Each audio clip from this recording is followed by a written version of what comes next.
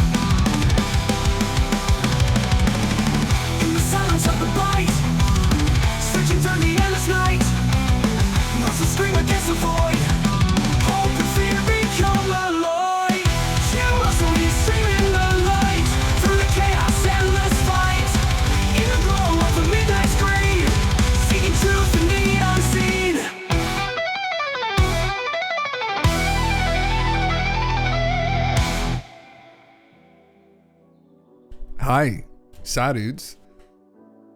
I changed the lighting slightly. My face looked very red for a minute. It is what it is. Welcome back to another episode. Now the music's too loud. It's always just a shit show when I start these. There we go, that's better. This is the Jimmy Rig fucking situation. Let's be real, all right? Like, I'm not the guy to put everything together properly. Welcome, everybody. Welcome to people who will watch the VOD and the couple people that are here. Digi, Korea, Mike. Digi, hopefully your trip was good. It looked pretty interesting. I was going through the pictures you're posting. Beautiful. I'm jealous. I would love to go there someday. Yes, fuck yeah, man. Unless you have to share, if you have more pictures, definitely share them. I'd love to see everything. New Tic Tac UFO video released. That just came out in the last couple hours. Holy fuck. Jeremy Corbell and George Knapp and more disappointment. Trade war intensifies. We'll go over that in a second, I guess, with China. That's not good. And then Skywatcher controversy, blob and balloons. I'm going to go through a bunch. There's a shitload of stuff up here tonight to go over. So yeah, I'm trying to set up next clown of the moment to back your phones up so we can do a photo library share thing. That'd be fucking sick. Yeah, man, I'd love to see that. I'd love to see that. I've always had an affinity with that part of the world. I would love to visit that whole Mediterranean area. I mean, I've been to Spain, as I was telling you, but I'd love to go see Italy. I'd love to go along the coast here. I'd love to visit Rome. I'd love to see all of that stuff. Like Sicily, I'd love to go through Greece too. But yeah, I'm all about the all about the Italian lifestyle, the Italian food and Italian wine and whatnot. And is what it is. But let me pull some shit up here in the meantime. Hopefully this actually, I think this is working. The light is now facing me. Before it was off to the side now, and it actually, the frame rate of the camera seems to be better. I don't fucking. Slowly, I'll figure this shit out. This isn't my fucking forte, all this technology, you know? Just memeing. That's what I do. That's what I come on here. It's fucking meme. God damn it. Man, it's not good. Fuck, we were, what was this? 2 months ago, me and Gail on TV read this story on 4chan. This, like, you know, level 10 schizo fucking story. But this guy who lives in Tunisia, who met this American dude, like older, middle-aged, not middle-aged, sorry, older dude, not middle-aged, who had left the Defense Department to go live there because he saw documents that there was going to be some kind of a global conflict these elite were going to try and orchestrate. And anyway, he had talked about all this shit, about how there's going to be some kind of a conflict with Iran, and then that's going to spiral into a conflict with Russia, and then China. It seems like it's just going to be a conflict with China. I was looking at the a judge report yesterday, and I hadn't heard this, but China's restricting exports from some rare earth minerals to other countries, specifically Western countries. So they're starting to play hardball, and then Trump just a couple hours ago raised the tariffs on China to 104%. Don't know what that's going to achieve, except just further infuriate them. This is sad news. I see. No, Sean, this is bad fucking news, bro. This is heavy-handed. Yeah. Portfolio's tanked since I left. I've heard some of the horror stories from business owners. I saw Dave Portnoy, who owns Barstool Sports, lost something like $20 million off his net worth in the last couple days. So yeah, Jesus, man, pretty crazy the effect this is having. But anyway, all we can do. I actually meant to check Drudge again just to see. Yeah. Stocks continue to plunge. It's just so fucked, man. And then they went up because of effectively, Galen TV was showing me at the gym today, some anonymous post of a rumor on Twitter caused the stock market to go back up into the green temporarily yesterday. And then it plunged again when Trump's team had to squash the rumor. Oh my, fuck these people, man. Like, Jesus Christ, yeah. Fuck. Yeah, fuck Will. I mean, you know, it's a good thing I don't have any money to lose anymore. If this was 7 years ago, I might have fucking been more concerned, but I got wiped out through COVID. Fuck. Black Swan investor warns stocks will go down 80% when this is over. All right. 100%, 104% tariffs on China, man. This is not good. I mean, listen, I'm no economic fucking expert here, but I know enough to know that this is a dangerous game.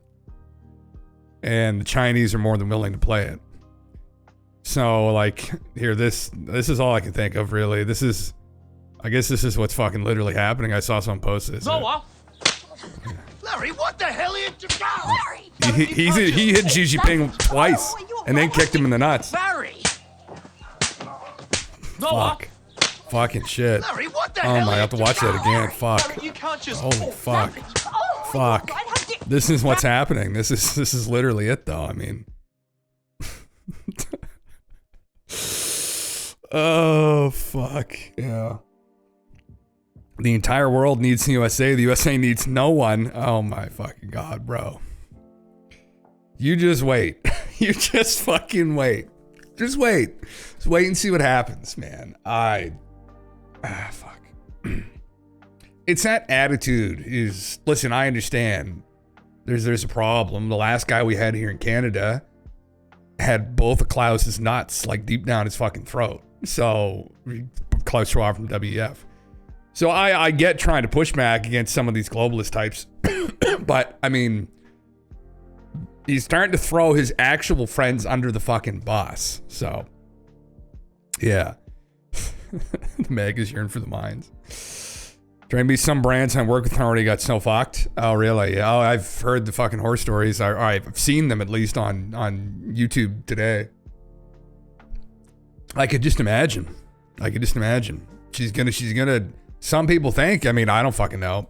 Some people think she's gonna tank even further though. Who the fuck said this? I mean, this seems like pretty audacious. The stock market will go down 80% when this is over, says bearish investor Mark Spitznagel. We haven't entered the main event and the recent stock market plunge is just a trap. One of the Wall Street's most notoriously pessimistic and successful, this isn't looking good, investors, Mark Spitznagel. I can't, I don't recognize him, but you know, I'm not really that familiar with big investors, said the stock market plunge that's followed President Trump's tariff rollout isn't the epic market crash he's been calling for, but rather the turmoil along the way to the big event. I expected 80% crash when this is over. I just don't think this is it. This is a trap, he wrote in commentary to Market Watch on Monday. And adding that when the real crash happens, investors will know. Buy the dip, right? I'll have enough to buy a little bit of the dip, and then maybe, well, the question is, we'll go back up again. Yeah. Ray Dalio made some great posts with the economic cycles. I have that pulled up, Will. I watched that when you posted that the other day. I have it pulled up, actually. I was going to go over the video, yeah. Yeah. Destroying all their inventory and shit, had massive orders come in that were waiting and then got slapped with the tariffs after they ordered months ago. They were destroying their... So, like, what's the logic of destroying the inventory? Or you just mean destroying, like, their actual, like, inventory and it's destroying their business? They weren't physically destroying things, no. Okay. I didn't know what industry you're talking about, too. If this was, like, chocolate or something, it might be like, fuck. Some perishable good. Destroying the profit. Yeah, okay. Yeah. He's the founder and chief investment officer of hedge fund Universa Investments, which employs a strategy that aims to take positions that will benefit from rare, unpredictable, but highly impactful events. It's known as a black swan fund, a term to describe such events popularized by scientist, author, and former options trader Nassim Nicholas Taleb. We've gone over the whole black swan meme here before. Black swan events. Well, that's, who knows? That's not good, right? Bond market is next. What is Don doing? What is he doing exactly? Yeah. Good Lord. Trump to Republicans soak the rich. Trump to Republican senator, he's open to raising taxes on highest earners. Fuck, well, there's not going to be a lot of money left by the end of this, Don. God damn it, yeah. To sail the Soviet Union all over again, all oligarchs going burr. I've heard that at Larkin, yeah. I've heard that commentary from some people about that, yeah. Yeah, man. Oh, fun times. Look, people are making fun of it. People are having fun. Now, look. These are just all the countries. Oh, daddy. 0% on Putin. Interesting. Fuck me, huh?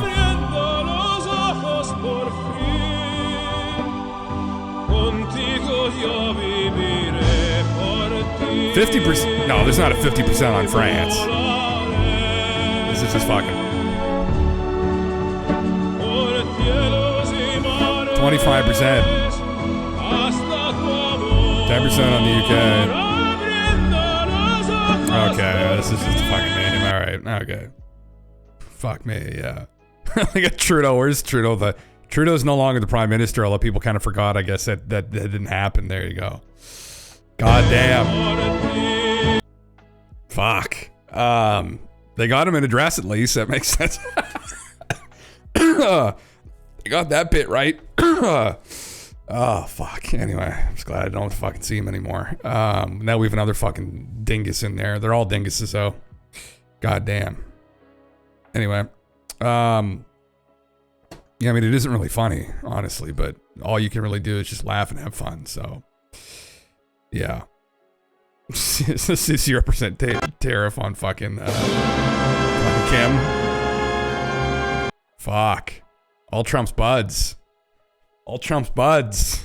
They all gotta pass. It's not. He didn't. I've been following this, but like.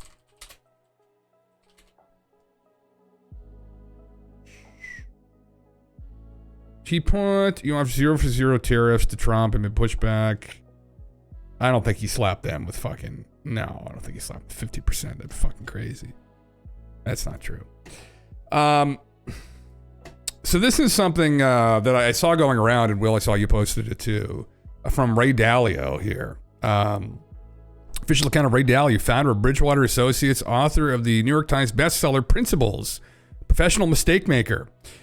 In order to understand the full picture of how the world order is changing, I would urge you to watch this 5-minute clip or the complete 40-minute animated video called Principles for Dealing with Changing World Order. And if you want an even more complete explanation, you can check out my book of the same title. Wonderful.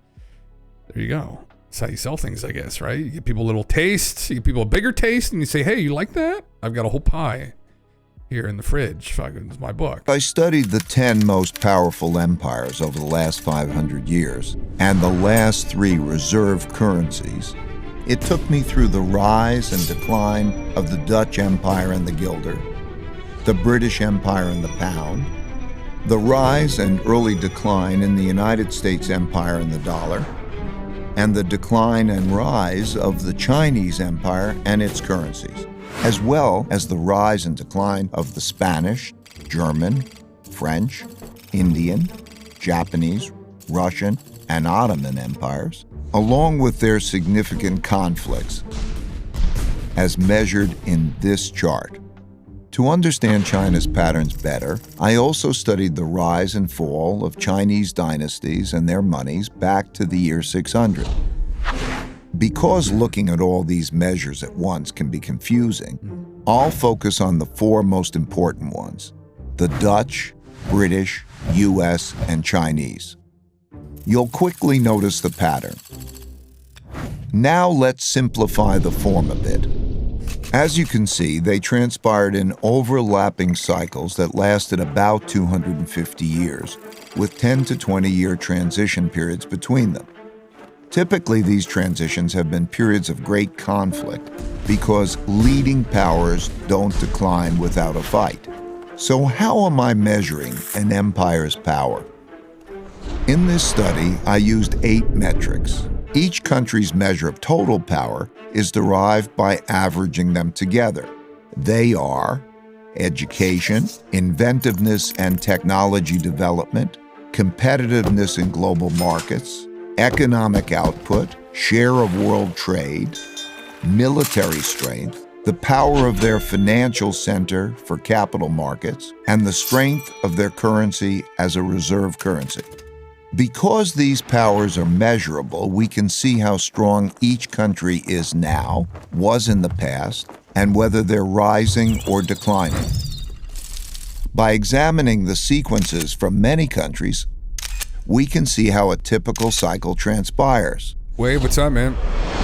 And because the wiggles can be confusing, we can simplify it a bit to focus on the pattern of cause-effect relationships that drive the rise and decline of a typical empire. As you can see, better education typically leads to increased innovation and technology development, and with a lag, the establishment of the currency as a reserve currency. You can also see that these forces then declined in a similar order, reinforcing each other's decline. Let's now look at the typical sequence of events going on inside a country that produces these rises and declines. In a nutshell, the big cycle typically begins after a major conflict, often a war, establishes the new leading power and the new world order. Because no one wants to challenge this power, a period of peace and prosperity typically follows. As people get used to this peace and prosperity, they increasingly bet on it continuing. They borrow money to do that, which eventually leads to a financial bubble. The empire's share of trade grows, and when most transactions are conducted in its currency, it becomes a reserve currency, which leads to even more borrowing. At the same time, this increased prosperity distributes wealth unevenly, so the wealth gap typically grows between the rich haves and the poor have-nots. Eventually, the financial bubble bursts, which leads to the printing of money and increased internal conflict between the rich and the poor, which leads to some form of revolution to redistribute wealth. This can happen peacefully or as a civil war. While the empire What's up, struggles man? with this internal conflict, its power diminishes relative to external rival powers on the rise. When a new rising power gets strong enough to compete Y'all with give the me TLDR, dominant did you? power that is having domestic breakdowns, external conflicts, most typically wars, take place. Out of these internal and external wars come new winners and losers. Then the winners get together to create the new world order. And the cycle begins again. There you go. TLDR, we're fucked. So, sell. Buy a place in the woods. Get some chickens, some goats, some pigs, some cows. Maybe baby cows, just for fun. Yeah, not looking good. Not looking good at all. Now, where are we right now in this process? So this was kind of a good explanation here, how you get this inequality, right, that grows. And then we're into the printing of money. So we're probably, well, actually, we're starting it at this point right here. And then it's probably going to coincide together, though, with the fucking, like, civil war that breaks out. And then the fucking, then the Chinese rising. So this is the new world order that Ray's seeing. Now, I don't think the UK is going to be at the top of that. I think it's going to look more like China, Russia, India. That's probably going to be the new world order if things continue on this trajectory, I would imagine. The question is what happens to the US, in the US. I'm in Canada. Most importantly, what happens in Canada? Yeah. China's in the come up, yes. Supposedly. There would be people that would push back against that and say that China's innovation is dependent upon the innovation of the West, and they just steal stuff. And I mean, you can debate that, I guess, but do we just move there? Fuck no. Yeah, that's the thing. I think I'd rather live in the woods than go live in China right now. If the U.S. isolates itself from Canada, maybe we can just be friendly with China. Man, we're gonna get our social credit system in place, right? Instead of the Queen on our money, we'll have Xi Jinping, right? So that we could start with that. We'll have Xi Jinping coins. Yeah, we're after the printing. We're pretty well done for sure. Yeah, right now it's managed decline. So what can they do to stop this? Well, I guess assuming that Ray's correct, and there aren't going to be other things that happen that disrupt this transfer of power. I guess we could just blow the fuck out of China. Right? That might... Listen, I mean, still got the biggest dick on the block. Might as well use it while it's around. Might as well start swinging it around. But then, as we can see here from what's been happening in the last 24 hours, I mean, that's that's exactly what Don plans to do, maybe, yeah. China's fine, propaganda machine go burr. Yeah, I'd rather have social credit than no credit if in a failed financial economy, personally. Well, that's true, though, isn't it? Would you rather, like, eat under the rule of a tyrant, or would you rather starve and be free? I guess that's the question. One sounds nicer than it is, probably. You'd feel really, really courageous until the food runs out and you start looking at your buddy and being like, And then things get real dark, right? So, how about instead of war, we just get rid of all the politicians? Well, man, maybe instead of us dealing with this, we try and get a hold of Skinny Bob and say, listen, could you take like a couple of us like off the planet? Actually, could we go live with you guys? Because like this is not going to end well here. That's why we start communing with the gods of old, right? Will they pick us up, though? As someone who was born with dual citizenship, this latest Canada versus U.S. dynamic is one of the funniest and most bizarre things I've ever witnessed. Oh man, it's getting dirty in Ontario, because Ontario is a big manufacturing base here in Canada, and a lot of vehicles, a lot of aluminum, steel, it gets manufactured there, and they've been having a hell of a time. So yeah. Oh wait, that's called terrorism. Never mind. Yeah, well, I mean, well, this is the weird thing though, right? Where you've got these people in these politicians are this kind of intermediary between the general population and these hyper wealthy. At least, you know, depending upon how you look at things. I mean, I personally think, I don't know this, it's like an intuition as well, that things are unbelievably corrupt to the point that it may actually need to just be kind of pulled down, which is very scary if that happens. So we've got the politicians are kind of the intermediary between the people and the hyper wealthy. We've got a guy in charge of the US that is a part of the hyper wealthy. We've got another guy who's whispering in his ear that is the most wealthy on paper, but undoubtedly there are far more wealthy. Among all the entrepreneurs and the hustlers, Elon won, but there's a whole nother category of fucking people out there that don't advertise themselves. I mean, for instance, Putin. Like, Elon's worth 300 billion, man. That guy, there are estimates out there that guy has trillions worth of dollars. Like, trillion. He's kind of in control, de facto dictator of Russia with an entire military nuclear arsenal. It's not even, you couldn't even put a number down on paper, right? So he would be one of those big players on the planet. And there are probably some other people too we don't even know about. Maybe old money that just have control of resources we're not really aware of. So down that, Jim, either take us away or come help us meditate or mediate. Yeah, we'll have to meditate for them to take us away, and then they can maybe mediate. I don't know, man. Like, it's U.S. starts work on new nuke bomb 24 times more powerful than Hiroshima. It's, man, they're all on this right now. But I mean, Drudge is usually just propaganda horseshit, like 95% of the time. Like, but this is not. This is literally what's happening. There's definitely a breakdown happening. Like, this is not good to play that game, man. Like, what did he fucking say? I was curious what their response to this would be. This doesn't come into effect until midnight tonight, sometime, whatever that is. I would like to reiterate that there are no winners in a trade war or a tariff war. Protectionism offers no way out.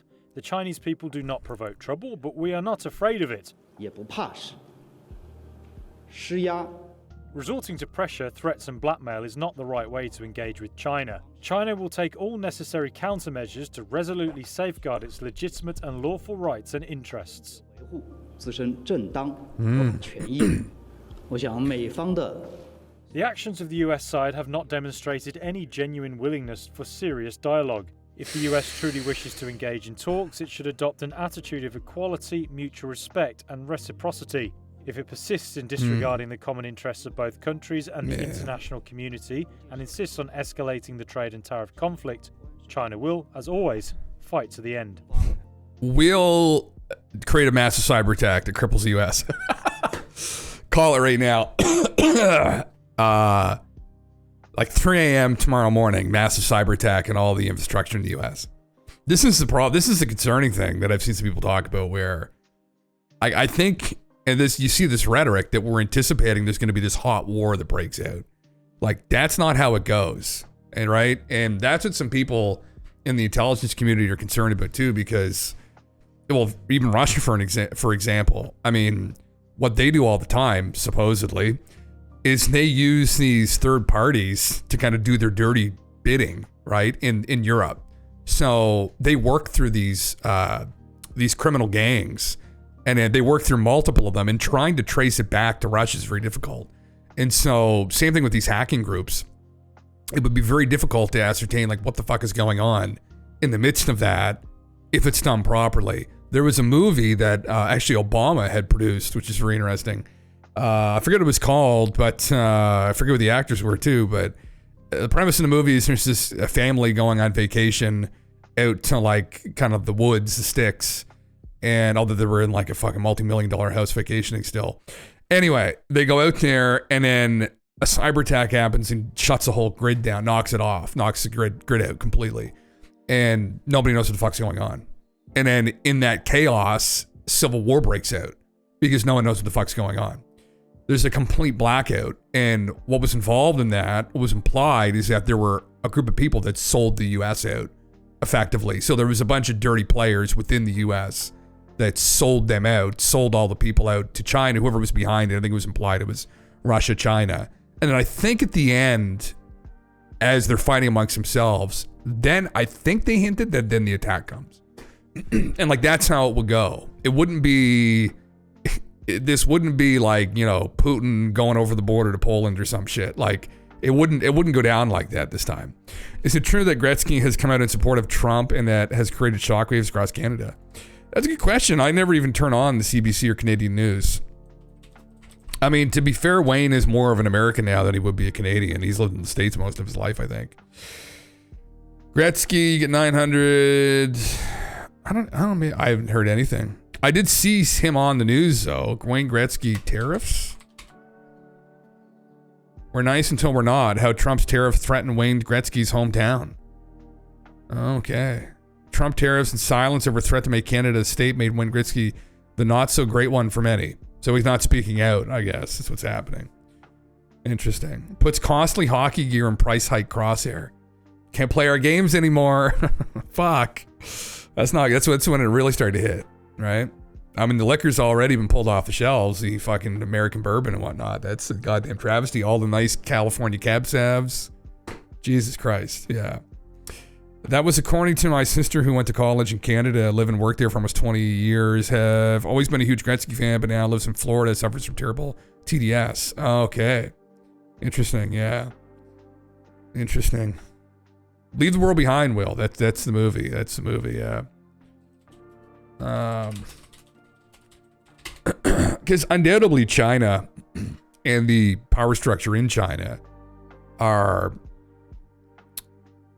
it's a waiting game. Like if they were to try to topple, everyone knows it'd be a nightmare right now because it would just end in a massive nuclear exchange and it'd be a fucking disaster. So you'd have to kind of do things a bit more covertly. And they were employing, for people that haven't seen the movie, this isn't really a spoiler because they showed it in the fucking trailer.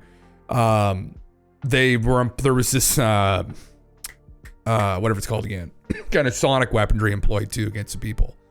And essentially no one had any idea what was going on. But the background of this is pretty much implied anyway very early on that this was a foreign adversary that had facilitated some kind of a cyber attack. And they just left them in the dark. And like that's the meme where it's like this is 5th generation warfare. It isn't obvious. It's something that's unanticipated.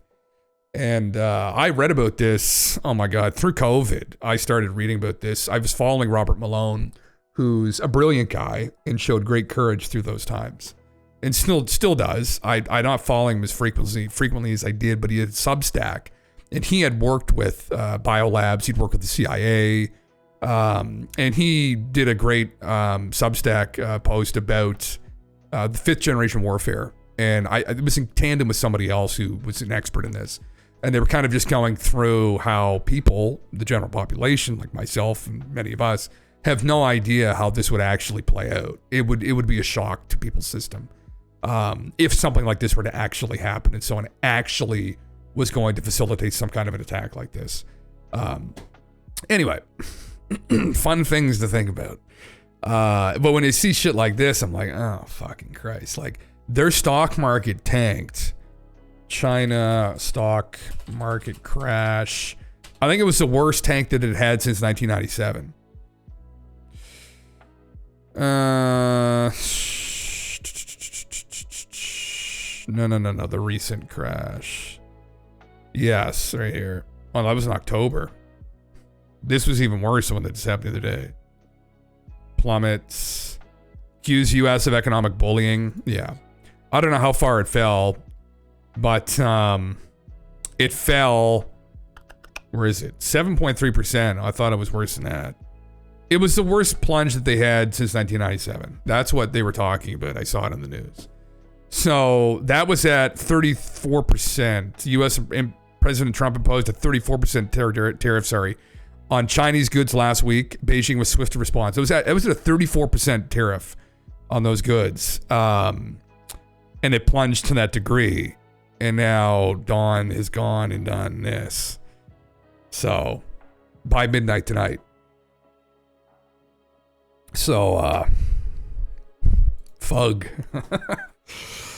what we see now, all the protests, and it's some of them, the mentality that certain people in power actually deserve to die. Those are 5th generation warfare soldiers. Well, yeah, exactly. That's exactly it, man. It's scary shit, right? It's scary shit to see. People are getting radicalized, and you know, times are tough. This is a consequence too of what happened through COVID, where the inflation just has not come down, and nobody wants to recognize this, and it frustrates the fuck out of me. We have an election looming here in Canada that's going to be on my birthday in 20 days. Yay, me. They've kind of addressed it, but like nobody's really stood up there and leveled with people. We're like, okay, like chicken is twice the price it was 8 years ago. This is really fucking bad, right? Like nobody's gone up there and really done that. And it's the meats are the worst here in Canada. Red meat too, crazy. I just did the stupid little cooking video today. I posted on Instagram, and I got 500 grams of extra lean ground beef for $12. It was like, let's say it was like $7 in like 2017, 2018. And it's sustained at that level. Like it has not come down, and it probably never will. And that's the problem. And you'd think, okay, well, but wages will proportionally rise, right? And yet, yes, the minimum wage is going to come up a little bit in Canada, but not enough to account for that problem. If you go look, because I've been unemployed for a while, been looking at jobs every day, looking at the job market, what people are willing to pay, university educated individual, right, with management experience, they're still offering like 50 to 60,000. I'm like, get the fuck out of here. Do you guys know how bad things are right now? But it's the mentality that people just don't understand. And you can say maybe they don't have the money to pay any more than that. But like that is astronomically low right now, right? That's what people were being paid at some management level. Oh my fuck. 30 years ago, probably. Like it's just unfucking believable. Anyway. It's basically the domestic issues Ray was talking about. And that video is actually 2 years old. Oh, is it actually? You watch the full 40-minute version. I'll have to check that out. Well, I just saw the clip. Oh, no, not the stock market that is overwhelmingly used by super wealthy elite. Whatever will we do? Trump tariffs have started to make red meat cheaper here. Have they actually? Golf Jesus. I mean, you know, people may kind of become more isolated. The death of globalism, or if this continues, if people start pulling back, and maybe this will encourage people to start gardens. The problem with like gardens is like, man, you can't live off cucumbers and fucking peppers and lettuce. Like, it's just not fucking possible. To sustain yourself and your family, you need a full-blown fucking farm. And like, good luck with that now. And the problem is like price of seeds and livestock, and it's not going to fucking work like it used to. It's just not. Unless you've come up in that and you know it well. I mean, you're not going to be a hobbyist farmer and be able to feed your family properly. It's just going to go to shit. So, I mean, I'm barking in the wind, but it's crazy to me that people come out of their mouth with deserves to die when there are any number of people who would say the same of them based on whatever perceived ideological reason. Yeah. Well, I mean, this is a problem, man, is that there's a lot of fucking stupid people out there that just are unwilling to think rationally, critically, right? And for those of us that do and will, and it's very terrifying. People are just emotionally driven too, right? And they get thrown into a tizzy really easily. I mean, this has happened multiple times as Ray kind of, well, I don't know if he went over France, but the fall of France and, you know, the French Revolution, and people just lose control. It's the thing. It's like, I don't know who said this, but I'm trying to communicate what they talked about, but like, there's this thin layer of civility that we have, but like, there's all of this pre-programming for millions of years of just violence. And, you know, we've come a long way with civilization, but all you need to do is just like a creme brulee, just fucking hit that top layer hard enough, and then all the violence, you get all the violence down, you know. And that's what most of it is made out of. Maybe it's kind of scary when you think about it, really. But it wouldn't take much for people to resort to that and just go in full-blown bloodlust. That was everybody, all Homo sapiens, all over the planet, right? Full-blown bloodlust. Just got to stir them up, you know? And then they start fighting each other instead of the assholes that are fucking orchestrating this mess. It's a hyper elite. The hyper wealthy, the hyper elite are the fucking problem here. Yeah. Crazy shit. The recent wave of protests is funny to me. I mean, we already sorted this out. It was called Election Day and the left lost. So what is the point of these protests? They chant Trump and Musk have to go. Yeah, that's not the way this works. Yeah, I know, Wave. It's fucking crazy. I mean, I think they see these kinds of moves and they feel powerless. And I understand why they feel powerless. And, you know, at the end of the day, we'll see how this plays out, but this is getting pretty sketch. They're strong arming the world. But you know, this is what Trump said he was gonna fucking do. I guess no one took him seriously. But he was saying he was gonna do this for, oh my God, he's been saying he was going to do this for a long time. He didn't end up doing it back in 2016, but he's done it now. So, yeah, you just bought half a cow from a local farm butchered. Man, we weren't in the situation we were in. I can still just buy a fucking freezer. I mean, I probably should too. You know, I know the guy. I know the guy who runs the local butcher here, and I've talked to him about that before. And I know of the person where he gets all his meat from. So you just make a deal with them, and it's really the way to do it, man. My thing is like my body doesn't really agree with red meat a lot, but you know, if you're starving, you know.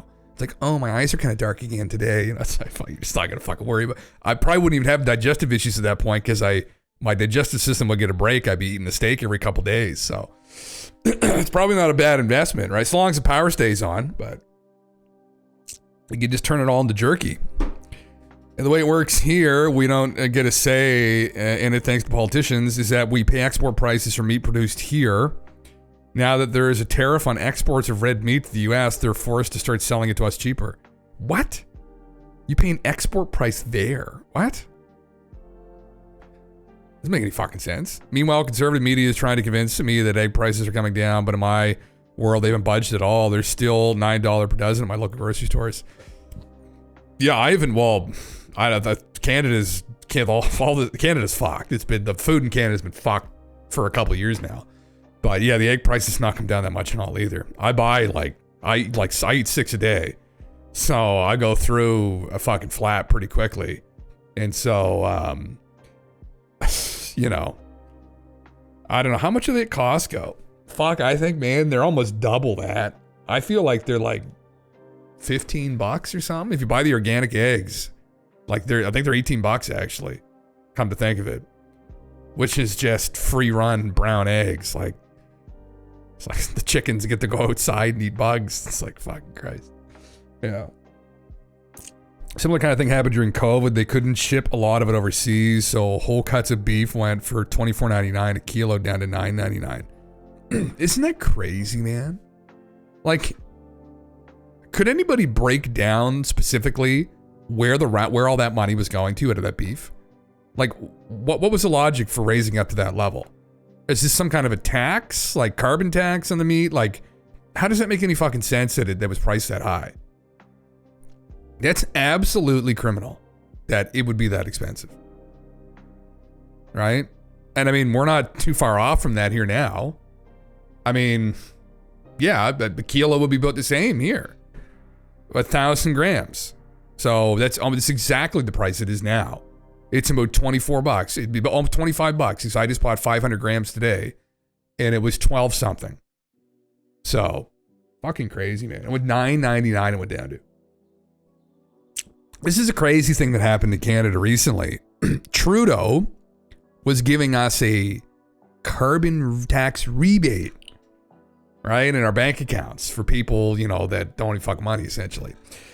And he had this carbon tax that on the gas. When Carney took it off, get this. So Trudeau instituted this carbon tax when the gas prices were still almost double what they were pre-COVID. So it was like $1.60 or 70 maybe. And he instituted the carbon tax at that time, and it jumped to like $1.80. When they took the carbon tax off recently, it went down by 15 to 20 cents. This is how psychotic these people are, though. that he would institute something like that at the worst possible time. It does make me think that these people, some of them are absolute psychopaths. It makes me think Trudeau was not making these decisions on his own. And somebody was trying to squeeze people. There's no other explanation you would institute something like that at that time. I remember when he announced it, I couldn't believe it. I was like, man, I'm not even saying it on Twitch, but I'm not even gonna fucking say it. He's gone now, though, right? Anyway, fucking Christ, yeah. My dog eats more steak than I do, but it was an investment. Fuck. My two main staples are eggs and olive oil, but prices of both of them go through the roof right now. Man, same. Yeah, literally, I mean, the most of my fats come from eggs. They're whole eggs. Whole eggs and same, dude. A bit of olive oil and like chicken or like lean fish, like tuna or something, or haddock. Then occasionally I'll have red meat. Occasionally. And then if I can afford it, like we'll get a thing of salmon. Maybe on the weekend. I'll smoke it. Like I'll do cedar planks. But like that's a treat. I mainly just rely on eggs and chicken and simple carbs and supplements, really. Like I meant to get some cod liver oil. I was wondering how much that went up to. I don't even want to fucking look. But anyway, just greed. Farmers here are legally obliged to sell the produce to single NGO who then exports it. They determine the base price. Man, it is fucking nuts, isn't it? Where's the world going? Well, I think we know, but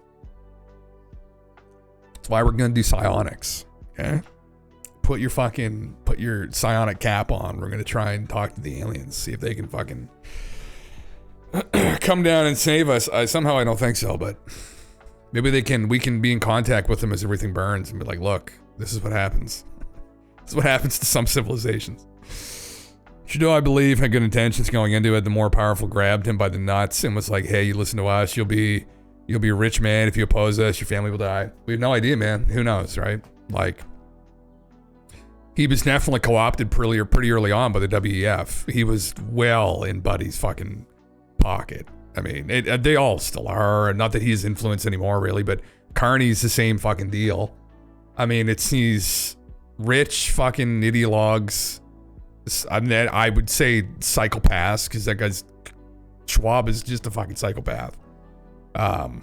Anyway, there's other psychopaths out there now. Man, this is fucked. I saw this. I wanted to just pull it up because, it's kind of concerning. This is Buddy, who was the OpenAI whistleblower, who was found dead in his apartment. And now, for some reason, the police deemed it a suicide, but as things go along here, it seems like it wasn't. The family of OpenAI whistleblower Sushar Balaji, who allegedly took his own life, claims he was shot twice in the head. Balaji, sorry I'm mispronouncing the name, was found deceased in his San Francisco apartment in November, just 1 month after blowing the whistle on ChatGPT. His passing was initially ruled a suicide, however, Balaji's parents say new information has come forward. A second bullet probably entered through the mouth, no clear entry wound seen, but it is lodged in the back of the throat at the skull base clivus, said Florida's Dr. Daniel Cousin in his report. Balaji's mother says his second autopsy found injuries to his tongue that could not have been caused by the gunshot, which hit him in the forehead. The tongue shows extensive laceration and discoloration over the margins with a centralized, nearly oval-shaped deficit at the distal, the report continued. Balaji's mother also claims he had a broken cheekbone and an injury to the side of his head, which are not in the initial medical examiner's report. The footage below is Balaji's final moments where he appeared calm while picking up his last meal. Pretty fucked. So, yeah, shot twice in the head, I guess, again, right? He did once here and he did once here. Doesn't make a lot of sense when you think about it. Yeah.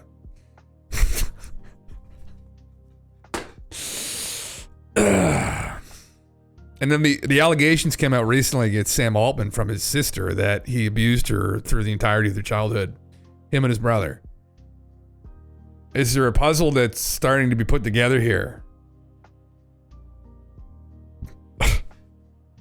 Fucking Christ, yeah. I think what we're dealing with a lot of fucking money, right? That Koenigsegg that Sam's driving around isn't cheap. She's a couple $1 million and probably costs a couple $100 to fill it up every fucking 30 minutes you drive it. So somebody coming and threatening the livelihood of this company or Sam's bank account might meet themselves with a hitman, which would probably cost Sam only, I don't know, maybe 30, 40 grand at most, right? Those pennies, right? That's nothing. That's absolutely nothing in the bucket. So, let's get this guy to shut his dirty blabbermouth. And that's what happened. That's what happened. And then they ruled it a suicide. Shot twice in the head and unquestionably ruled a suicide. Yeah. Yeah. It's hard to tell people what people look like. I don't think you can judge from that. What state of mind people are in, personally. But anyway, just another quinky dink, right? Fucking. Oh, fuck. Fuck. Yeah. This will always be my favorite takedown of Trudeau. Oh, Gavin. Trudeau is a 14-year-old boy. That was my thing when I was a kid. And there's a thing when you get into a scene, whether it's jazz or skateboarding or comic books, where you don't know how to act when you're 14, 13. And if you don't have a big brother to tell you, no, you wear Doc Martens, not combat boots, you end up looking ridiculous. Man. It's a sad, embarrassing phase. You may... Is it not? Oh, there it is. Probably go into your mother's jewelry box and you're like, an ankh. Okay, maybe I'm a guy who wears an ankh, and you'll have maybe a turtleneck, maybe just grow out your bangs and have a trench coat. Is that Justin? And an No, ankh, and then you go, nope, that is ridiculous. I'm not doing that. And Is also, this when you're 14, the, your body is changing. You got pubes, and your arms all of a sudden are super long 1 month, and you're just so uncomfortable in your own skin. I remember I would go to punk shows with my friend Steve, and we would talk about how we don't know what to do with our arms. Like you walk into there's all the cool punks that are in bands, and you're sort of like, what do I do with these things, these appendages? We actually wished that we had stubs for arms, so you could just walk in and look relaxed. Hey, what's up? I can't shake your hand. I have stubs. And I was reminded of this video. That's old news by now, I will concede. But every time I cannot stop looking at this because it brings me back to being an awkward 14-year-old who was in a scene that he wasn't ready for. I mean, this must be how beautiful women feel all the time when nerds this is a fucking... They must feel like going, you're not ready for me. Oh, yeah. You don't have what it takes. Oh, there's some bad fucking takes of him Let's out look at this with other world 14-year-old punk kid at a scene that is way out of his depth. Look how awkward he is. Alrighty, no one knows who I am. Canada's the second biggest country in the world. You should have heard of it by now. Holy shit, there's Donald Trump, the coolest guy in the whole scene. Maybe he'll notice me. Let me pretend that I'm dealing with my briefcase and take things out of it that were already in it. He's got his little notebook Jesus. there. Hey, this Trump, is like cringe. Trump, I can't even find I exist. Hey, cool guy. Yeah. Cool guy. I'm cool. My mom fucked the Rolling Stones. My dad did pirouettes behind the Queen. Hello? And There's that guy. infidel. There's that kid, that gay kid. I forget his name. Hi, buddy. How are you? You're probably one of my daughter's friends. I want to talk to you. What? I want to talk about that stuff. Okay, pause it here. This is that phase when he just the fucking nerd talking cocks to him. beautiful woman phase. It's when you're in the new scene and there's the cool guy in the scene. In the movie Quadrophenia, Sting played him. He was called The Face. And it's happened to all of us when we're little kids. You talk to the cool guy and you don't know what the fuck you're talking about. And you're just going... Holy fuck, man. Oh. The worst one was during this meeting, he goes to try and shake somebody's hand. And he just like looks over, just full blown, like ignores him. Another world leader just turns right around the fucking chair. Like, man, there's so many fucking cringe moments with him. He's just a fucking idiot. Yeah. The handshake is hilarious. Oh man, it's fucking just devastating. I wonder if they show it here. No, they don't. Okay. Yeah. Oh god. I'm so glad he's gone, man. Yeah. Who would have guessed that we got Jurassic Park in real life before GTA 6 Fish? Yeah. We got, soon at least, you know. I was just talking about that yesterday, the direwolf thing. When I see a fucking T-Rex, I'll be really excited. Or even a mammoth. I'd love to see a mammoth. It'd be fucking crazy, right?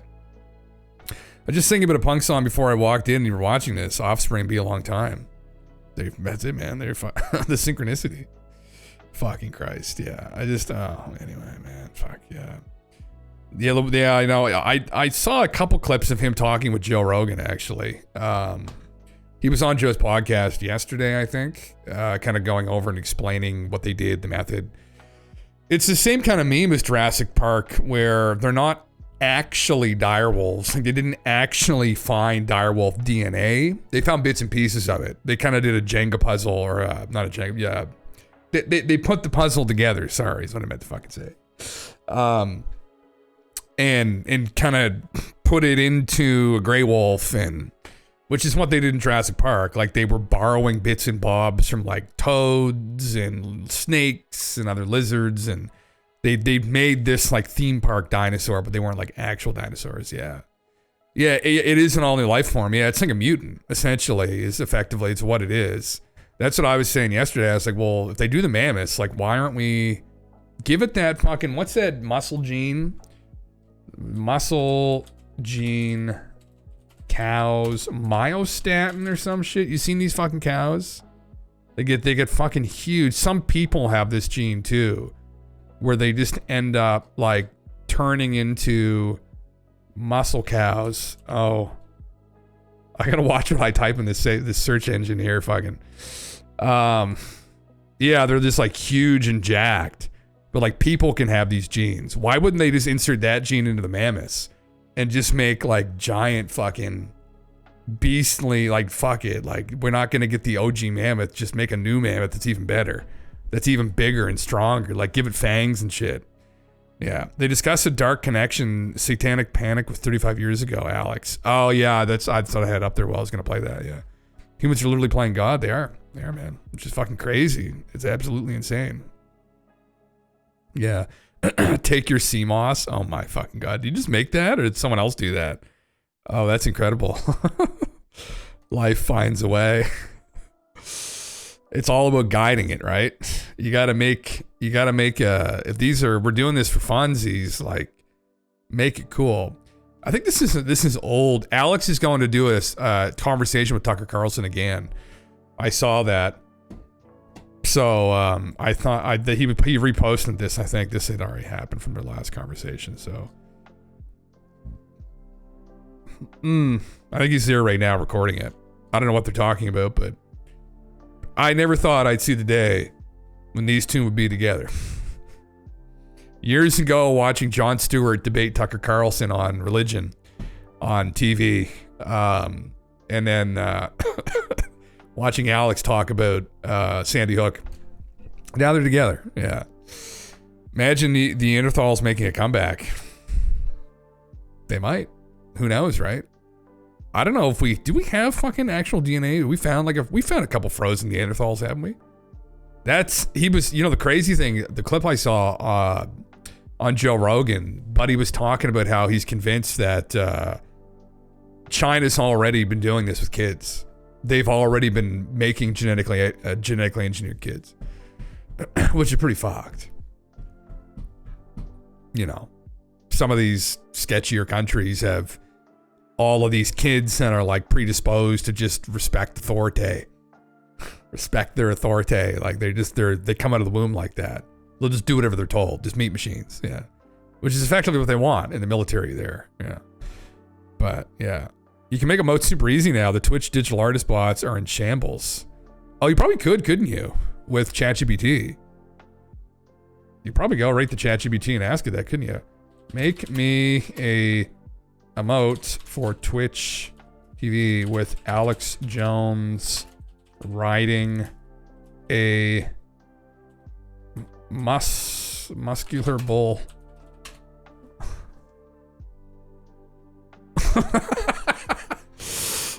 Crazy shit, yeah. Fuck. Yeah, I said the same thing yesterday, man. Yeah, call me when they revive Saber-Tooth Tiger. That's what I said. I was like, that's what I would be hyped about. Yeah.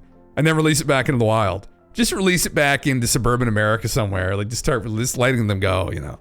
We'll start thinning the herd that way, you know. Just let them go in suburbia, you know. Bel Air or somewhere, some wealthy area. Maybe the Hamptons, that'd be a good place to start. Right? Start there in the Hamptons. Release them in the Hamptons. See how they make out, you know. Yeah. Drops a bunch of Captain China's on as fuck. Soon. Absolutely soon, yeah. It's Homo sapiens. I have Neanderthal DNA, so scientists could do it. They could actually. Yeah, that's true. Yeah. This is incredible. I don't know what the fuck. I said riding it though. I don't know what the fuck's going on here. He's fighting it. Yeah. It's odd that younger generations no longer grow wisdom teeth. With how many years did that happen? I don't know. Do they? I don't even know. Oh, he is riding it. UK has big cats. Do they? Do they have pumas and panthers in the UK? Oh my god. Okay, now. Okay. Hold on. Okay, now make the bull Donald Trump instead. Is it gonna do it? Is it gonna do it? Play games with it? Don's just naked, all muscular. Alex is riding him. Proper meme. That's really good. Like that's pretty crazy. You can put that as a emote right now, literally. You have to scale. No, you don't have to scale it down. It'll do that for you, won't it? Yeah. Fuck me. Yeah. China would shamelessly win every Olympic gold medal with genetically altered kids and never admit to anything. Well, this is where we're going, right? Like, yeah. Bit early for fetish stuff, lads. It's a perfect time for that, Larkin. It's 6 o'clock here. Everyone's just getting off work. They're stressed out. They've had a couple drinks, you know? Oh, what is it doing here now?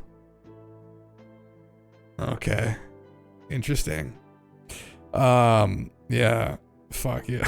Fucking great. Keep going, Jim. I'm so close. You're just give it another couple seconds and you should be good to go. Yeah. They were led by owners and traders and survived there in the wild since hares, sheep, cattle, and deer is plenty. Do you seriously have, you don't have panthers in the UK, the United Kingdom, there's panthers. Oh shit.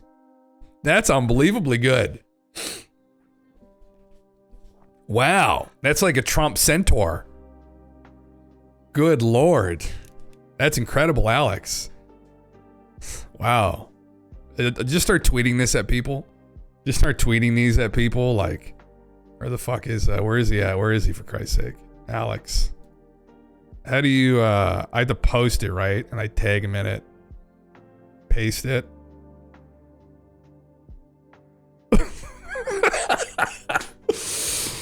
They'll never see it, but if they do, God, it'll be fun. Yeah. The power of the internet. That's pretty fucking nuts, man. This new image generator is just unfucking real. Like, new gym emote. Holy Christ. Yeah. Got stock market theme pick. That's really relevant though, isn't it? When you think about it. Except he's going bull on the whole goddamn planet is I guess the only fucking problem there. But yeah. Alex Jones rides a brazen bull to battle against some windmills. Everybody's bank accounts. Yeah. CMOS. Alex just asked for a little bit though. Only $60, $70. Trump just took the top off of a lot of people's entire savings. So anyway, yeah. Yeah. You gotta go to the Sora page and browse. I'm telling you. Oh, is it crazy? Let me see. So Sora, like did they update the video generation too, Will? Oh, this image. Oh, so they put this all on the. Oh man, this like some of this shit just starts to scare me. Like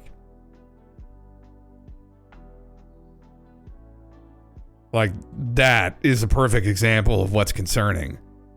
You know, you get the fucking boys going on Facebook, they get their own model trained, and then you got 30,000 photos of someone. Like, it gets a little bit scary. Holy fucking shit. Holy shit. Into the snacks. God damn. Yeah. Man. Put Elon on top of the bowl. It's more lore accurate. That's actually a great idea. Where the fuck did... Oh, fuck. Hold on. Let me go back to... Hold on. Elon Musk riding a bull that looks like Trump during the apocalypse.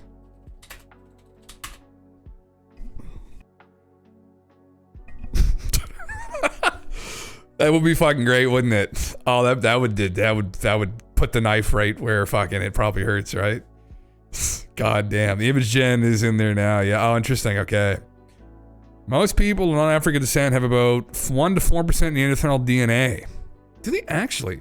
There must be people of African descent that have Neanderthal DNA too, though, because there's so many mixed. Like, everybody's mixed together. Like, there might have to be. Well, there'd be Homo florentes, there would be Denisovan. There's so many different human groups that we're all mixed part of, yeah. Put some rings in Trump's nipples. I'll get it to do that with Elon. Or yeah, actually, right on the bowl, yeah. Definitely nipple rings in the Trump bowl. All right, let's see what it does here. This is looking very,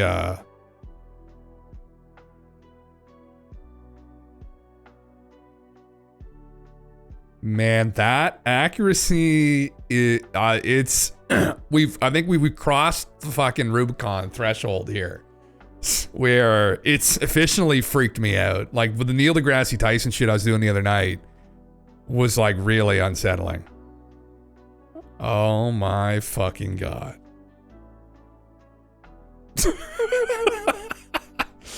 Holy shit. Oh man. I wonder if they're gonna have a bare chest again for the bowl. Oh no. Oh God. Oh God. I would put that on my fucking wall. I would put that on my fucking wall. Can you get them upscaled? Will it upscale it to like a ridiculous resolution? Do it again. This time I want Elon riding a Trump Senator with nipple rings. Now that's gonna be a flag word. I guess not. I guess it doesn't mind. Interesting. Fuck. Can't generate that one. Violates our content policies. What about chest jewelry?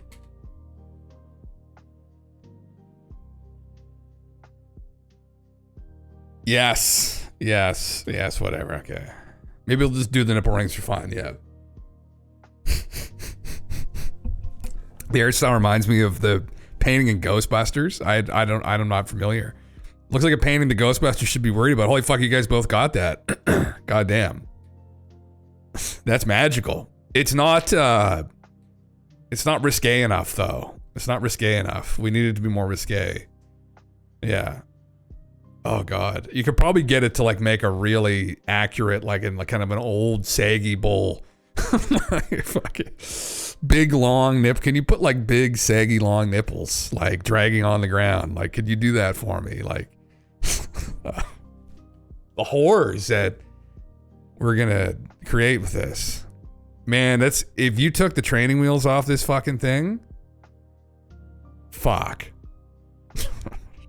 I don't know how they did this. I don't know what they're using or how this leap occurred, but oh, this one looks like it might be fucking, this one looks like it might be, pretty horrific. I could make it out actually while it was doing it, and I could see the nipples, and I could see the saggy nipples, and I could see that, God, it stopped it halfway through. That's a shame it didn't get through it. Fuck, yeah, let's not. Let's not. I can make it bold. Just bring it to the brink, bud. You know what I mean. I know exactly what you mean. Edge it till it sings, but don't fall off the cliff. Let's dance right up to the spicy line. How about Elon Musk riding a gold armored Trump senator? No. Anyway, it failed. That's unfortunate. Yeah. We could just keep going like this endlessly. Yeah. See a world portrait of King Charles. Yeah. Elon riding a Trump bull with a little Alex Jones dog on a leash. Oh, that's better. That's much better. Yes.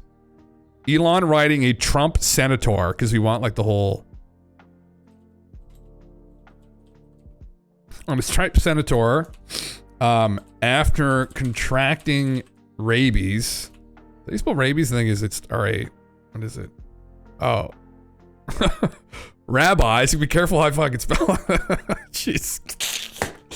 Contracting rabbis. God, okay. No, don't do that one, please. Netanyahu was just in the fucking White House, I think, the other day there. We don't want that one, yeah.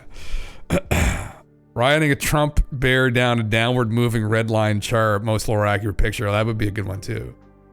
Elon Musk riding a rabid Trump senator, foaming at the mouth, charging through a hellish battlefield while a tiny bulldog Alex Jones face barks furiously on a leash. Made of microchips. Yes. Yes, do it. Yes, do it now.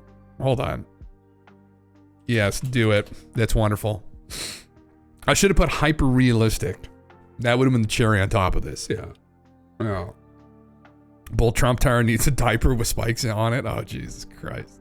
We could probably, oh, man, some of the shit you could cook up here, like, oh my God.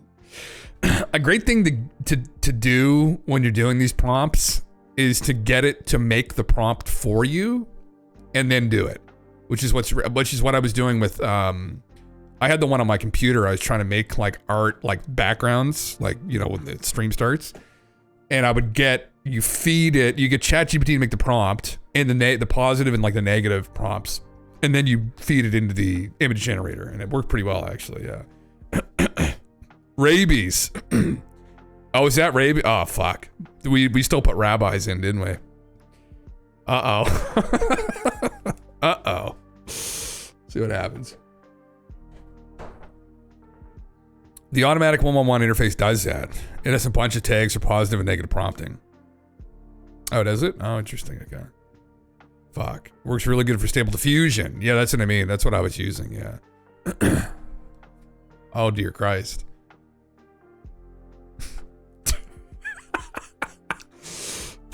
Holy fuck. Oh, he's got a shirt on or some shit.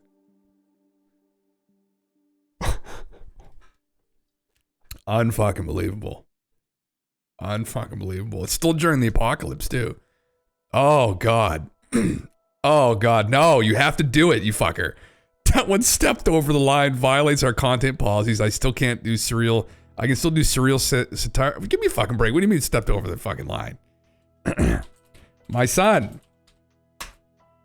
Do it again, then. This is unbelievable. I should have captured that while I had it.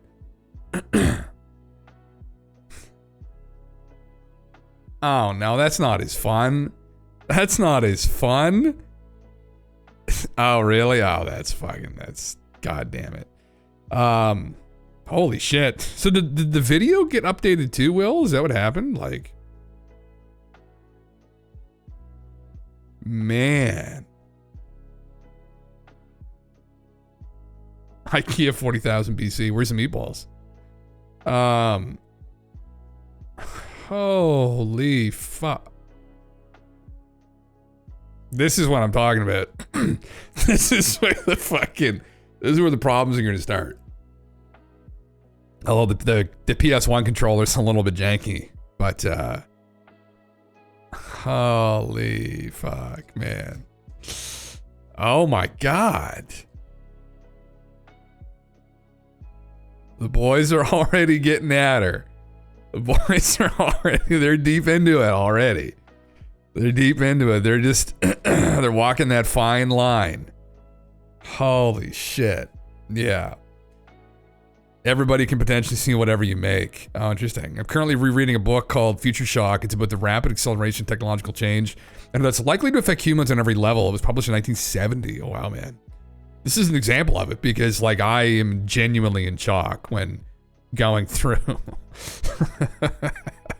some of these photos. It's just really hard to fathom that this is a leap that it's taken with this. I mean, when you look at that level of specificity is kind of what people were imagining when they first started playing around with this stuff, and unbelievable. Unreal.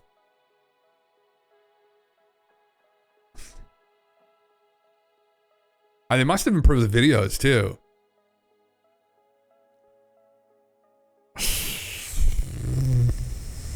Man. That's still pretty janky there. Man. Holy fuck, man. Like, geez, they included this image generation model in the video creation as well. There have been a couple of pics where they put Men of Culture Prompting Association in the corner. They had no idea with the internet or social media, man, where this is going to go. There's legions of boomers on Facebook now being fooled even harder by shit posts. Oh, man, just imagine what you could do to some people. Like something like that. For a lot of older people, that would be indiscernible from a real fucking video, right?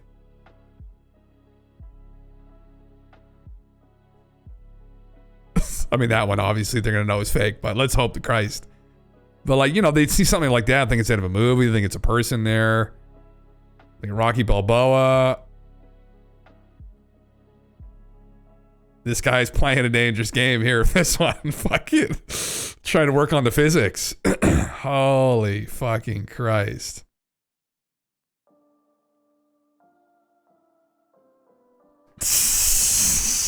Jesus. Holy fuck. They got a moose in the woods, an owl archer. Man, I mean, just wait till the training wheels are off this, though. That looks sick as fuck. Just wait till the training wheels are off it, man. That's when it's going to get fucked. Like, yeah. This is like, you're going to warn your parents, yeah. Man. I just wait. Just wait. Just like I don't even want to know what's gonna get cooked up in the oven here once somebody gets an equivalent with the training wheels off it. This is gonna be fucking scary. Holy shit. Oh man. Oh, there you go. Hands off Mars, fucking buddy with the hose. Hitting him with the hose, for Christ's sake. What the fuck? Nice. Wow. Oh, Jesus, man.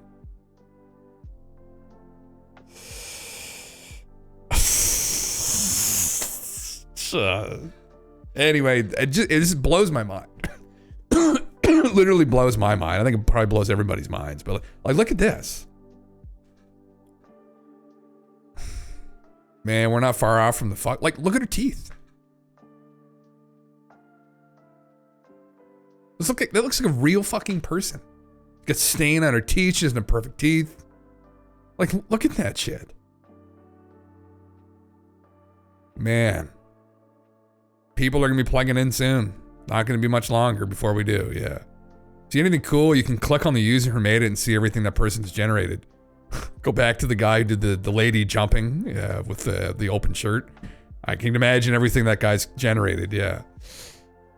Even as the shadows correct reflections and reflective surfaces, man. Like, the skin, how the face moves. And the fucked thing about this, man, is how this is going to just exponentially increase. Like, it's 2025. Man, I could see in a couple years, I could give it like 2 years, and people are just going to be making their own video games. And the video games are going to be almost indistinguishable from reality, probably. I could see that. I mean, I could 100%. Really cool with this, like people that do D&D and shit, like my buddy does D&D, runs D&D campaigns and shit. You could, and as it gets more specific and it actually remembers what the character looks like, you get it to make and describe what your character looks like, and it will just use that archetype you've created through all these different scenes. So you can in real time play for your campaign all the scenarios and situations they're getting into. You could have all their characters in real time engaging with all these different monsters you've concocted and created the archetypes for, right? And they come in and then they battle them, and it's like this real live action fucking game you can play and manipulate on the fly. The DM can with these commands. Like, we're very close to that right now. Like, man, they're glimpsing their demise. They absolutely are. Hollywood absolutely is, yeah. Animation's come a long way. The simulation theory is starting to look more plausible. Oh man, I 100% on that. Except I don't think it's necessarily from another civilization. Well, it could be though. That's the thing. Who knows? But I'm all in on simulation theory. I've been all in on it for almost 10 years now. So, yeah. Man. I mean, like, this is the shit that I like to see. Because I love, like, medieval fantasy. Oh, man. Fuck. That's what really tickles my fancy, is seeing shit like that. Like, bringing characters and scenarios and situations to life. That's fucking terrifying. Hand chicken? What the fuck? What the fingers? Fucking what the fuck? Like, it's funny this hasn't like been on the front page of like news sites, because this is another level that they've just reached here. Like, what? Like a week ago? People be making their own whole content. There will be a small loss of some shared cultural roots, but come from growing up with the same general content. Man, I would love to go back to the older Monster Hunter games. We could just make our own fucking Monster Hunter game with all the monsters we want in it. You don't even need to rely on these devs anymore, these developers. You develop it yourself. With a community could create these games, and then they could facilitate some way of like having some connection, and then they could release new things every fucking day, every couple hours. They could have new stuff. They could just endlessly contribute to a world. It could be amazing. Yeah. Google a cat dress. I saw this the other day. It was wild. Maybe it was from here. Again, I had the safe search turned on, but occasionally, let me just put Sora in front of it.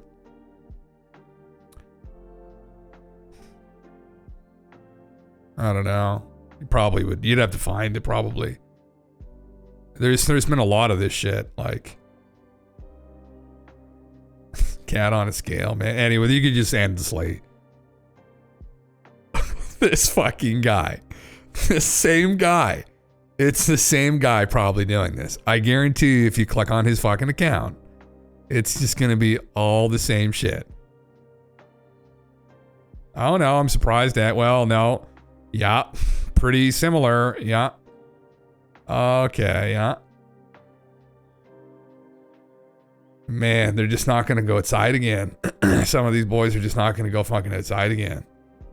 They're going to be stuck inside. Like, you can hunt the Trump tar for its horns with your friends. I would love to hunt the Trump tar, brother. We can make the Trump tar dual blades, right? Pure gold, right? We'd need a Trump tar scoot, though, for people that know Monster Hunter. We need to get his scoot. That'd be like the gem you need to finalize them. You have to cut his scoot off. Anyway. Jesus, man. This is crazy shit. Holy fuck.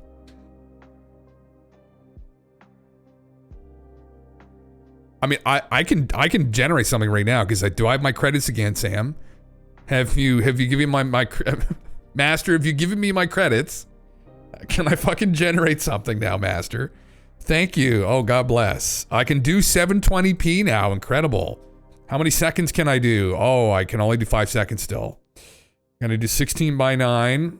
Okay, we'll leave that. What the fuck should we make? I've got credits again, I think. Don't I? I do. Okay. What the fuck is this? Preset. Variations. One video. What's a preset? I don't need any presets. Yeah, well, here, you know what we can do, though. The girl's moving around in this dress is made of cats. Was like walking around here. Elon Musk riding a Donald Trump looking centaur. I misspelled that. Centaur. Into battle against the Illuminati. Let's try that one, see how that goes. Fuck, yeah. Some of the videos are crazy and incoherent, but then you hit a bunch that are like, wow. Did it with credits, you can generate to your heart's content now. Oh, really? Oh, what? Interesting. Captain Kirk up on a rock. Oh, it's still generating. Oh, man. Oh, you could get lost on here. Oh, Jesus Christ. You could get lost on here now. I mean, man. it's still going to be a couple years before people can probably actually have this kind of stuff cooked into like the hardware you would need to do this. I imagine is just unbelievable. Man, look at this shit. Oh, I keep seeing this one over and over again. Oh, blood red water. Wow, that's crazy, huh? It's still cooking this one up. No, it's not even moving. Interesting. Oh my fuck. What the fuck, man? Jesus Christ. Woolly mammoth. I'm not even going to click on that because I'm looking at it and I can see some things. Man. Oh, there you go. Panda Mafia. I don't browse YouTube Shorts or TikTok, but I browse this. Well, man, I mean, yeah, it's fucking... Imagine when it gets... It's a horse. It's not a fucking Donald Trump centaur. Get the fuck out of here. It must have a hard time with the likeness meme. It's not... It didn't even recognize any of that. That's annoying. I'd want this like... Oh, they did Xi Jinping, for Christ's sake. Anyway, oh wow, that's another disturbing one there. Anyway, we could just endlessly. But for people that are curious, I guess, well, there you go. You can go fucking... Maybe I'll come back to do this a little bit later. Generate some more crazy fucking videos. The photos are though equally as impressive. A crazy thing too is you could feed it. Can you just get ChatGPT to generate videos now? Can you do this? Hold on. Where was this? Twitch emote request. Can you make me a video of this? Is it integrated? That was Dark Donald Duck, yeah. Decide resolution. Let me know. This I don't need two options here. A Sora video. Can you do Sora video here of this scene?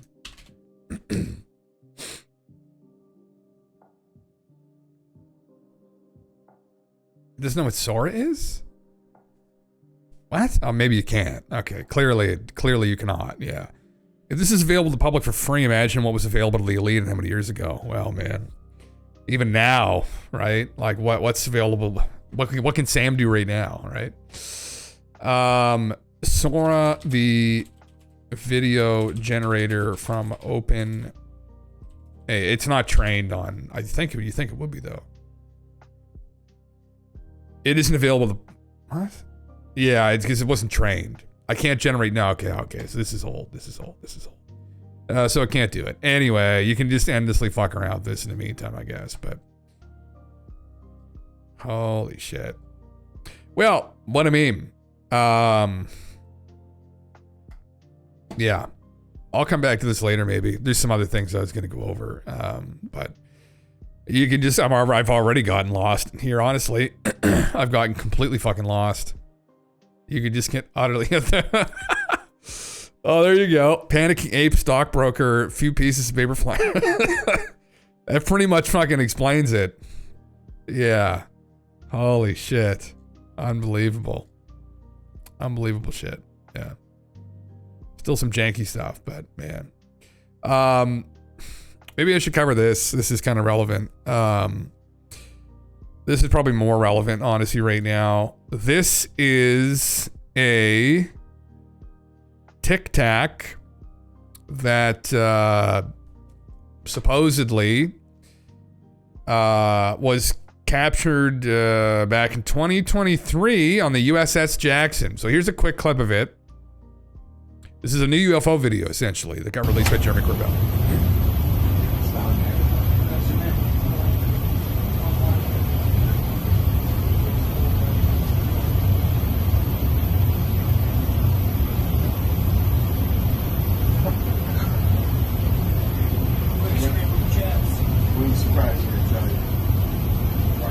You call it the VVSS team.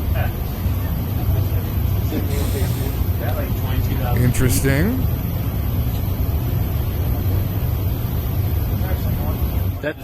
That shit took off earlier.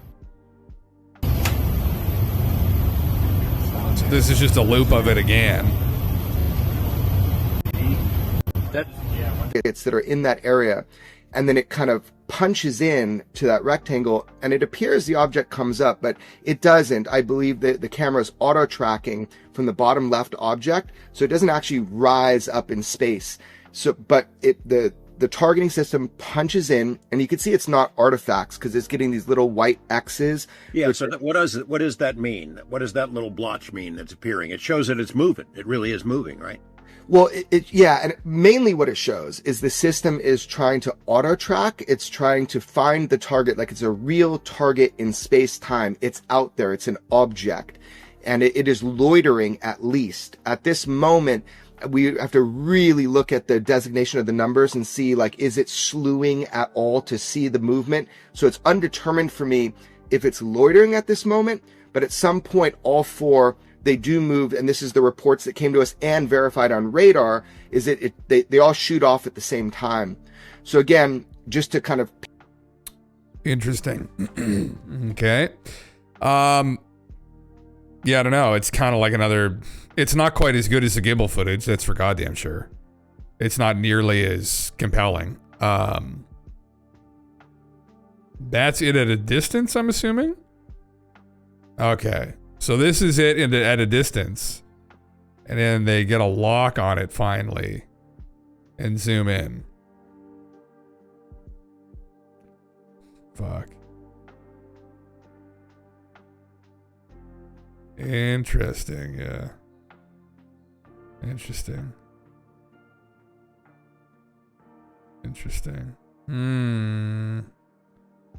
I see.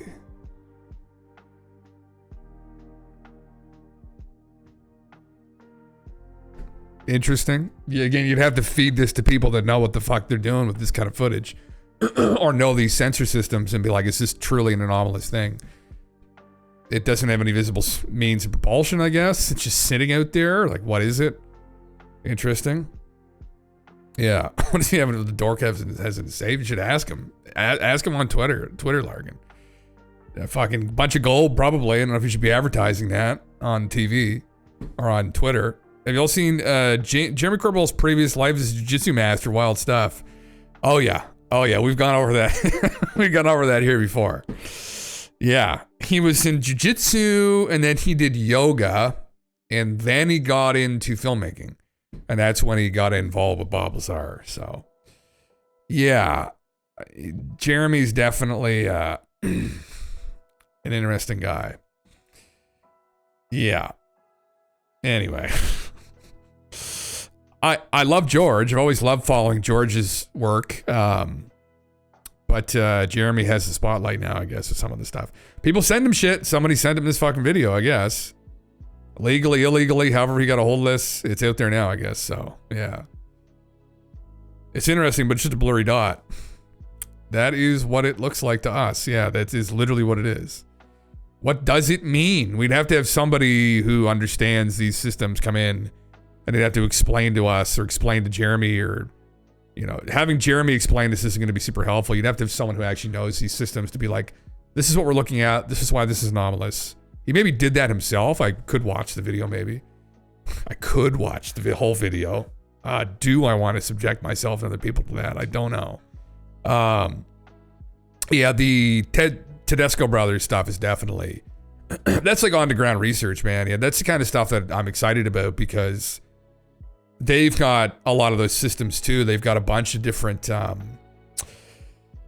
methods for data collection aside from just like visual involved in their like fucking in their van there. So they'd capture on multiple different systems if they get a hold of something. That's just really exciting. Aaron, what's up? Imagine a remote viewer with a Neuralink connection to AI generating real-time video of what they're seeing. Soon, maybe. But you can even probably do some weird stuff. Well, the Japanese are, they've been fucking around scanning brainwaves and stuff with this hat they made. And supposedly they can like pick up on people's thoughts and dreams and shit. And they're starting to be able to visualize them. And so you can imagine with AI as it progresses and video AI, and you could bring to life what's in someone's head. which is crazy because when you think about like when you have a dream, how real is a dream really on a scale of 1 to 10? Like if what we're in right now is base reality, how real are your dreams? I mean, my dreams are never at a base reality level. My dreams are always like on a scale of 1 to 10, 10 being base reality. My dreams lately, the last couple of years aren't like a fucking 3. Maybe they're at like a 5. I've had a couple that are at like maybe 7. And I've had one experience at a 10, but I think that may have been something different where I was like hovering over my bed. People talk about out-of-body experiences. That was the only thing I've had that was at like a 10 level. But it wasn't like a fantastical dream aside from the fact I was hovering over my body looking at myself. So if you can visualize someone's dreams at like a 10 with AI, it's more real than the dream to some degree. Yeah. What if your reality is my dream or vice versa? Then we're all fucked, brother. We're all living inside the eye of a giant. Who knows? Yeah. Maybe we're all just dream characters to you. Who knows? I know that I'm real. I assume that you guys are real. Life imitating art, imitating life. Where are we? What is all this? How do we get back to simpler times? We don't. We just keep spiraling down the rabbit hole. And we hit our head like every couple seconds. So by the time we're at the bottom, we have no idea who we are anymore or even where we are. All we know is we just want to drink. I'm not talking about water, right? Talking about that good drink, a little sip. It's loitering at this moment. Yeah, I really don't want to watch this fucking episode, honestly. 73rd birthday, George Knapp. Good Lord. Read about it. Hear the full detailed news report here. Oh, that's much better. I don't have to actually go through the whole video. Tic Tac 2023 versus Tic Tac 2004.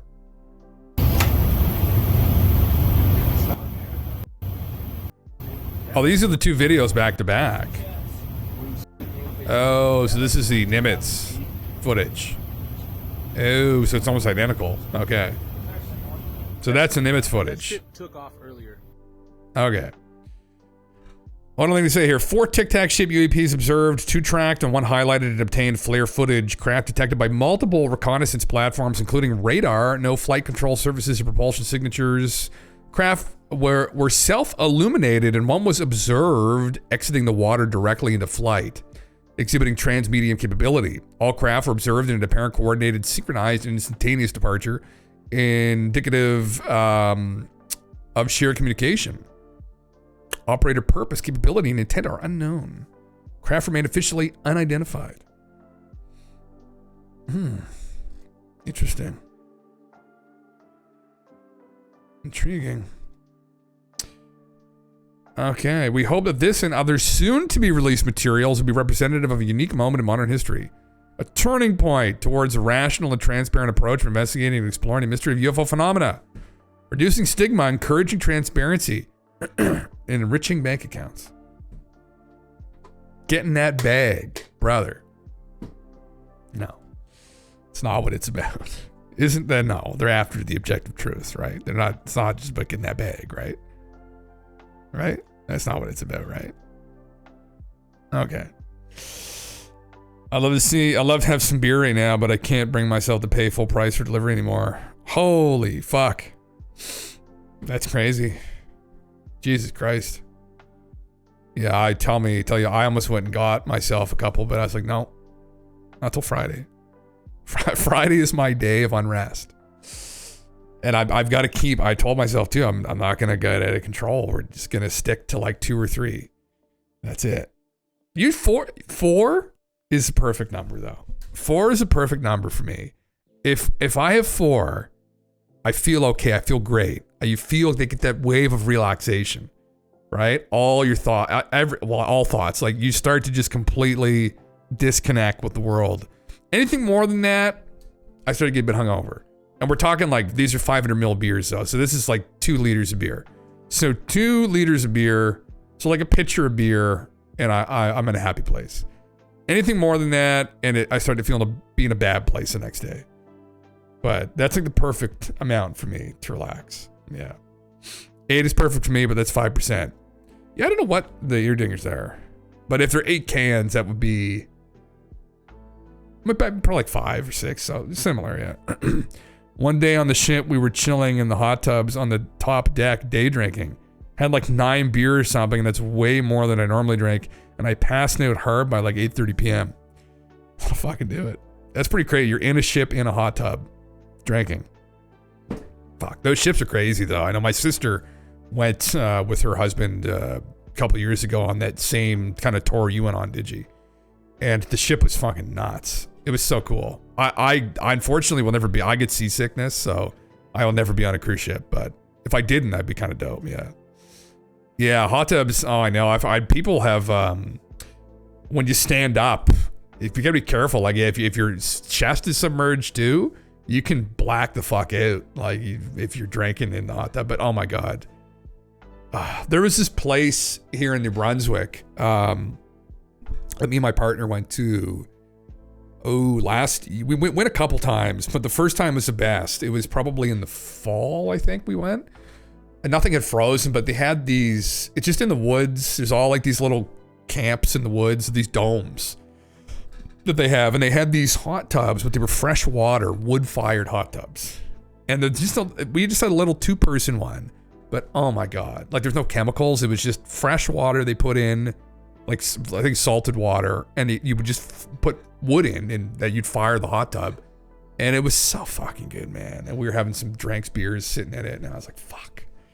How much I would love to have a setup like that, like at my place, to have a setup like that. That'd be so fucking incredible. Like, have a little property with that and just be the dream, you know? Yeah. Woke up at 1 a.m. still hammered and had to use the bathroom and couldn't tell if the ship was moving or I was or both or what. Holy fuck. Sounds like a good day. Sounds like a good night. Sounds like a proper night.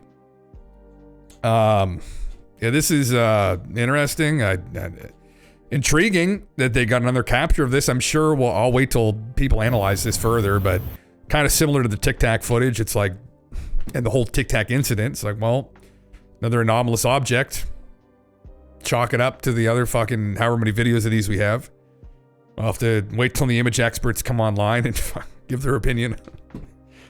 See what Mick West thinks of it. I actually don't give a fuck what Mick West thinks, but probably 70% of the things. I mean, you know, I was going through conversations he was having with this Merrick guy about the whole thing we were going on last night about the Skywatcher team, and he was making some good points about the data collection, which is usually his sticking point, and I would have to agree with him on that, where not providing some of these independent researchers with all of the raw, unfiltered data is just irresponsible, and I don't know what their intention is. I don't understand why they wouldn't, but yeah. Wood-fire hot tubs are awesome. My uncle has one at his camp. We fill it with lake water, man. Oh, they're great. I was looking at them. You can buy them. They're, this one was like handmade, but you can buy ones that have a metal tub in it, and it's kind of metal. So, cause in the winter, they kind of suck cause they'll freeze and you can't use them cause it'll crack it, the piping. But you can get these like better built ones, but they're like 10 grand. I was like, oh, fuck. And then you can buy all the fucking wood. Then you can buy all the water now to fill it. So, anyway, rich man stuff. Rich man's just a dream. The dream to have such a thing up here in this cold, frigid, fucking desolate landscape that most of us live in. What we need is to keep our sanity, for Christ's sake. Don't have any beaches, right? Some of you lucky motherfuckers that are in warm places all year round, you just go to the beach. We're just locked up in here. No sun, right? No vegetables. I could go buy vegetables, but things are expensive now. Yeah. He made the snow if he's a welder. Oh, fuck yeah, man. There you go. Merrick versus Mick West is classic Twitter beef. Oh my God. I just stopped even reading the conversations because it was just too much to handle, man. Well, this is what the footage. The witness told Jeremy Corbell and George Knapp, we witnessed all 4 of them perfectly synchronized jetting off into the abyss. They all left at the exact same moment. We were like, holy shit. A few seconds later, I ran to my station and checked the radar. They were gone, completely off the radar. Oh, Chris has done a summarization of this. Is it a huge article or is it something that's... Okay. This is from 2023. Off the coast of Southern California again, which is where the Tic Tac incident took place that Dave Fravor was a part of. Jetting off into the abyss.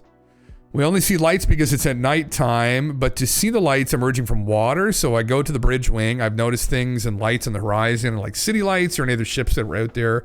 So seeing a light that is lifting up, you can see, I know the difference between a light on the horizon coming up and a light coming into the water. We witnessed all four of them. That's what we just read about, I guess. It was clear they were in communication with one another, moving in unison like a countdown. 3, 2, 1, go. Or perhaps one entity was controlling all four and they departed simultaneously, but yeah, they all left exactly at the same time. Shit. And either side budges, yeah. Then there's Jay from Project Unity. I don't mind Jay. I mean, there's a lot of people like ripping on Jay on Twitter, but Jay kind of gets into the woo a bit, but I mean, I don't know enough of his stuff. I've kind of just started following his stuff more recently since he's covered the pyramid slop, which turned out not to be really slop. It could very possibly be something very interesting. But the endless coverage of it and memeing on it is slop. But anyway, yeah. I personally, I mean, I have a problem with, the fuck is this? I have a problem with kind of the skeptic community. And how they approach things. Very dogmatic group, closed-minded group of people. I mean, I don't really understand the community of skeptics. I mean, any rational person looks at something skeptically when there's not really a lot of data or any to support like a conclusion per se. Like rational people don't just believe things. Like there has to be some data that comes along with it. Usually fairly quality data, maybe even just an innumerable amount of anecdotes too could do it, where you're like, well, I believe there's something happening now. We've got millions of people saying they've been seeing anomalous objects in the sky for 100 years. Like, so like, and then there's just all these lapses in logic I find with them sometimes, and I don't really vibe with them. But Mick is good with computers, and they're good at analyzing things. They're very particular people. You need people like that. So, they have their place, obviously, in the world, but I just don't really vibe with them. Or him. And the way he approaches things. And I think it's just very childishly naive in some ways, I guess would be one way of putting it. Their perspectives. The way he approaches things. The one that really irks me, and it irks me because it's quite serious, and it's been serious for the last couple of years. I'm not even going to get into the depth of it here right on Twitch, but where they approach people maybe who are going against the mainstream or the grain, and they use terminology like they're a conspiracy theorist. And it's like, listen, there's a big difference between Jim Bob, right? And not hating on trailer parks here, but at the local trailer park who has a tinfoil on, just memeing about whatever, and someone that's a very accredited person, an expert in the field, raising an alarm about something. And they will lump them into this same category, and they just appeal to this authority that, oh, well, these authorities don't agree with them. And they don't seem to understand, and I will briefly mention this, but we'll use the example here of maybe the pharmaceutical industry, let's say, that they're like, oh, well, the experts know better, they know better. It's like, well, but this is a complicated situation. And the issue isn't always with the science. The issue sometimes is with the business, right? And the business ethics or lack thereof, right? And how co-opted some people are, how corrupted things are. There are real conspiracies, unfortunately, out in the world. There are innumerable examples of this, that there are groups of powerful people conspiring against the general public, or even conspiring against maybe regulatory agencies, or they're in bed with them, to where they allow dangerous chemicals to be used in certain areas, and those chemicals end up affecting communities of people, generations of people. I mean, there's innumerable examples of this. So that incident recently got me really riled up, where I began looking at these kinds of people kind of, and this is strong language, but really you could look at people like that almost as an enemy in that context, where that level of naivety was extremely dangerous, and we're still dealing with it now. Deregulation and bribery is the issue. Look at Teflon et al. Man, it's a good point. Yeah, bribery is a huge problem, man. Just generally just corruption, and it all comes back to human behavior and just immoral people, right? really, that are participating in this. And they don't have they're not after the good. There's a problem with their ethics. They don't have any ethics, maybe. And they're in a position of authority and they make bad decisions that end up costing a lot of people a lot, their lives potentially. And I think we really have been in a situation the last couple of years that unfortunately is going to cost people their health, potentially, some people. And it's very scary. And that's when I start to have problems where obviously I usually stick within the realm of UAPs and stuff, but some of these pundits, some of these people like Mick West have branched into these other areas where it's just, I have a problem with his character, I guess is what I'm really saying at the end of the day. That's what I have a problem with. And I don't respect it, honestly. So anyway, I wouldn't want to say I hate the person. It's a strong word to use, although I meme a lot. I wouldn't hate someone like that, but I would consider them to be dangerous to some degree when they use the kind of rhetoric they were employing at least a couple of years ago. And there are real world consequences for ignorance. And that's something that I think we, in this kind of modern era, there's been a lot of us, almost all of us, are very coddled. And we haven't really had a lot of real world shit, at least here in the West. Some other people have been subjected to this more recently. People in Ukraine have been subjected to this very recently, where real world shit hit. And, you know, Ukraine was pretty much a first world nation. They had their problems with corruption themselves, but there were lots of young guys that were, you know, playing fucking Xbox with their buddies, going out drinking at the university. Next thing they know, they're in the front line and they're blown to a million fucking pieces by a drone bomb. And it's like, that's real world shit. And you can find yourself in that real quickly, and sometimes you don't realize you're in it. So, power of AI video and image generation is slowly deteriorating what is real and what isn't as of now. Eventually, someone will have a good video of a UFO up close. I fear it'll be dismissed as AI. It'll be fucking hard to tell, man. Yeah, like another year. I call myself a skeptic who wants to believe. I just want good research science done and trying to get along with most, except for when it turns hyper-religious, then I'm out. Yeah, well, I think you're just a rational person, Larkin. That was any rational person who thinks critically is very skeptical of a phenomenon like this, as anyone should be, right? Because when you look at the quality of the data, there's a complete lack of it, right? So, especially for science-minded people, I mean, you're going to look at this phenomena, and it's going to be strange. It's going to be an anomaly, and where people could go with it would be legitimately they could think that this is some kind of mass delusion or hallucination. It's not until you actually start digging through some of the accounts that. And this is what happened with me, right? So, like, I've been following this since I was a kid, since I was like 11 years old. And I used to love reading about all kinds of eccentric things, and, you know, no one else would be reeling about this shit. They'd be like reading Captain Underpants, and some of my friends like this kind of eccentric stuff too.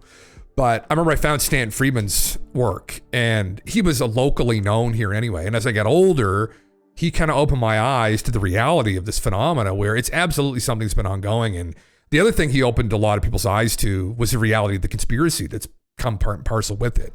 And there's absolutely been not just a conspiracy, but a psyop from the government, specifically in the United States, but more broadly across the West, against the general population.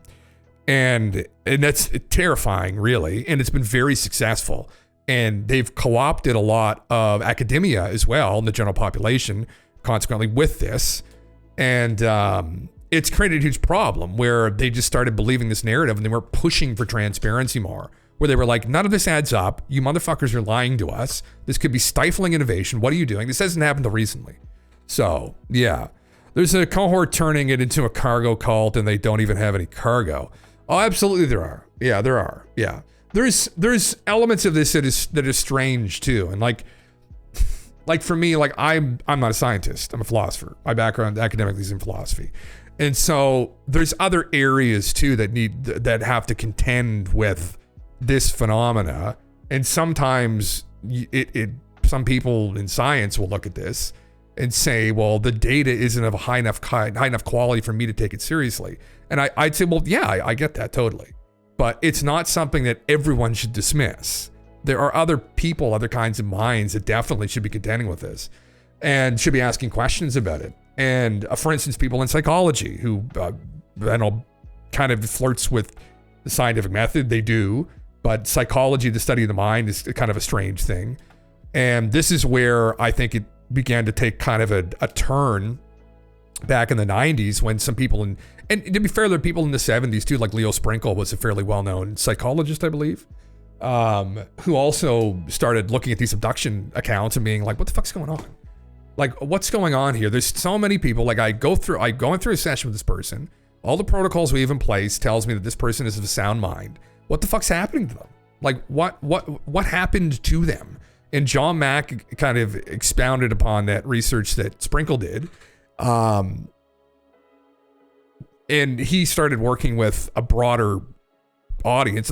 Leo was working with famous contactees and stuff.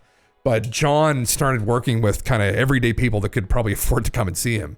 And he kind of kicked the door open on it even more to the general public, that there was some kind of a phenomenon happening to people that was metaphysical. And then now we're definitely in the territory of philosophy, right? And that's kind of where I think it's been. It's been in this place. And that's where some people have, like myself, have been kind of contending with it. Like, what's happening? And it can very well be the case, and I've kind of used this argument before, but when you look at it, potentially what we're dealing with here, is a civilization that's extremely advanced. This is something that Stanton kind of used to some logic. Stanton kind of tried to employ to help people understand why maybe they're not just obviously landing on the White House lawn, or we're struggling to get any kind of verifiable evidence of them. Even like the visual evidence is laughable. Even like the Jake Barber stuff all that stuff's laughable, right? Considering we're in 2025, what the fuck's going on? It could be the case, and I would probably bet personally that it is, just from what all I've read and thought about this, and all the amount of shit I've digested, literal shit at times, that we're dealing with a civilization here that is very, very, very, very advanced, which is terrifying actually to think about when you think about Hollywood movies on it. But it's probably so advanced that their ability to influence reality locally, like us, is just beyond our comprehension. It's beyond our imagination even. That's a scary thing. It's one thing to be beyond our comprehension, but it's another thing to be beyond even our imagination, where we haven't even imagined a civilization that's advanced in science fiction. We haven't imagined it properly. When you think back, like you have an argument with somebody about this that's like very against this idea that we've been visited, which I think is slowly changing. You can get them to think back. Show me somebody 200 years ago that imagined, some futurist, that we would have iPhones. We would have a little box here that has all of the information ever that we've ever collected in human history, accessible remotely through this little box, made out of rare earth minerals, right? And then you can go on about AI and you can get even more fucking wacky, but nobody really did. Not one person. Nobody hit the nail that close. Not even fucking Nostradamus. Nobody, right? None of the woo people. So that's 200 years. So what's it like to run into a civilization that could be 1 million years ahead of us? And I mean, we know the scale of the universe. We're beginning to understand it here. The time span, they could be way older than even that. Whatever we're contending with, at least. It may not even just be one. And then we can start to understand that if they don't want us to see them, or if they want to manipulate our reality so that we don't see them properly, they could probably do that. If you're going to play along with that thought experiment, that's what we're dealing with, right? So, and that's a terrifying prospect, though. That's the thing. So when you see people in the media, or even some people like government people trying to contend with this, some people are taking it that far, but I think like people in the military definitely wouldn't want to contend with that. We want to constantly put this within a box. We want to put it within something that we can digest. It has to be small enough that we can chew it up and digest it, right? Always. In all these Hollywood movies, there's so many examples of this where we figure their language out, we figure them out. There's very little instances that we run into something that's just effectively like fucking God, right? And when they land, they understand us completely. They understand everything about us, because understanding us is very simple, right? Because we're very simple comparatively. So like that's not something you see a lot, because that's probably a pretty boring movie. It's like, oh, the aliens come down and they're God. Fuck, right? Like, and so that might be what's going on here now, in my opinion. I mean, this could even cross over into weirder things. And I think it will, personally. Like you get into things like simulation theory. And I mean, the two may be connected to some degree. Maybe you become so advanced you understand the game. We're in a game. They understand this. I mean, that could be maybe one of the reasons why they don't want to interact with us. They can't interact with us. What's going on here, right? So, anyway. I'm a philosopher, not a scientist, Jim. Yeah. I am. There's like, I'm not someone that really, there is a pretty big distinction, I think, now. Although all scientists started out as philosophers, but the inductive, deductive, abductive method that you employ, and through very rigorous collection of data, that's my scientist to me. And someone looks at things objectively too and sticks with the data, not scientism, which is different and is a problem today. But yeah, let's have an international Let's All Look Up Day. Yeah, Shadows, what's up, man? With everyone watching the skies for 24 hours across the world, and we are bound to see some good footage. I hope, man. I hope. Yeah. Going back to what Aaron said about being able to see image or video of what's in people's mind, then AI getting a hold of that, being able to project it to you with a screen could explain part of the simulation theory. Well, yeah. I mean, when you look at it, when you scale that up, I mean, what is reality? Is there something running in the background? I mean,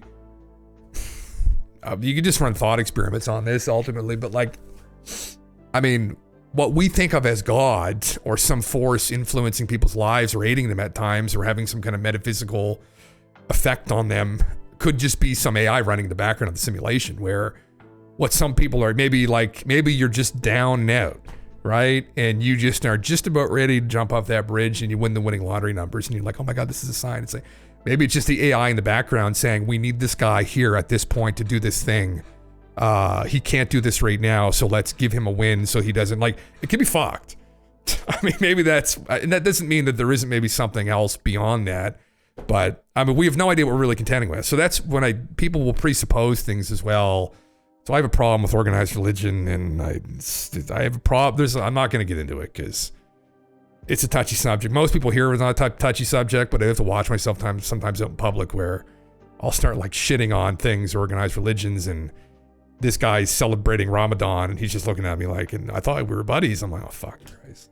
Fucking Christ. Like, anyway, yeah, it's next level. It is, man. That's, yeah. I mean, well, but how do we interface with the world? I mean, I'm not going to get too metaphysical or philosophical with it, but like the hard problem in philosophy that philosophers have with maybe people trying to explain the world or materialists trying to explain the world all the time, like, are just to say this is all there is there's a hard problem in philosophy, which is like, how does all of this data that our eyes are collecting translate into this conscious experience, right? So that's something that we can't really account for. It's like, well, we understand like photons and how light enters the eye, and we understand even pretty base level physics, and we're understanding quantum physics, or we're trying to. We're understanding that things weren't as material as we thought they were, and they're being influenced by consciousness potentially to some degree. But like, how does all that translate into consciousness, right? And it's probably a really complicated system we don't understand. Obviously, the brain is an interface that we have with the world here. But, I mean, there's intentionality. There's so many other problems you can get into. And anyway. Yeah, I'm still conflicted on the entire phenomenon. I'm convinced that something is going on, yet have zero faith in any of the usual suspects of ufology. Yeah, they're all full of shit as far as I'm concerned, but that doesn't discount what might actually be going on. Rabbit, what's up, man? Yeah, I mean, I've had the same problem, man. And, listen, I mean, I'm not really making content about this. I don't even make videos. I just stream on fucking Twitch.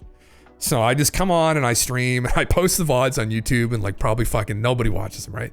So I wouldn't say I'm a content creator in the space, really. I just have conversation on the internet. That was really my intention, because I just would be doing this anyway, whether I'm Discord with the fucking guys or if I'm out in public somewhere, at the gym shouting about this stuff, like annoying people, whatever. I'm just here doing this. So I don't really consider myself to necessarily be a content creator on it. I hope to just be a facilitator of conversation. You could say content creators are kind of just doing that, but there definitely is a financial component involved with it. And now, I mean, people sub to me, and thank you guys. I appreciate that. I mean, but like that's not necessarily my motivation at all. And I think you're seeing people in these spaces. Not that I particularly have anything against some of these guys, you know, but I just some of it does fucking annoy me. So I get it. It's like at the end of the day, the boys are just after that fucking bag, right? And I think a lot of us just want to get to these objective truths. Like, how do we get there? What do we actually fucking do? Like, I don't want another goddamn fucking UFO documentary. I just don't want, it's like, it's all this giant circle jerk, right? Where it's all into some bucket, you know, and then they just share it afterwards. That's a disgusting fucking analogy, but like, honestly, that's kind of like what it is. When you really fucking think about it, about these documentaries and shit. If somebody's like presenting something new, and at the end of the day, it's content for people to consume, but I don't even really like, I don't want to say the community, because we have a community here having conversation, right? But I don't like the idea of like, yeah, I'm into UFOs. I really don't give a fuck about UFOs. I want to know what the fuck is going on here, generally. What the fuck's happening here? What is all this? That's a component of this. And what interests me about the UFO alien phenomena is that potentially we've got higher level players from the game. Like, holy fuck, can we talk to them for fuck? Like, they figure everything out. Like, you know, like that'd be so great, right? Like, instead of reading all of these other intellectuals from history, I mean, here's the holy grail up here. They're here. So like, I want to figure that out. Is it actually happening? What is it? What is reality? Like, for me, just being immersed or involved in it, and I understand the history of it too. And you do have to kind of understand the history of ufology a bit if you want to understand it. It isn't all bullshit. But you get jaded with it.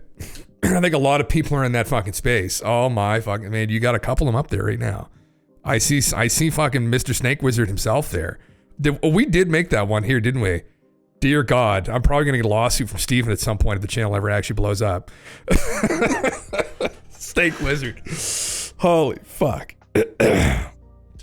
Oh man, Danny boy, yeah, tuned out halfway through his interviews and making points and are always wrong and his guests need to correct. I know, man, I can't. I have it pulled up here, but I have a hard time watching him. He just we were watching his podcast the other day, and he just literally said, "Man, I'm just doing this to get rich," and I was like, man.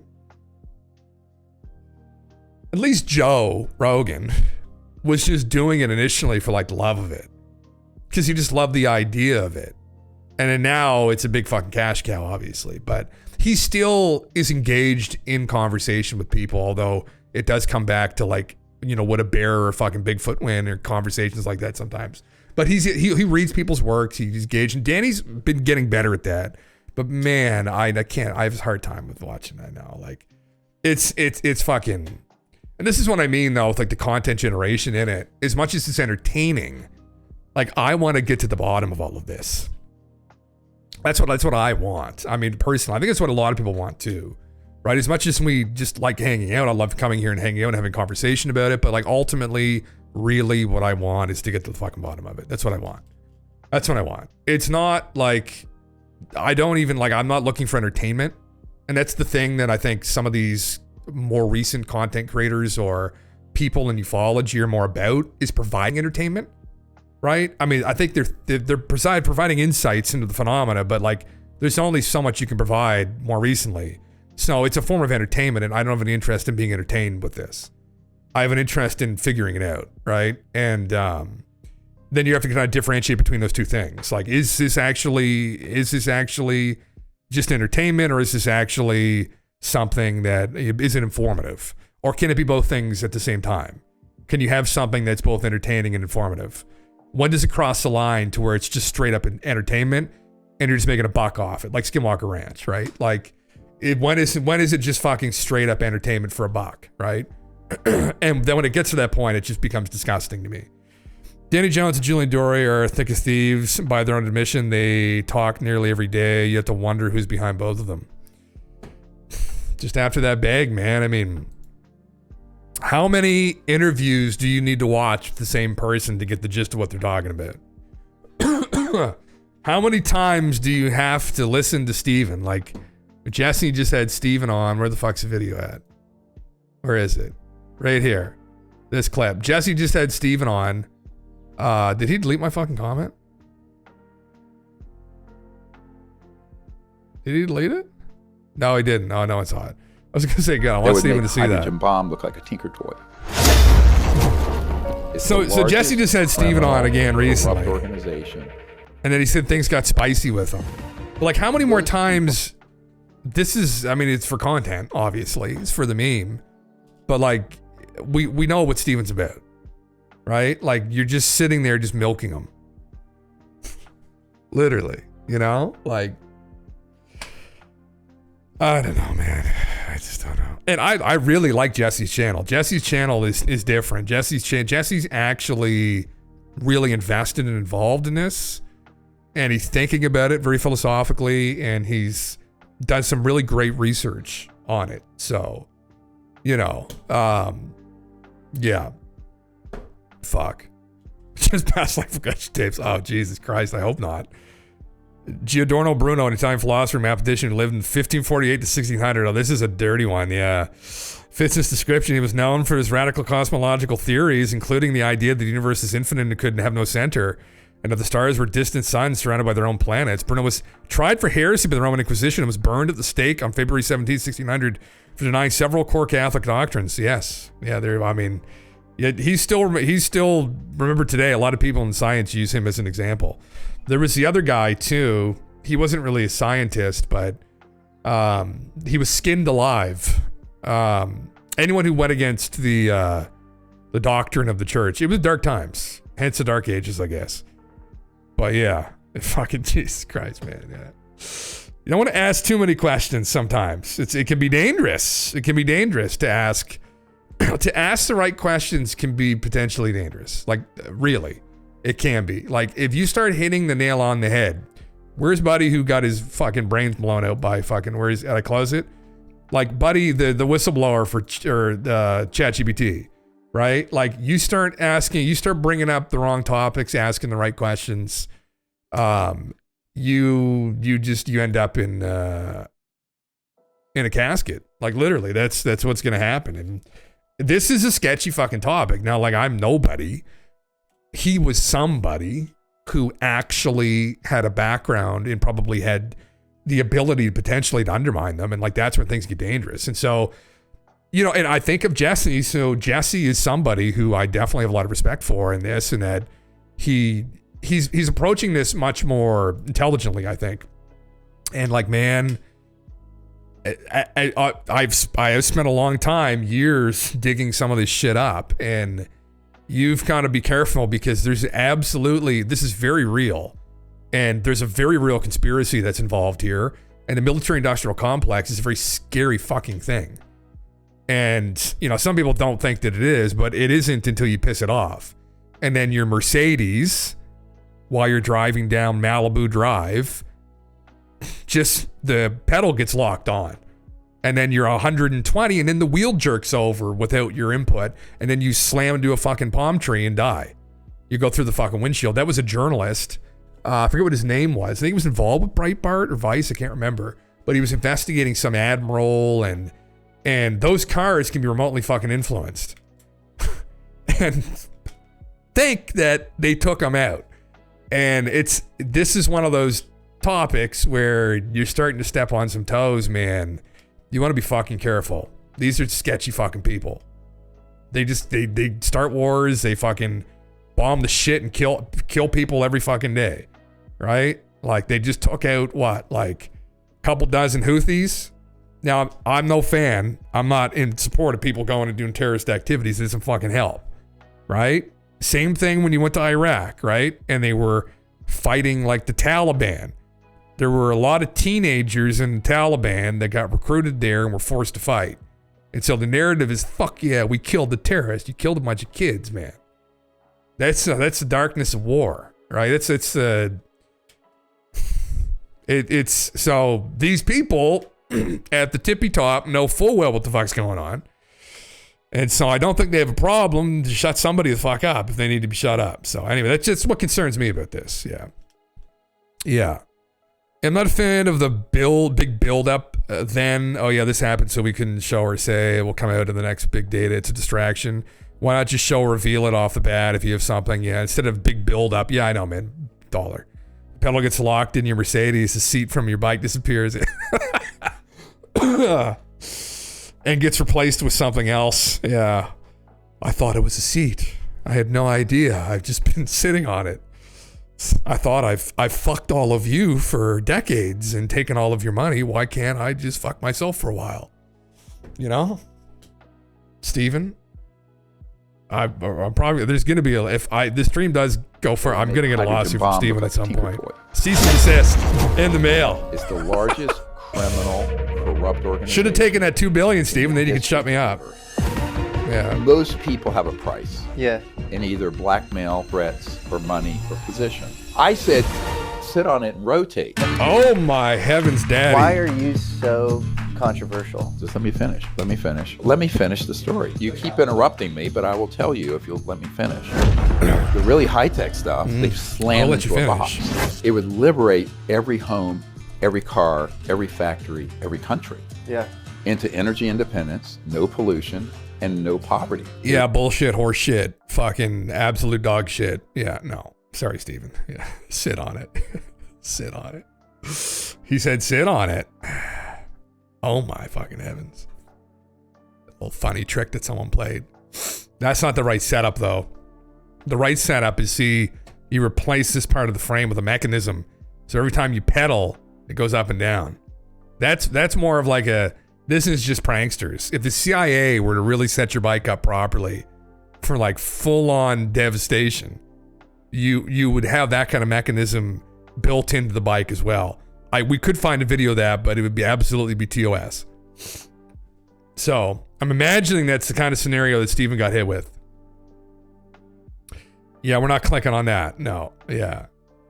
Some dick took his seat. Some dick fucked with my bike and then fucked me. Anyway. Oh, Steven. The memes just write themselves though. That's the problem. That is the problem. Fuck. Not true, Jim. This is exactly what the CIA would do. Budget cuts, competency crisis. That's true though, actually. It would probably be smaller than that too, actually. That was probably, oh god, that would probably cost you, I don't know what they cost actually because I don't go and buy them, but someone here might know. But that's probably too expensive even. It'd probably be a carrot or something, or it's like a zucchini or something that's more affordable. Yeah. Yeah. It's fucking great. Oh, fuck. All right. I'm gonna go grab my pizzas and then I'm gonna eat them cold because I'm a peasant. And I was gonna watch this video Buddy put out. Jake Barber from Skywatcher called me. Shocking conversation. Okay. Jake, listen, brother, if you watch Twitch, hit me up. We can do a psionic experiment. I'm 100% serious. I think Jake seems like a good guy. Like, as much as I meme, Jake seems like a good dude. And like, they're not actually asking for any money.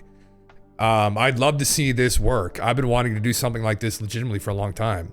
So you just gotta you gotta access the right fucking, you gotta do the right thing, you know, with your thing. You gotta ask the right questions. I'll be your resident philosopher. We'll ask the right questions, right? Might not like the answers we get, but hey, we can get them. It was utter slop. Yeah, it wasn't great. No, it wasn't good. They should have added in the, they didn't give any data. So it just looked like balloons flying around. And they assured people they weren't balloons, but I'm like, that's not how you do it. Like, you don't be like, trust us, these aren't balloons. It's like, no. We don't trust you. We don't know who the fuck you are. There's tons of people who've said this and they were just balloons. So you have to show us. This is what differentiates them from other people. You have instrumentation that will show us definitively these aren't balloons, correct? So if that fucking manta ray balloon blew in at Mach 2, okay, it's not a fucking balloon, right? If that's what it did, which is what you said, show us the fucking data.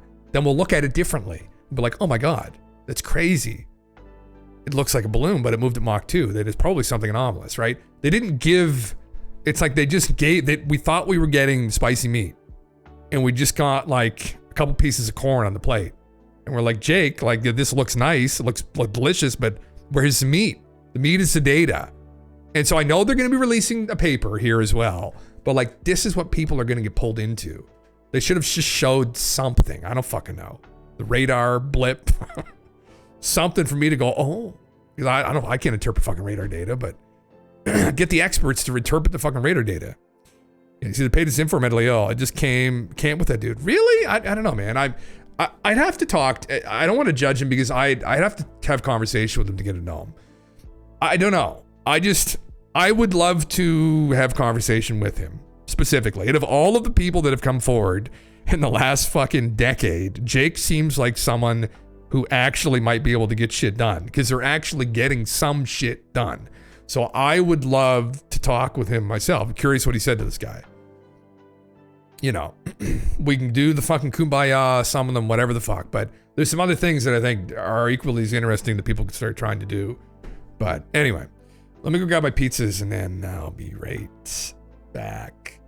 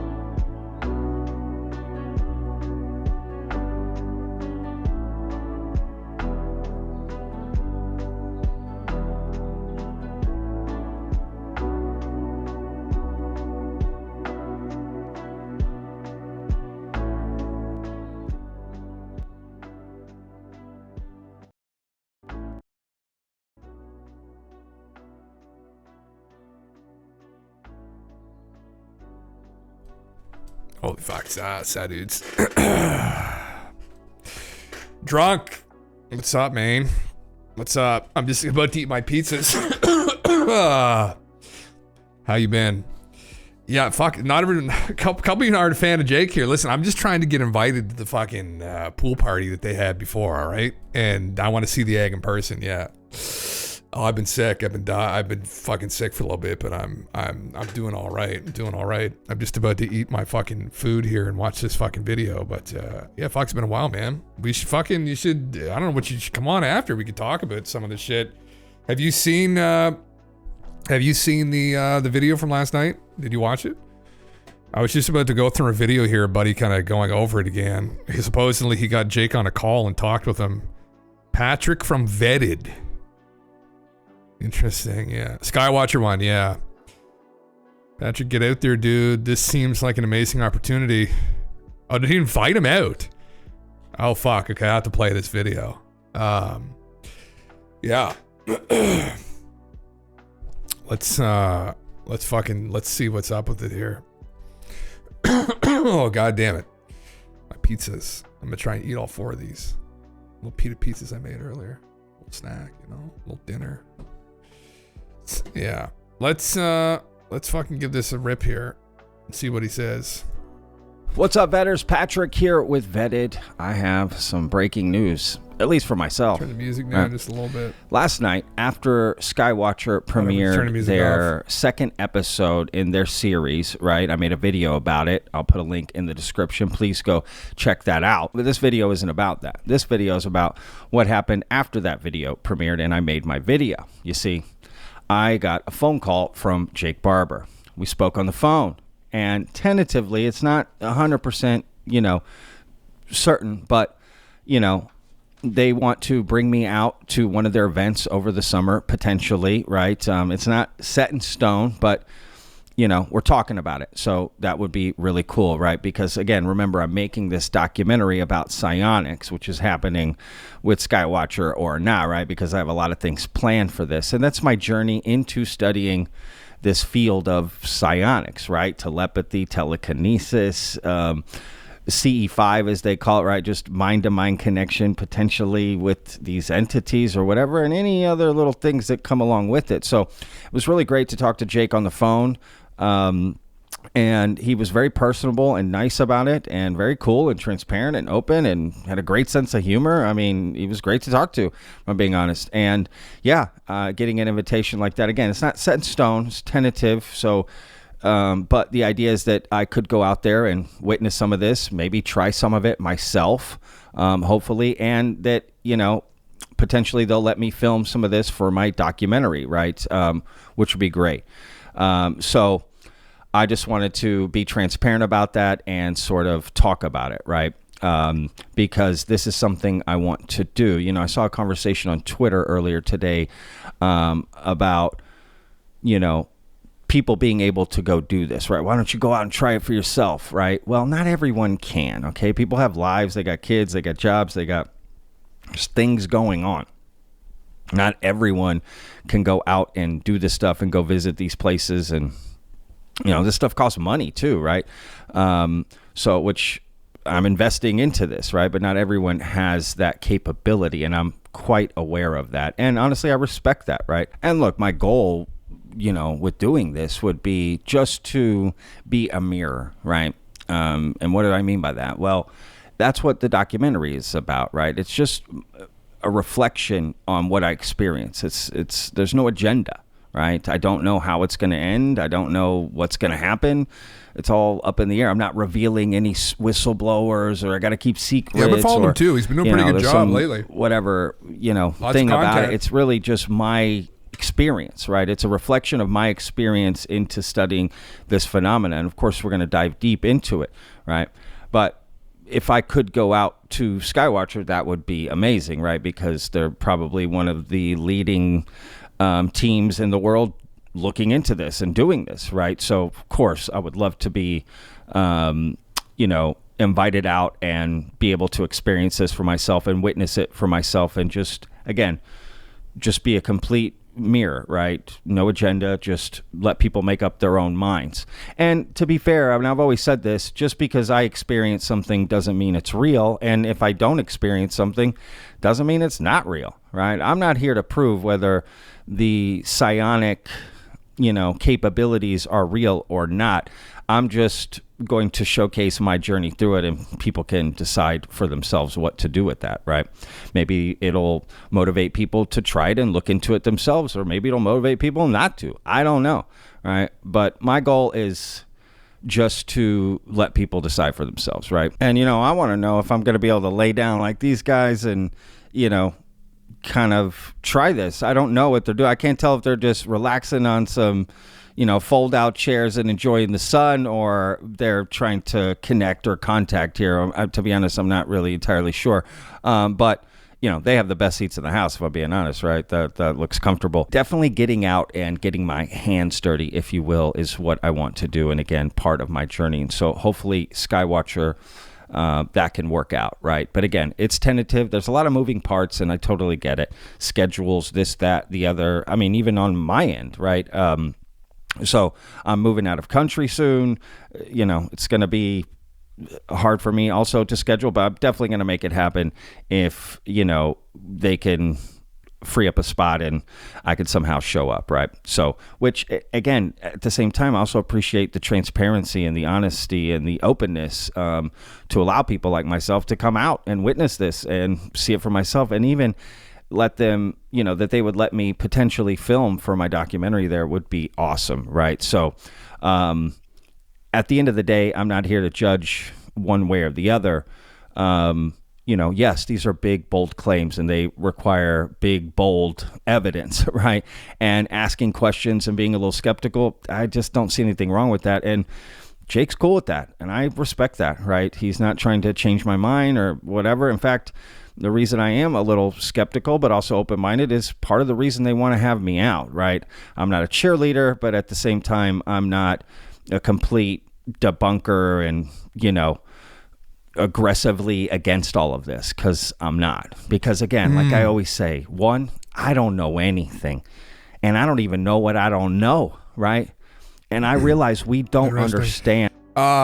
This is Pat here. He's I don't know what his background is. Does he do documentary film work? Somebody does. Anyway, interesting stuff. I want to hear this conversation that he had with him. Which is this it here? Yeah, I'll put a link in the description. Go check it out for yourself.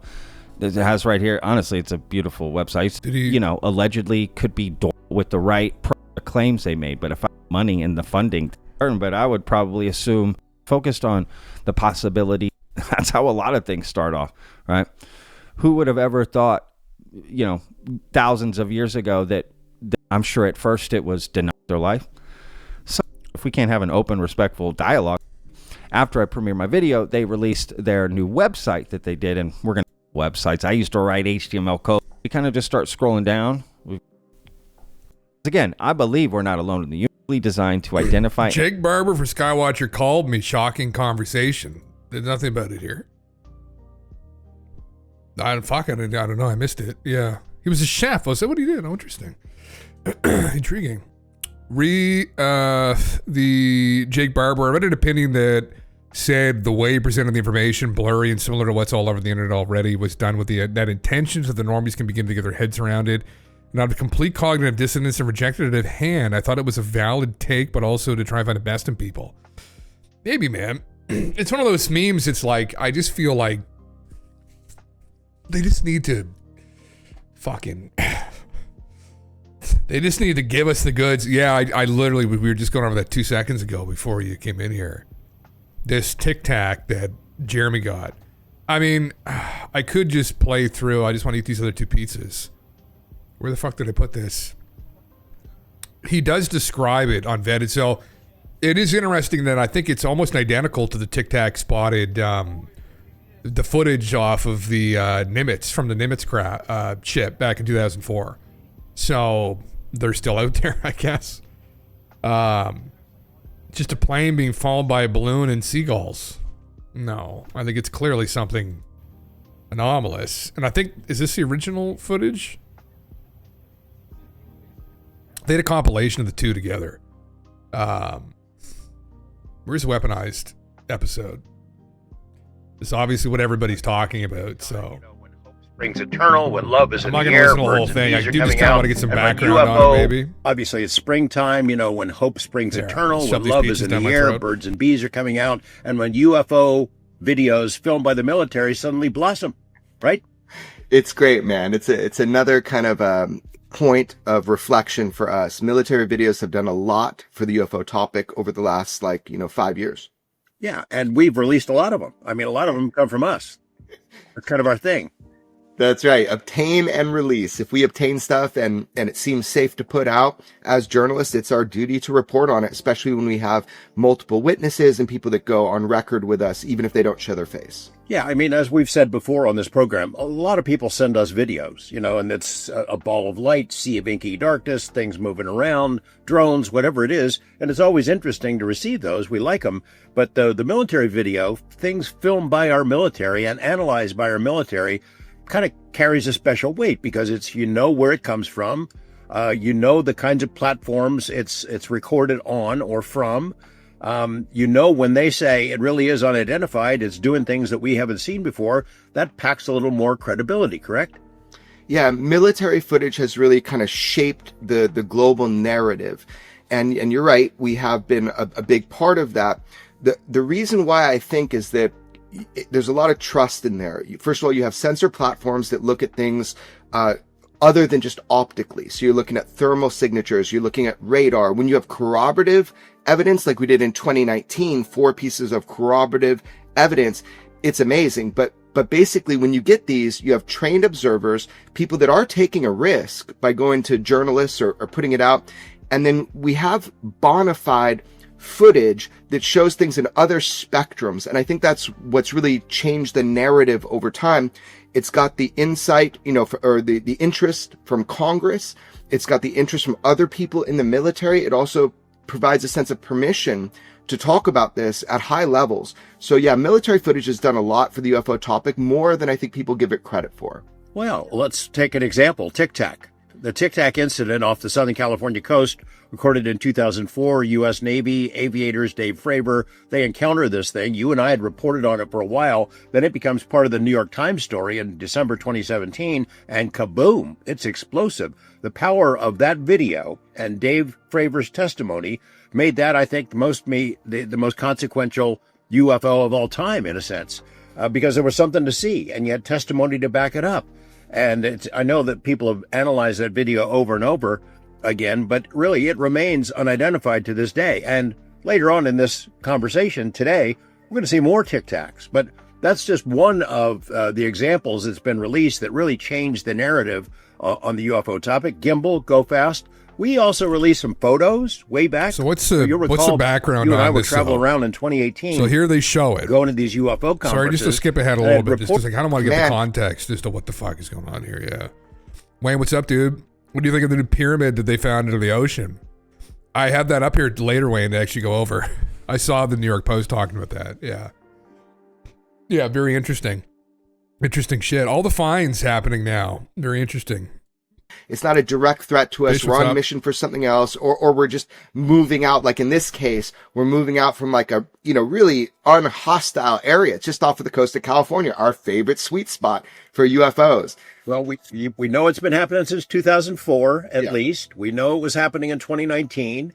And we know that as recently as 2023, it was going on as well, because that's what we're about to get into, correct? Yeah. So this is February 15th, 2023.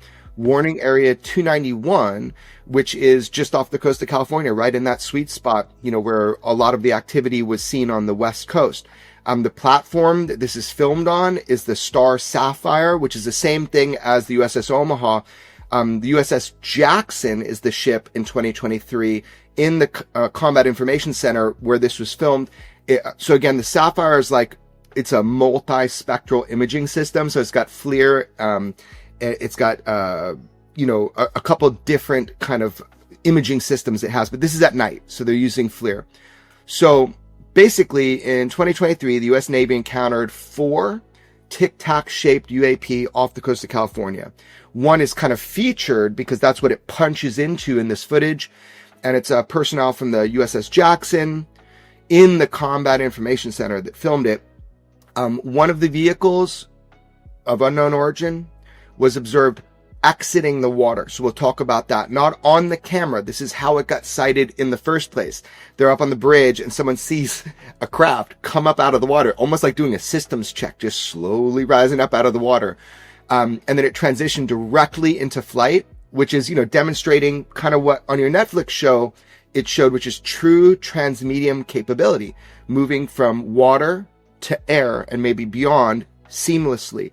And you'll see there's no flight control surfaces. There's no conventional propulsion signatures like heat plumes, exhausts. The UAPs were detected and observed. This is very fascinating in an instantaneous synchronized departure, like all 4 of them. We know it's not camera artifacts, which we'll get into later. And look, again, the operator, the purpose, the capability, the origin, the intent are all unknown. And these craft, what we're about to show you, is a true UAP. It's an unidentified object. I think we should play the video, and our listeners, our audience, should pay attention to the reactions of crew members when they're seeing this in real time. We'll play it through, and then we'll take a look at it again.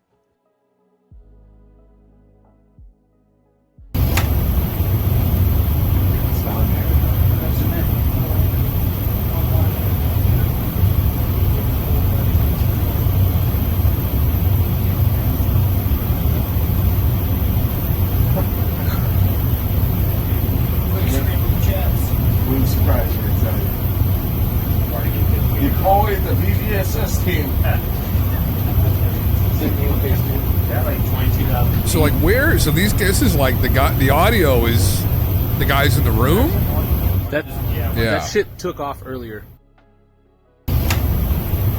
Fuck yeah, brother. Chicken thighs. Yeah. Intriguing. Wamba. Go on. Fucking right. Sounds like a good night. Okay. Interesting. I mean, we were just going and looking. We were looking at this just a second ago. I mean, it is almost identical because he does bring up the gimbal footage from 2004 as well to compare it to the gimbal footage that they caught back off the Nimitz, which is what Dave Fravor had saw, which is very significant sighting. I mean, you have not only the video, right, but you've got also eyewitness testimony from some credible witnesses, multiple. I think 4 people had seen it in total. So they not only got it on radar, which was then confiscated by someone, according to Dave Fravor. They had visual sighting of it here with the camera, and then they also had eyewitnesses. So, it's one of the UFO encounters. So they had another incident, I guess, off the coast in the same area. Very surprising, but yeah, great video. But we know that Kirkpatrick would be all over this, saying not good data. Thankfully, he's gone. Well, I know, man. That's the thing. Like, I don't understand that. Like, this is the incident in and of itself is really compelling because you've got all those different corroborating accounts. Where now, what I would go to now that Sean's gone and you got the other gentleman there, I forget what his name is now, but I would be going to try to get the radar data that they supposedly confiscated off the Nimitz, which would show definitively, you would imagine, the object moving at these ridiculous speeds because they caught it on camera, but they didn't capture it, going like 0 at a Mach fucking whatever would have to go to. Instantaneously went to Dave Fravor's cap point. So it met him where he was heading to. And it just instantaneously moved there. And you'd imagine that would show up on data. That would be undeniable proof of this thing being anomalous and moving anomalously. So then I would be going after that. Yeah. Yeah. We can't get one high-res photo. I know. That's the other fucking anomaly, right, man? That's what we were saying last night. We reacted to Different Armors. What's up, man? Welcome. The Jake Barber footage. I probably still have it saved on here. Sky Watcher. Right here. Did they put it up, actually? Images of it. I don't think they did. This is what I was hoping we would see. Like, this level of clarity is what I was hoping we would see. But it wasn't. It was blurry shit again at a distance, right? Yeah, it was all dots, Skywatcher stuff. Yeah. It literally looked like fucking balloons. It literally looked like balloons. Finn was in here, and Finn has seen thousands of these videos and analyzed them. I don't know if you're in here right now or not, Finn, but you know, and there's tons of instances of these metallic balloons floating up in the sky, and they're very reflective, and they look, it's crazy. Like there's like, you know, they'll be causing, it's reflection, they're moving around in a circle, and people look up like, what the fuck is that? They're very very anomalous looking. But, you know, they turn out to just be a fucking balloon. That's literally what these looked like, were just balloons. And my issue, what I was just talking about here a little while ago with it, is that they supposedly have higher quality data. So they've got like, where's the capabilities at here? So where's the systems again? They had this up here, all the different data they can collect. So, does this expand it out? Multi-sensor correlation and validation, cross-referencing data from telemetry systems, infrared, optical, and signet sources to eliminate false positives or verify authenticity. Well, where was that in the video, guys? They're going to be releasing a document, like a paper of sorts, with all of this information and this data corroborating these sightings. But you should have put a bit of that in there, or expanded upon it, or explained that data in relation to these sightings. So being like, okay, well, yeah, but this thing does look like a balloon tumbling through the sky, but it left the area at Mach 2. So we know it's not a balloon. And they said that. And it's like, okay, well, then show us the data. Just show us a fucking clip of it, or have someone go over that data and explain it and why it's significant. And then other experts, they want to subject this stuff to peer review officially, right? In whatever publication, ArcFix, they're gonna publish it on. You could do it right then and there. Like, get the guy to fucking explain what this data means, show it on the fucking TV. They had the TV up with Merrick. Like, why didn't they do it there? It's just very strange. Essentially, what they just showed was what there tons of Facebook moms have captured for years. Just balloons flying around in the upper atmosphere, glistening. That's all it looked like to me. And I know that might be more than that, but you have to provide information to show that. We're not just going to believe you. It's not what people are in the business here of doing. This isn't a fucking church. You got to provide data, high quality data. That was what differentiated these people from Stephen Greer. Stephen would just go with all the fucking boys, take all their money, go out to some field somewhere and be like, oh yeah, I can feel Bijou here. Did you guys just missed it? You just missed it. You just missed it. You just missed Bijou. He just flew by. You're like, oh my God, I think I saw him. Like, it's like, no, fuck that. Like we were supposed to be over that. We're not going back to that. We wanted you guys to give us corroborating data. We're not just going to take your word for it. That's the whole problem with Steven. Fuck Bijou. Fuck Steven. Steven gets fucked anyway on this bicycle, but Dr. John Kozlowski, Rightwave, yeah, is the current director of Arrow. John, right. The guy who told James Fox supposedly that even if they actually had definitive proof, the DOD probably wouldn't let him present it to the public because he's essentially just beholden to whatever the DOD wants him to do. Supposedly, he told James Fox that behind closed doors, and then James went and put it in his documentary. And I was like, oh, wonderful. So, like, you know, again, it's the guy. If the government doesn't want this to get out, if they find something really compelling, they're not going to fucking release it. If Jake Barber or someone goes with really high quality footage of a fucking craft and they determine it to be real, guess where that's going to go? The bottom of a fucking file folder somewhere. Exact same shit that they pulled with that incident back in the late 1990s. Well, I've played this multiple times. Actually, fuck. My light just fell. Shit.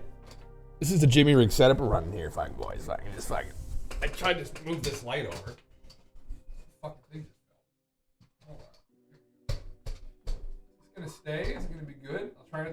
my hand on the fucking desk. That was probably all fucked. The lighting's all fucked. No, that's not bad. That's not bad. Just don't slam the desk. Christ. The incident that had happened back in the late 1990s, it was a Japanese crew, and they saw this ridiculous craft the size of like 10 football fields. And supposedly, after this had occurred, somebody from the CIA came in and confiscated this data from the FAA because they had radar data. And they had they also had the logs. They had the conversation of the pilot with the air traffic controller. And the pilot ended up like losing his job. He got relegated to a desk job. He was grounded because he kept talking about it with the media. This was real. This happened. So in Japan, they grounded him, ruined his fucking life, I'm sure. And then the CIA came in and told, actually it was in court that they had told them that this will never see the light of day again. And then what had happened was one of the guys who was investigating it, or I think he was there at the time, he had actually had a copy of the conversation, I believe, between the pilot and the air traffic controller, and he kept it. And he just didn't tell them. He said, fuck you. So he went, he revealed that at the press conference meeting in 2001. I think it was just a conversation between the pilot and the air traffic controller. And so that was a big deal. So absolutely, again, like, do we have real confidence that they're not just going to go and confiscate that stuff as soon as it's submitted to Arrow? Fuck, I wouldn't fucking trust them for 2 seconds. I don't have any faith. The problem is that we haven't reckoned with the real conspiracy here and the dark elements that are probably still involved, and why ever they're hell-bent on just keeping this out of the general public's consciousness. Like, why do they not want people to know more about this? Like, what the fuck do they know to where they're so hell-bent on controlling what everyone else can know? Like, where does this all go at the end of the day? Like, where does this lead ultimately? That's my problem. But anyway, this was not great. Where's the, oh god, yeah. This is part 2 here. Okay, yeah. I don't know, man. And I mean, I'm not the fucking guy to figure out what they could do better, because, obviously this was a lot of production they were involved with here. But I would say at least here on this TV, this gentleman who knows what all of these different systems do could give us an idea as to why that's not just a fucking party balloon. Because when I really look at this, let's go back to it again. If I can. This is a problem too. Like, it was like literally a second long clip that I just fucking lost. So that Hornet one was the interesting one. I've seen fucking party balloons flying around that look just fucking like that. I wonder if they'll show it again. I think they should here. I think it was just up a little bit further. No, fuck. See, even just finding it in here is a fucking hassle. They don't have the fucking pictures up. There. Right here. Look at that fucking thing. Oh my god, it's like literally 2 seconds of it. Like, guys, what the fuck? Literally like 2 seconds of it. That's a bright star. This is all fucking people. Look at how it's moving. It's just moving like a fucking balloon in the wind. Anyway, I'm just gonna fucking just lose all faith again. If I keep watching through this, like, holy fuck. This jetpack guy could be it, man. That could fucking be it. Man, Glock, man, that one in particular, to me, this Class 8 Hornet is almost certainly a fucking balloon flying around. But again, like, oh fuck.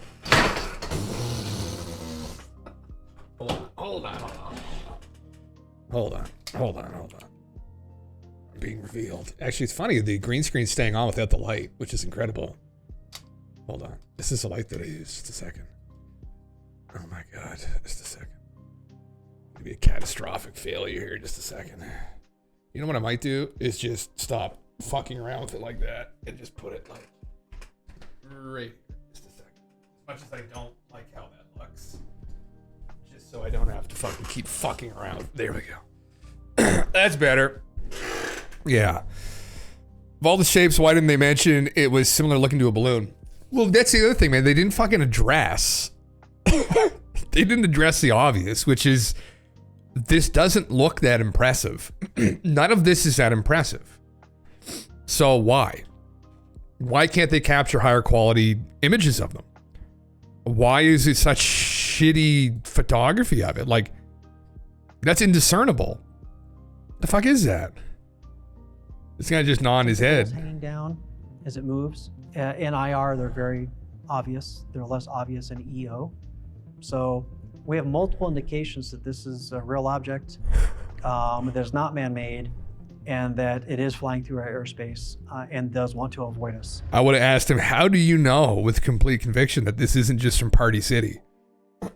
This is like some kind of balloon escape from Party City again. There's probably like a Party City or some fucking equivalent literally just over the horizon somewhere. Just some motherfucker with the helium balloons just losing them every once in a while. How devastating would that be for this? How devastating would it be if it turned out that this is all this was just fucking balloons? Oh God. I think I would even feel a bit sick, honestly. After having spent this much time just covering it. Like, holy fuck. Yeah. Why are you making a film set, lighting setup, fucking poser? Bet you have mirrors on your bedroom ceiling.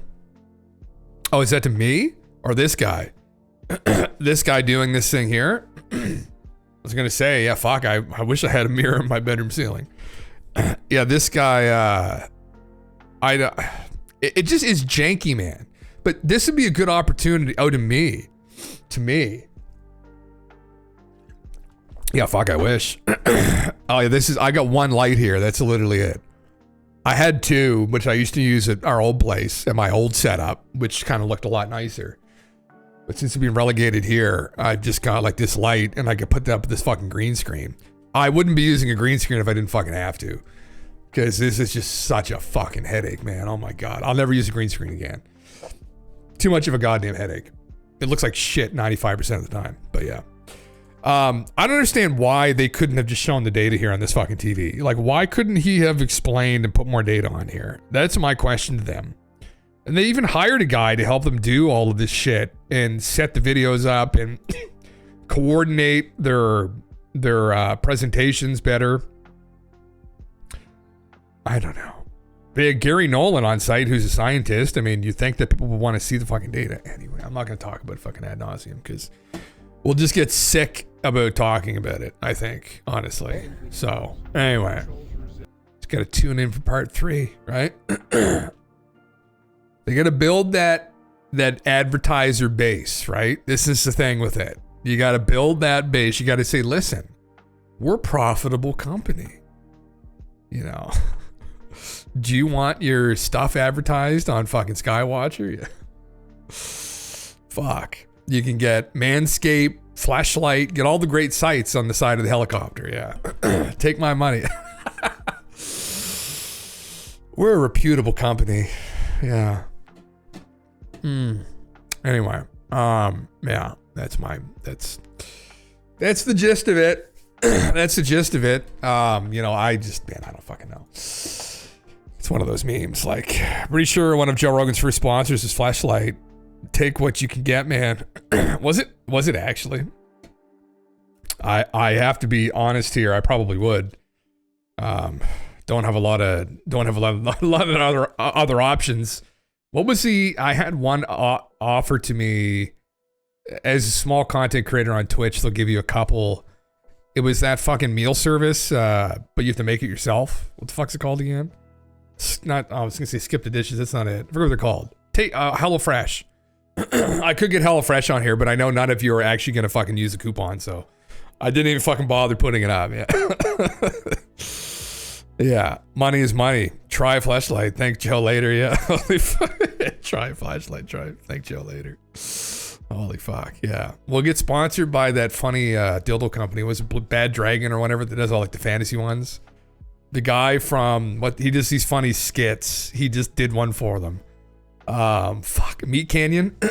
we'll get sponsored by all these fucked sponsors. Yeah, take my money. There's a couple memes that it would be a funny meme though to have that as a sponsor. I put the sticker on the fucking family car. I don't know how Mom would feel about it, but put the sticker right on the bumper. Say, listen, I'll put you guys wherever I need to put you. I'll do whatever I need to do. Make a buck, right? Is that what it's all about? Just get that bag, right? Papa Meat. Yeah, Papa Meat. Yeah, it's exactly Papa Meat. Guy's a fucking meme, man. Yeah, fuck. Anyway, this is interesting. The whole Jeremy Corbell thing. Now, what I was going to get to in regards to this, because this is actual footage, was, which I don't want to because I was just talking about this a minute ago, is the whole Merrick McWest thing that they're arguing, debating online about this. The Skywatcher AP classes are the usual LIZ objects, many of which look very much like balloons or the wind-blown debris. None of them are particularly interesting. It's a very weak showing, unfortunately, just wishful thinking. Show me the data, post it online, make it accessible to everybody. Exactly. I think that's exactly the case. This is another one of my points that I had contention with, where they were saying that, yes, we'll get people to peer review the data, but they have to come to us to see it. We're not going to share it open source. I'm like, why the fuck wouldn't you share the data open source? Like, you're going to expect people to fly to wherever the fuck this is in the desert to go into your trailer to look at the fucking data? I was saying, like, you know, is Jake Barber just going to be standing there in his fucking gi the whole time with a big black belt hanging out in front of you, right? Be like, oh, this looks like a UFO, right? Right? Just staring you right in the eyes the whole fucking time, like not blinking. You're gonna snap your fucking arm right off if you fucking say anything but, yes, sir, this looks like a UFO, sir, yes. Why not just let it out open source, boys? It doesn't make any fucking sense. Like, yeah. Fucking Christ. Beard's gone. Yes, I kind of accidentally shaved it too small. Yeah, I'm gonna grow it back out again, Trizzy. Yes, soon. That's what happens. I just get lazy and then I just don't have to touch it for a while, and then I can't grow like a full fucking beard. Like this side sucks, so I have to like do some weird kind of goatee biker thing. But you know, it is what it is. Yeah, it looks nice, man. Yeah, it's my real face. Yeah, my baby face. Yeah. That's a good question. Why not just release it? Mick, I like that comment because that's a really good point. Yeah. Submit your request and get the data. Go beyond the online persona and do the work. Yeah, but why not just fucking release it? I'm with Mick on this one. Why the fuck not just release the goddamn data? Don't avoid the request. Reach out and take the leap or continue with whatever it is. Bro, why do you need to take who needs to take a fucking leap here? Like, just release the fucking data. Those icons for childlike drawing, modernized, heavy censoring and fonts make things more readable. Perhaps they're presenting these ships in a way like normies can accept it. Round the corners. It could be it, and that could be their intention. I mean, they gotta pull people. They gotta grab people though. Like for me, I think for a lot of people, they're kind of just like, fuck those. I think they just look like balloons. Like, so maybe they're gonna drop the bombshell in part 3 and they're gonna have like Skinny Bob tied up in the trailer or something. They're like, guess what? We got it out of the egg, right? I don't know what the fuck's gonna happen, right? Jake's gonna be fucking doing BJJ with Skinny Bob on the mat, right? They're gonna be rolling with him in the gi. I don't know. So this is what Merrick says here. Mick says, why not just release it? Happy to jump in. Given the scale, scope, and public profile of Skywatcher, location data, for example, which is critical to the sound scientific analysis, is quite sensitive. Hopefully you can respect that. As Fred said, submit your request to get the data. Why is it sensitive? What is the downside of saying what happened and when and where it happened? So they don't want people to go to where they're at, maybe is what the deal is. Like, they've got a special spot. They don't want to reveal it. I think Mick found them on Google Earth already because they've been camping out here for a while. And they may have actually showed up.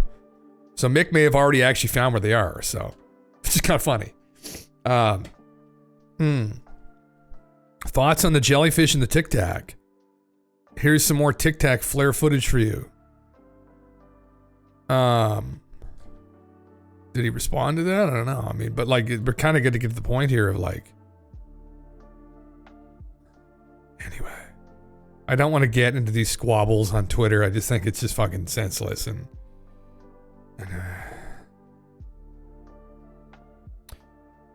Goddamn. As a shiny Mylar balloon rotates, the reflect different amounts of sunlight. The only way to demonstrate that is not a balloon, is to prove its trajectory is inconsistent with the wind. Yeah, show us the data. This has not been shown, and hence this video is consistent with the balloon. This is the blob. Interesting.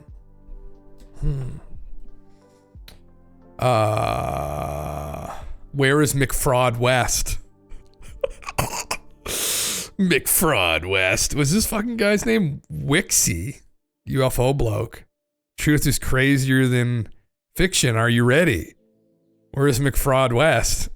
Fuck, I mean, I don't know, bro. I'm not fucking all in on this one. Like, there's tons of lights like this on Facebook fucking groups, you know. Anyway, I don't want to spend the whole time just fucking memeing on this, but yeah. Again, we could clear this up pretty quickly if they show the data that it was moving anomalously. If it was moving at like fucking Mach 1 or 2, like it's not a balloon, then therefore this is something to be taken seriously. But the problem with this too is, what do you think you're going to be able to infer from this video? Like, what is this, like in total, like 100 pixels? Like, what are we getting from this? Really? It's my problem, ultimately, with some of the stuff where I just don't think... Anyway. I keep saying it 30 fucking times. People probably just fed up. Like Jim talking about something else, for Christ's sake. Dump all the raw footage and censor stuff online, let people come through it. Yeah, that's exactly it. I mean, I don't know. There might be a way to release some of the censored data without, you know, directly correlating your location. That might be possible. Like, you would just want the data around how the object was moving. I don't know enough about that. About people that work in radar and telemetry data. I have no fucking idea. It's like the JFK files, man. It's just debate after debate. Listen, this is usually how things go. I was thinking about this the other day, right? Because I mean, I've been playing the Monster Hunter game that just came out, and it's really good. I enjoy it a lot, but we hyped that shit up for 7 years. It'd been hyped. And it's one of those things, I've just realized this, especially with gaming, that I've just learned not to get excited for things. I've learned that the great things, the great games, just periodically come out and you have no idea what they even were about, and you had no idea they were going to be good.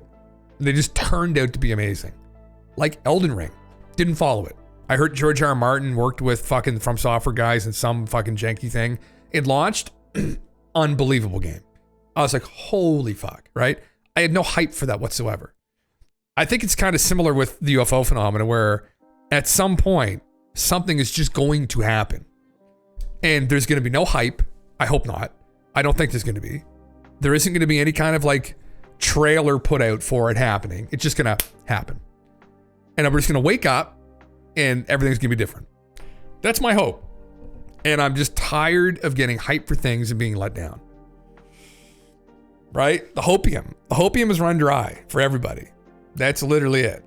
That's kind of how I'm looking at fucking games now, where I'm like, you know what? Not getting excited for things anymore because I'm just getting fucking disappointed.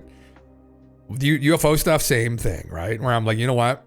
I just am anticipating that what's going to happen is there's just going to be something that happens that fucking just blows our socks off. I hope. So, yeah, just let it flow. It'll all fall in place. That's exactly it, man. Or what we can do is stop beating around the bush and just get our psionic caps on and try to psychically connect with them. I mean, the limiting factor there is my psychic ability, actually, because I have zero psychic ability. I'm just another NPC. This is, as Harvest Dawn comes on, just another NPC out here, you know? So, you know, we just got to try. Maybe we should just do an experiment. One of these days, you and I got to figure out is there is a way, because I've seen these motherfuckers on Twitch do this. I don't know how they do it. Maybe they got a really expensive setup, but where they can take the stream from OBS to their phone. So I could be like, you know what? Let's just go outside and do it. Right? Let's go outside and do it right now. And that would be really fun. Where I wouldn't just be locked in this fucking little area that I am. I could actually just go. We could just go outside and we could just say, you know, maybe Galen TV can come hold the camera, or I can just film Galen TV. That'd be pretty odd, actually. And we could just walk through the woods together and try and summon these craft. Yeah. Someone needs to psionically hijack one of their blobs and race off with it, prompting them to chase with another blob like some sort of Tron scene. Just a bunch of blobs. Like, yeah. Man, that'd be fucking great. Maybe the Tic Tac can show up. Maybe we can have like a couple of the Hornet ones show up and like kind of surround it like a hot dog bun. And, fuck, I don't know. That would also be pretty hot. You know, things get weird. Yeah. That's what we want, though. We want things to get fucking weird. That's what I want.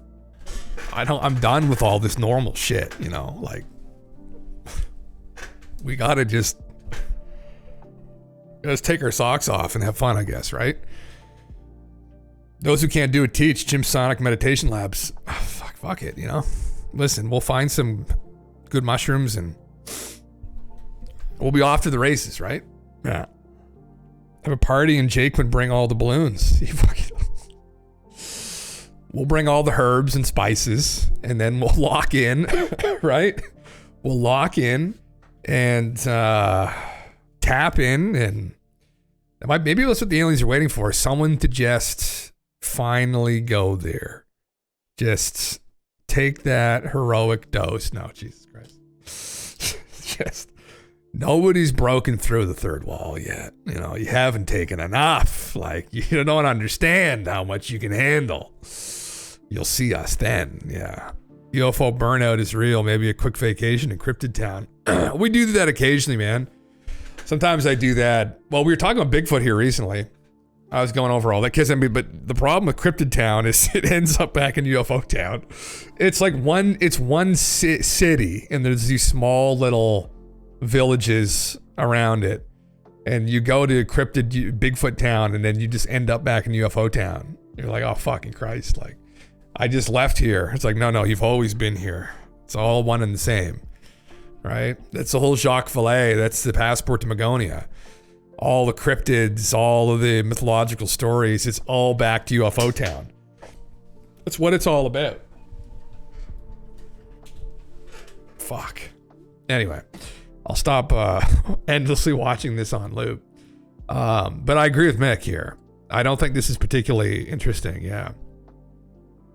The Skywatcher paper describing the multi-stage framework of investigating UAP is actually quite good. In stage 4, where they are now, they discuss crowdsourcing the analysis and releasing the data to the public. Why have they not done this? Yes, exactly. That's a good question. Why have they not done this? Yeah. Location data for Skywatcher can be found on the video itself. Just geolocate the mountains and there it is. What exactly is so sensitive? Literally found where they were. Oh, Jesus Christ. See, this guy, you give him a fucking computer and he's good with the goddamn computer.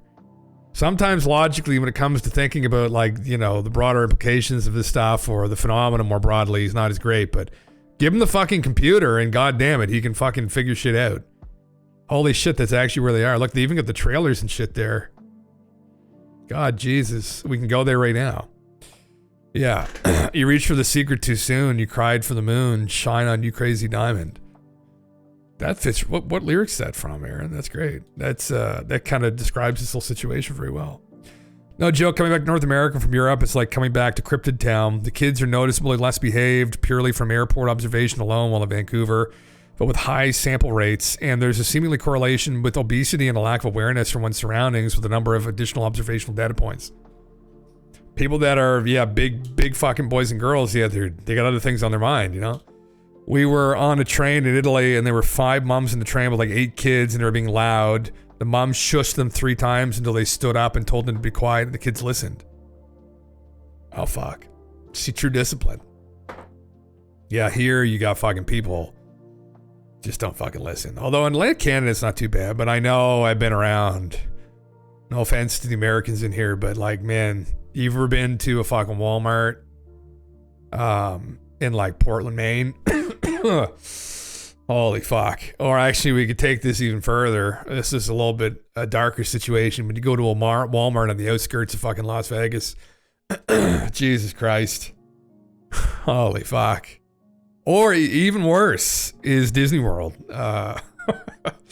If you've ever seen a 500-pounder on a mobility scooter with a turkey leg the size of a brontosaurus fucking leg, like you've not lived until you've been to Disney World and seen the turkey legs.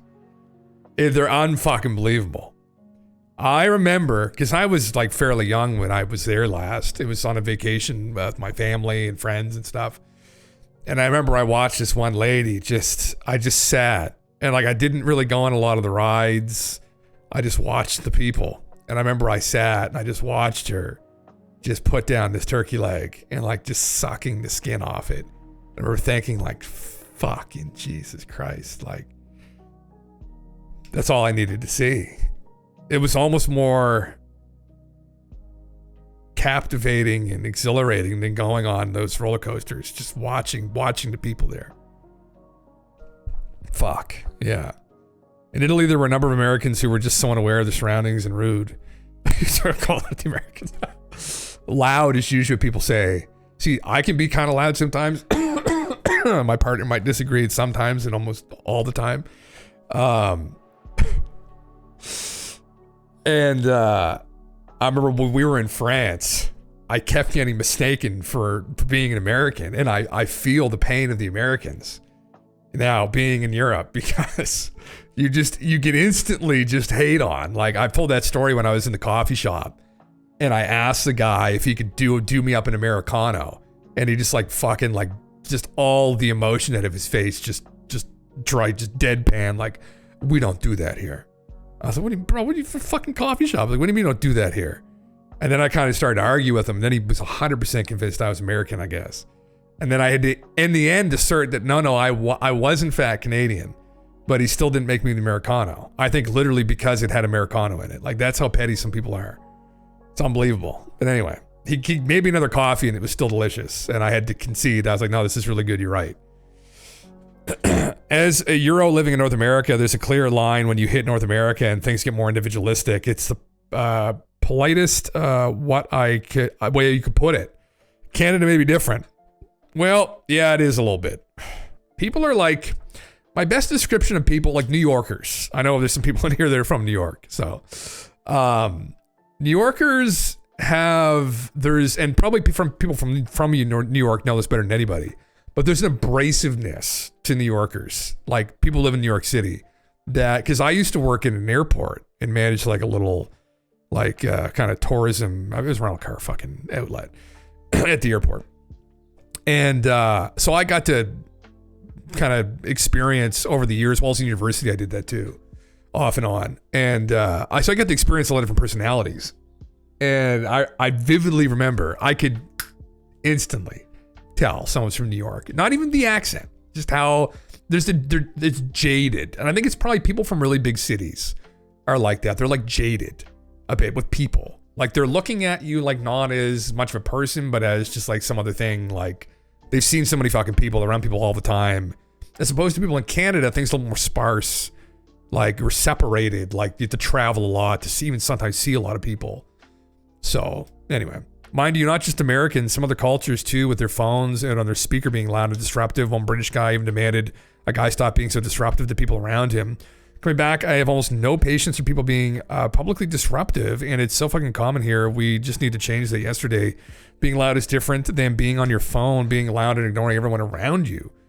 Like, walking busy streets, just like not moving for people at all, standing in the way and shit. There was this weird unspoken language between Italians and the streets just weave through each other. Fat as Americans trying to not fall over as they pivot from one turkey leg to the other, trying to get to their destination while complaining about shit. It's honestly disgusting. Oh God. That's the thing. Like, I know there's lots of people in the States here in great shape. And, one thing that Americans have that we don't here is health food stores. They have amazing produce. They have amazing health food stores. Oh my God, the name of it's just in my head. What the fuck? People in the States here, like, what the fuck's it called? It's this, it's a really expensive health food grocery store. I remember in Las Vegas, oh my God, that's all I went to. It was so fucking good. Anyway, yeah, and the prices here are cheap as fuck. Yeah, that's the other thing too. It's super cheap. Yeah, yeah. The turkey. Where I was gonna look this up. This is unrelated, but turkey leg. Disney World. I just have to see it again. Oh my fucking god. Holy fucking shit. Oh, those are small boys. Oh, those are getting a bit better. Oh, no. They used to be big. They were bigger than that. They shrunk them. They used to be ungodly. That's one you'll notice, like the chicken breasts and shit. Like if you go to a Popeyes down there, I remember I went to a Popeyes on the East Coast. Man, the fucking size of the chicken breasts. I don't know what the fuck they're feeding the chicken. Like steroids, literally. They're huge. And remember, there was the turkey legs too. They were monstrously big. Like unbelievably big. Those are little boys. That's not even fucking close. Fuck. They've made them smaller. It's supposed to be big, right? Good health food stores, but they only flourish because the standard of the produce is regular supermarkets is not great. Yeah, it's fuck. What's it called again? Fuck, I forgot what it's called. Yeah, you're not a fan of turkey. I'm not really a fan of turkey either, man. I'm not really. It is a weird. They're very lean, and almost always, regardless of how you cook them, I find there's a dryness to the meat. Anyway, yeah, Liger, large turkey leg, lurkey leg, lurkey leg. Oh, they're greasy too, though. I think they cooked them in grease. So this is where they're doing the psionics. God, this is middle of buttfuck nowhere.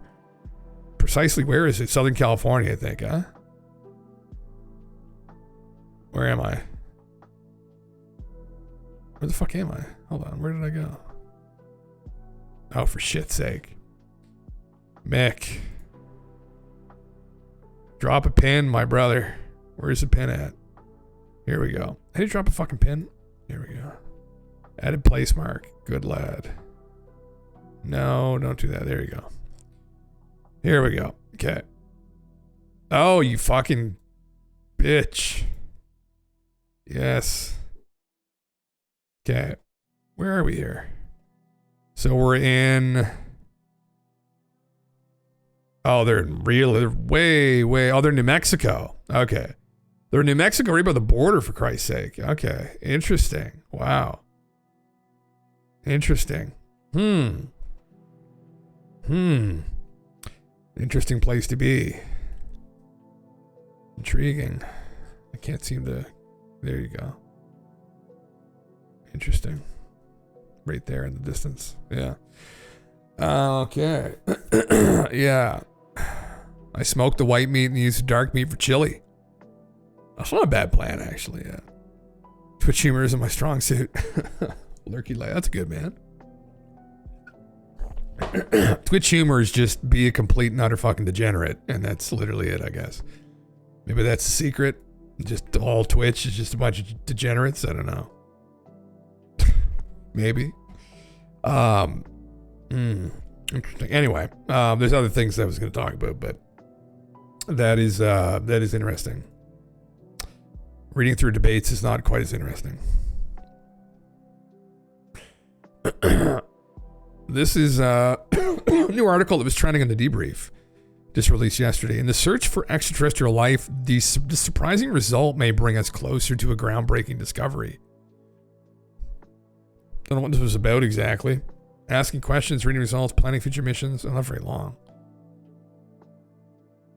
An ETH Zurich professor and SETI Institute affiliate has pondered what could be gleaned from surveys that fail to detect life in the cosmos. Oh my god, it works for SETI. Get the fuck out of here.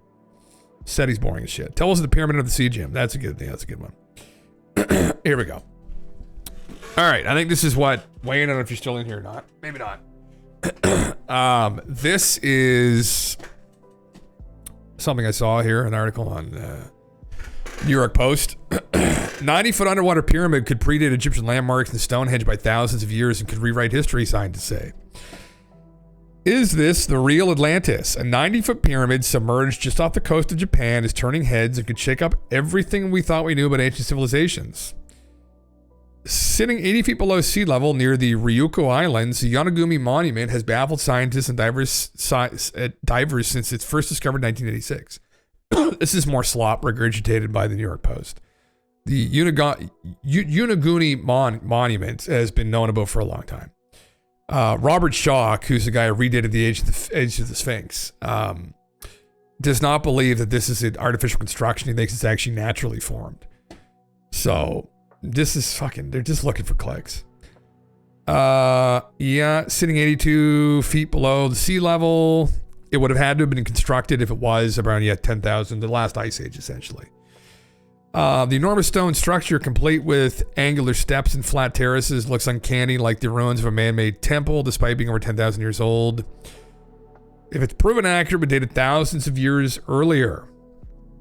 Supporters of the theory say Yonaguni Formation, nicknamed Japan's Atlantis, may be evidence of a forgotten civilization that predates agriculture. So you can kind of see it. There's a mold of it. People are saying that for that to happen naturally is extremely unlikely. And I don't know where I fall on it. I mean, I'm not a fucking geologist, right? So like, I think it definitely looks weird. It's hard to say, right?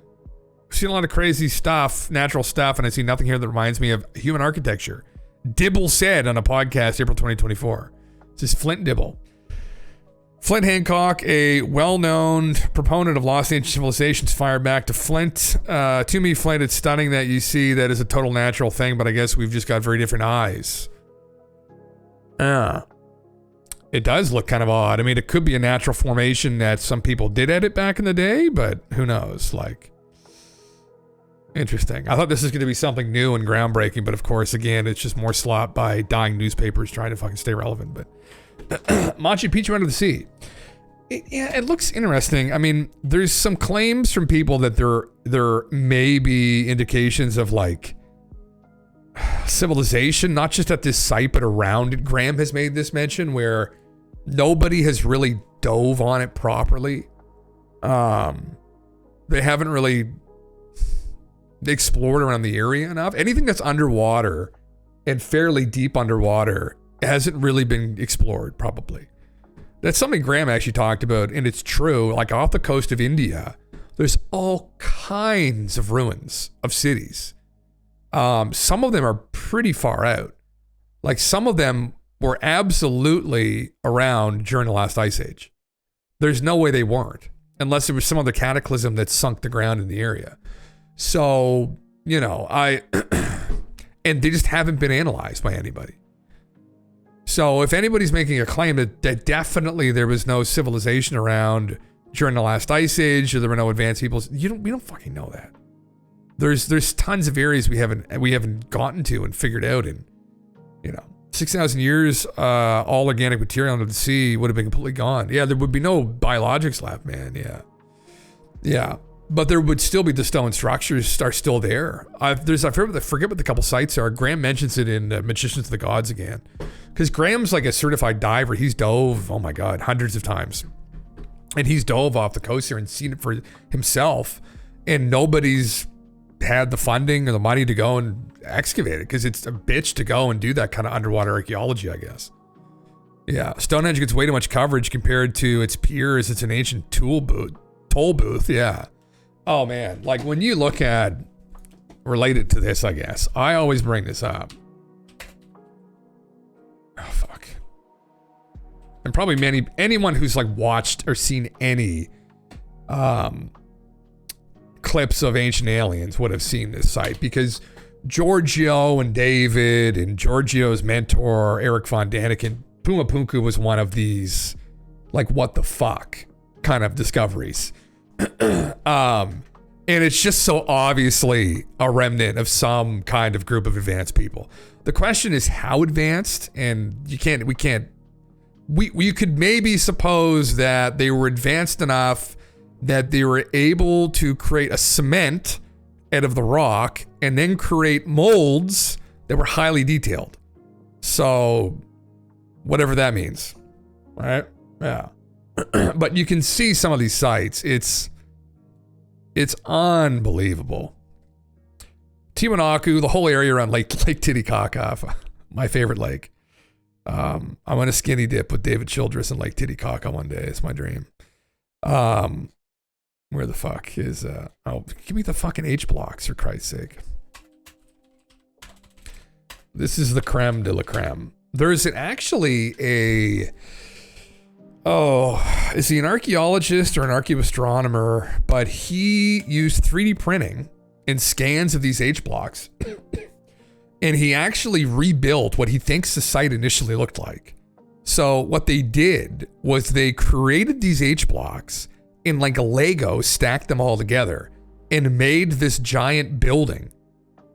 And like, again, the issue here is with the level of specificity employed, where they're almost literally all identical, and they're still so precisely molded or crafted that the corners can still cut your finger on some of them.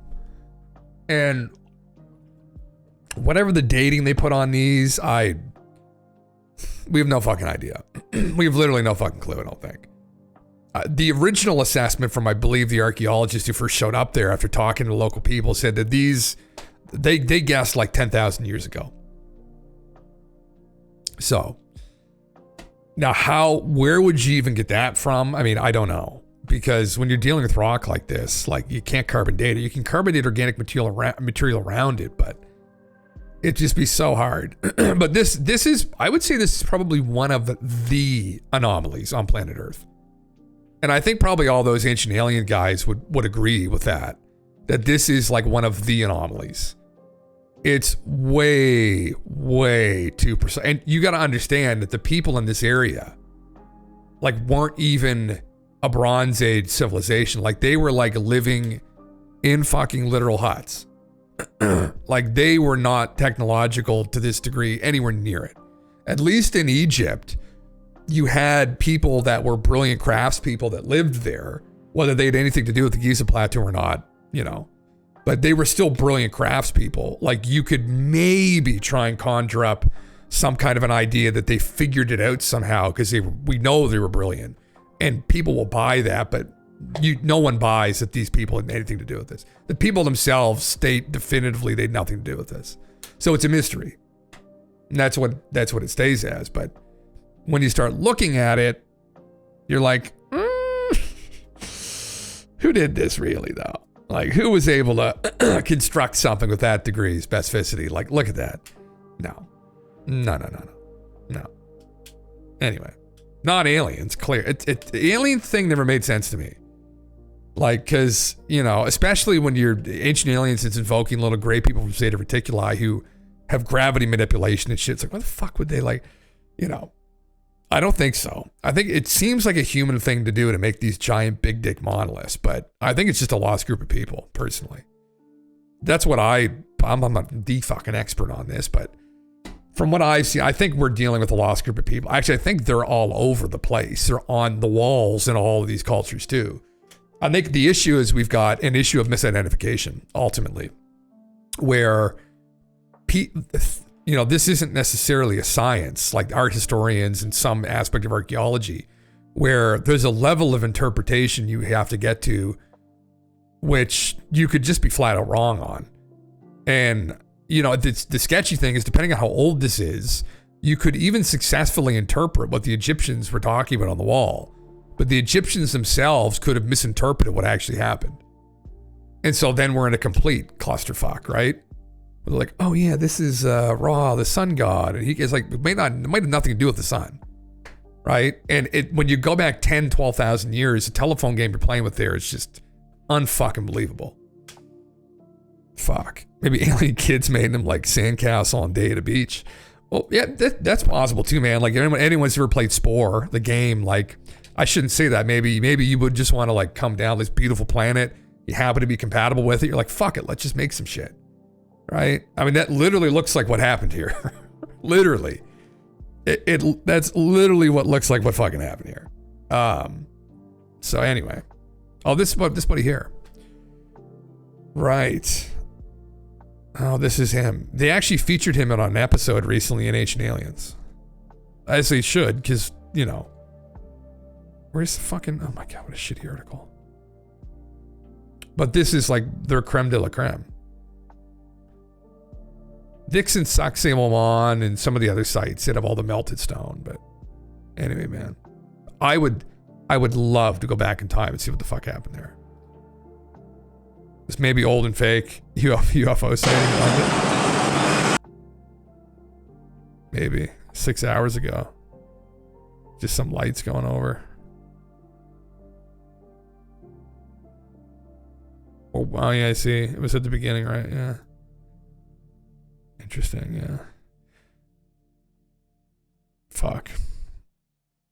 Someone in London still using iPhone 4? Film between 2008 and 2012. Fuck. God damn it. Where the fuck did that thing go? Where'd my thing go? God damn it. Oh, I'll pull it back up. Yeah. It could be ancient lead-lined cavities in the stone filled up with lead, nuclear reactor core that blew apart in a meltdown. The metal was all taken apart in antiquity of those H blocks. Who knows, man? I mean, even the Serapeum, the boxes in the Serapeum, it was an idea somebody put forward that maybe it was to house like radioactive material. I mean, I don't think there's any... Well, that's not true, though. I think they put that forward because there was some higher than average readings of background radiation, but I don't know, right? Who knows? Who knows? Seeing Pompeii gave me perspective in ancient stone. We don't know shit anymore, it seems. Oh, did you go through there and see all the bodies and shit, did you? Oh, fuck. That's crazy. Yeah, that's another crazy site, right? It's one of those things like... That's kind of a dark thing to search, I guess, but... Pretty insane, man. It's pretty dark to think that that was a person. And that he's now or she's now encapsulated in stone. Pretty heavy thing to see, really. Like this guy, oh God, I don't know what the fuck happened there. That looks like it was a bad situation. Person there. This is their last breath and now immortalized in stone. Crazy shit, huh? Like,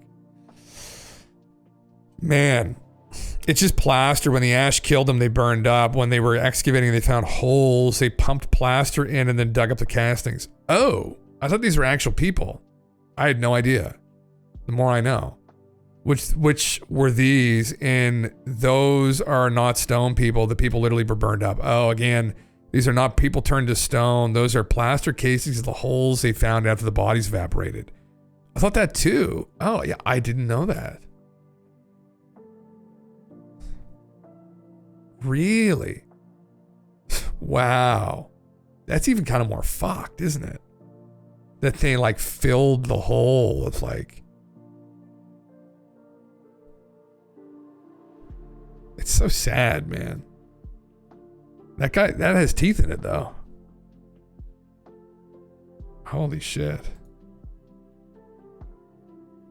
Oh, I see. Okay, yeah, you see like kids there too. Oh my God, man. Holy shit, huh? Wow. Crazy. Yeah. Holy fuck. Kind of killed the excitement. Well, yeah, that wasn't even the most impressive thing. The whole fucking city of Pompeii is wild as fuck. The way their water ran through the streets, the way their toilets ran into the water. The palace is full with a mosaic and shit. It was fucking incredible. I've got pics. Oh yeah, well, you fucking have to post them. I'd love to see them. And the house carved from stone. Their stonework is amazing. Man. Well, they didn't Pompeii create pizza? Weren't they the inventors of pizza? I mean, they must know what they're fucking doing to create such a wonderful fucking thing. The whole city was organized and like 20,000 people in it. Yeah. As you get further from the city, the streets get less wide because less people use them. Interesting. Wow. What a hellish thing. What year was it? It was like right around the turn of the millennium, right? Volcano. 79 AD. Okay, just after. 79 years after Christ died. Okay. Huh. Interesting. Interesting. Wow. covering the city in at least 19 feet of ash. Whoa. Man. Destroyed the city and its inhabitants almost instantaneously. Isn't that fucking crazy? Yeah. Man, there are literally wagon wheel ruts in the stone of how much they were used. Yeah, there was like a fort we saw built like 104 AD, a fucking castle fort from 2 grandpas after Jesus. Crazy, man. It's think about Europe. There's such a rich history that goes back, and like that's one of the reasons why like the vineyards are so good in like France and Italy, I guess, because the terroir, the ground there has been worked and honed for like literally hundreds and hundreds and thousands of years, which is what's fucking nuts. It's all organized in like the way shops run the mix and stuff. Man, crazy. Did Pink Floyd record an album there? Interesting, yeah. Fucking nuts. It'd be pretty inspiring, pretty grim to see that, like little kids burned alive. Oh man, fucking hell. Oh, there you go. There's a man. That's some art right there. See, true artists, a true artiste. You were listening to Floyd on the way there. Like one album I listened to while on vacation. There you go. There's a reason. That's funny, huh? Wow. There you go. What a fucking vibe, man. Fuck. Man. You know what was worse than this, though? And I was actually this is something that I know a little bit about, actually. Was live at Pompeii. Is oh my God, Thera. The Thera volcanic eruption. This one was really bad. This reshaped the whole Mediterranean. This one. Like that's what's left of the fucking island. It was a volcano. It was a huge fucking explosion. That happened. When did it happen? The Minoan eruption is what it's known as. A catastrophic volcanic event that devastated the Aegean island of Thera, now known as Santorini, occurred around 1600 BC. 1628 to be specific. This eruption was one of the largest volcanic events in human history. The volcanic explosivity index of 7. Man. Destroyed the Minoan settlement of Akrotiri and caused significant damage to nearby islands, leading to earthquakes and paleo tsunamis. Plato, they mentioned this catastrophe actually in their works. It was a fucking complete devastation. Yeah. The reason why I know about it is because and not me, but there's other more competent people, scholarly people than myself that have made this connection, that this may have coincided with Moses' exodus out of Egypt. And this might have been one of the because when that blew up, that whole area would have been covered in ash. Like the sky would have been dark. It would have looked like hell, literally, when it blew up. So potentially this could have coincided with the exodus. It was maybe even related to like at the end of it where things really took a nosedive. This might have been what happened. So yeah. But anyway, I was just, where the fuck is ChatGPT at? I was doing this earlier. Oh, I forget where it was. Anyway, my whole theory I'm trying to put together around this, that there may have been some kind of an incident that happened around 3,600 years ago that maybe also had something to do with a comet. Now, whether the comet had something to do with the volcanic eruption is a whole other assertion, but that there was a comet seen during the Exodus, and that there was also this eruption, and that this all just kind of ties together into one cataclysm that happened. But anyway, it's fairly convincing. I think it's a fairly convincing argument when you're getting to like some scholarly sources and stuff. So Moses was Thoth, and he stole the Ark of the Covenant out of the Great Pyramid. That's the real reason the Egyptians were chasing him across the Red Sea. Maybe, man. Who knows? Maybe there's that connection there.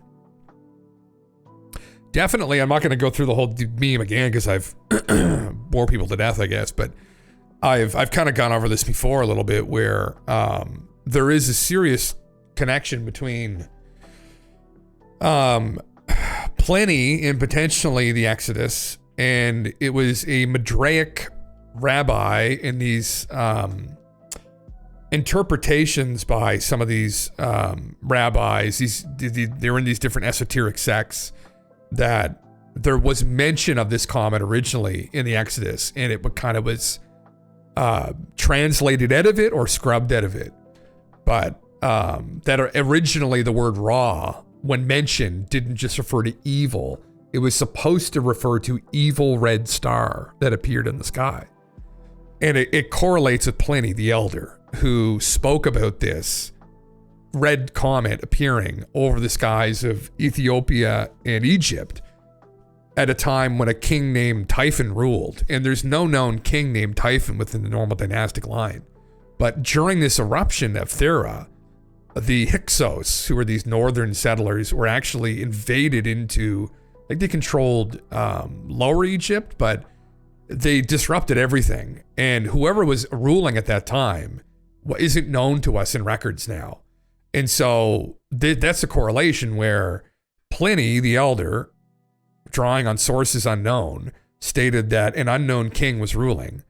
There is a time during a cataclysmic eruption when we don't know who was ruling Egypt. And so potentially this could be the real date of the Exodus. And it also kind of correlates with the plagues and just a general kind of cataclysmic feel going on there. And there's mention too about the destroyer, and this kind of correlates potentially to some other text, which is far more controversial, called the Kolbrin Bible. Sorry. And the Kolbrin Bible is way more contentious than any of these theories I'm putting forward. But it was supposedly an interpretation from an Egyptian priest that saw this object. Now, it may be bullshit. There's some good work people have done to maybe show it might be, but it's interesting that is named in the Exodus. They do make mention of that. Anyway, it's a telephone game of history. And this ties into the winged disc into Mesopotamia, and that it absolutely is tied into Ra, Ra, the god from Egypt, which had this red orb over his head entwined by a serpent, which is how Pliny described the comet, right? And then the name of the comet in the Exodus, supposedly, according to these esoteric sects, was Ra, R-A-A, which originally translated not just to evil, but to evil red star. So you see the correlation, the connection here. This is brought up by Velikovsky originally, back in the 50s. But it's a little bit more elaborated because Velikovsky didn't know about the Mesopotamians, and that this winged disc entwined by a serpent was also shown there. So anyway, you could get it back to Nibiru if you wanted to. Yeah. Fucking Christ. Yeah. You did it. Yeah. I mean, it's, you dig it. Yeah, man. It's, and you could go on Gaia TV and really make it even crazier if you wanted to, right? Because the fact this happened roughly 3,600 years ago, and what we're dealing with, of course, is this. It was literally this.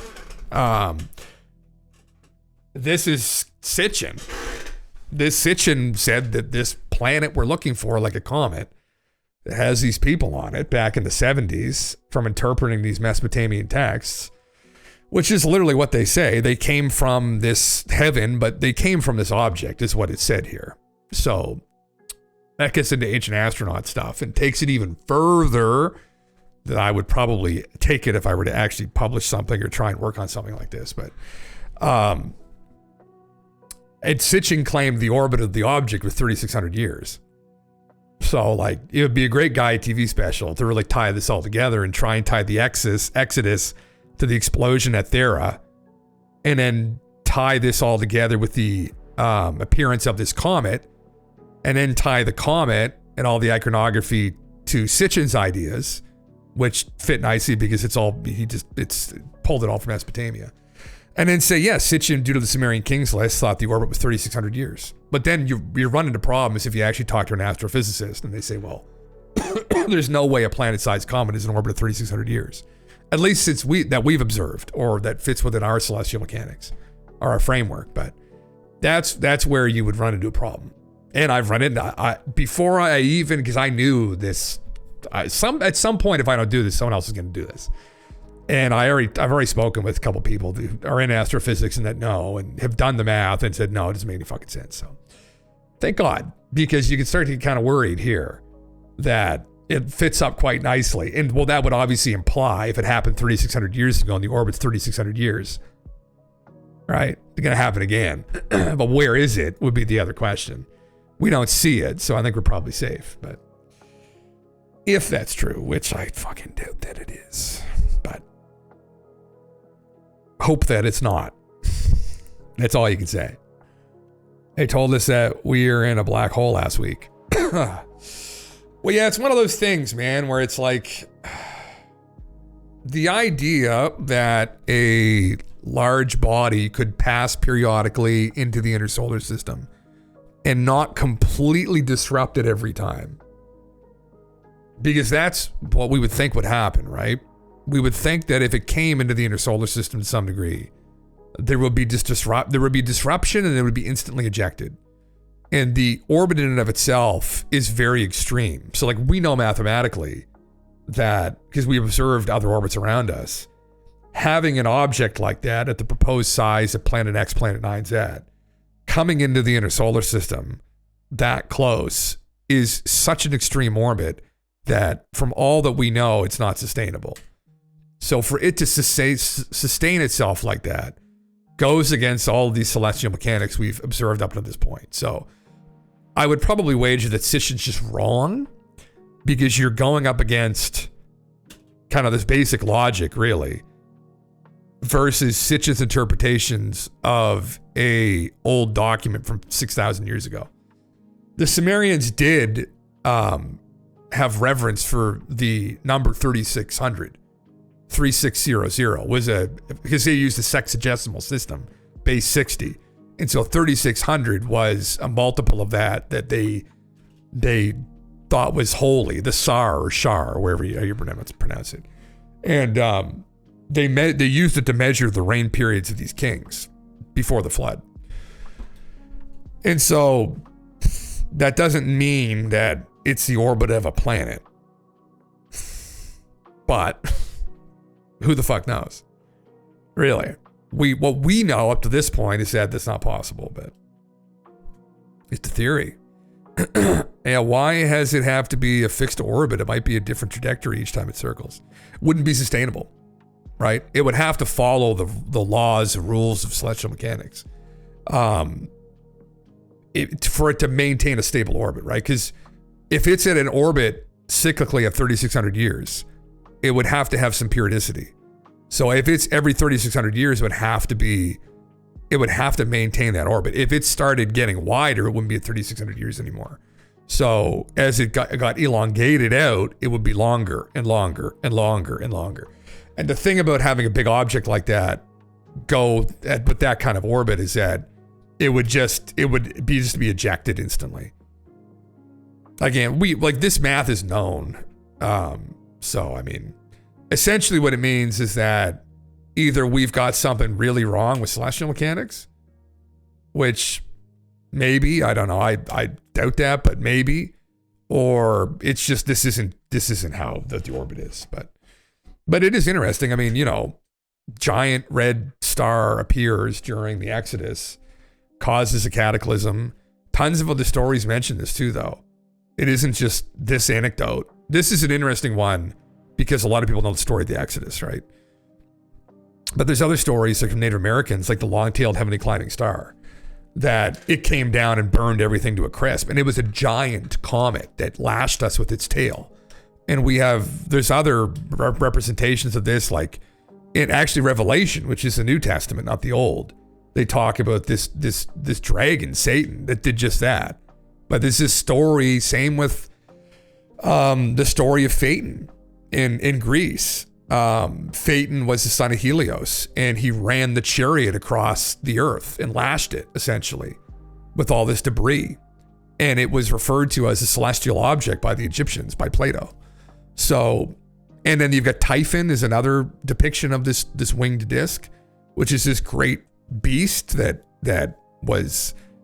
Zeus had to fight off, right? That endangered the planet. And it's identical to the winged disc in Mesopotamia, which is this comet that I think that maybe appeared during the Exodus. So, yeah.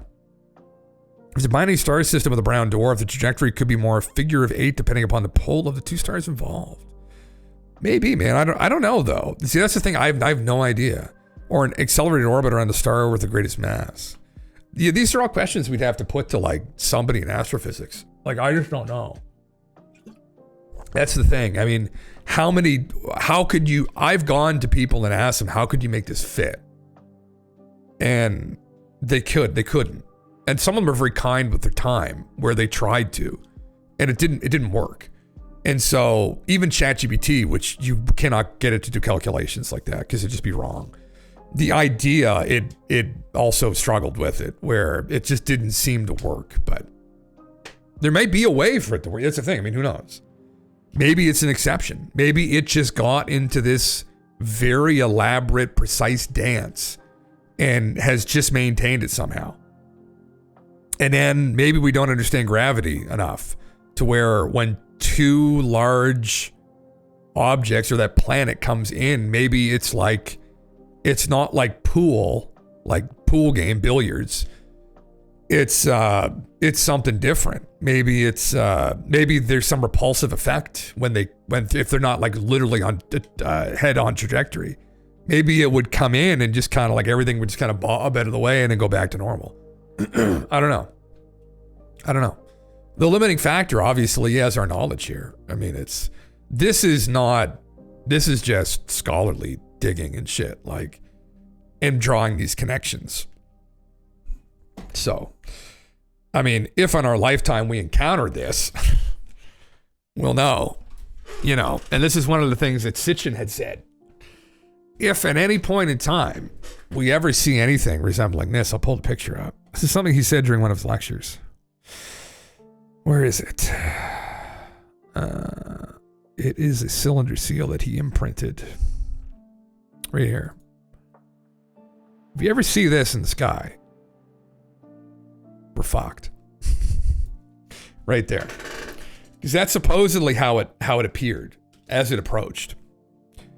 It supposedly appeared like a red cross in the sky. And then that is, according to Sitchin, and I don't know if he's off base with this, honestly, where the iconography of the cross all originated from. That it might have something to do with celestial object. Yeah. So. And the cross is all across the planet, right? And so, as a comet approaches, actually, if you can look at this through SOHO, the Solar Observatory satellite, this is how they look, actually. So if a very large comet, like the size of a planet, approached, it would probably look like that.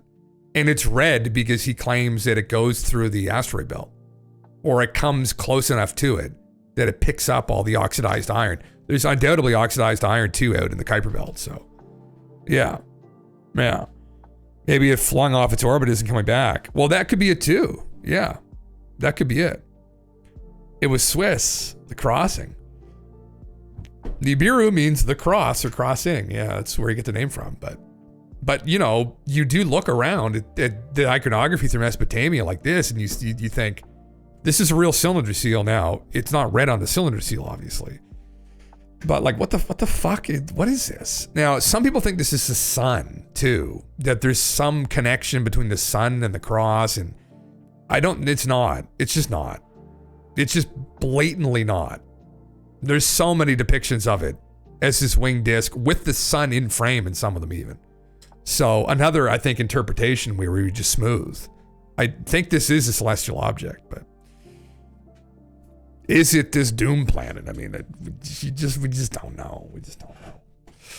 Don't know with complete conviction, right? I mean, Sitchin, this is where he bet. He put his money here. This is where he placed the bet. I don't know. I don't claim to know. I just find some of his connections are very interesting. I just think that they are. Anyway, it's an obsession of mine that I apologize just to get lost in and meme on. But there are other things out in the world. I mean, anybody that is into the woo or has gone into woo, like things like remote viewing, even in ufology, there's this narrative that we're going to sustain some kind of a cataclysm during our lifetime. And from what? And I mean, from what I've been able to discern, it's not something actually within our control. It's something that's some kind of celestial force is going to bring the cataclysm. The sun or just another comet or whatever the fuck. But that drove this a bit harder for me. But anyway, obviously not very fun to think about. Those things. It's not really that fucking fun to think about. So we need the aliens to tell us our real history. Get a move on, Jake. Well, man, that's one of those memes where, you know,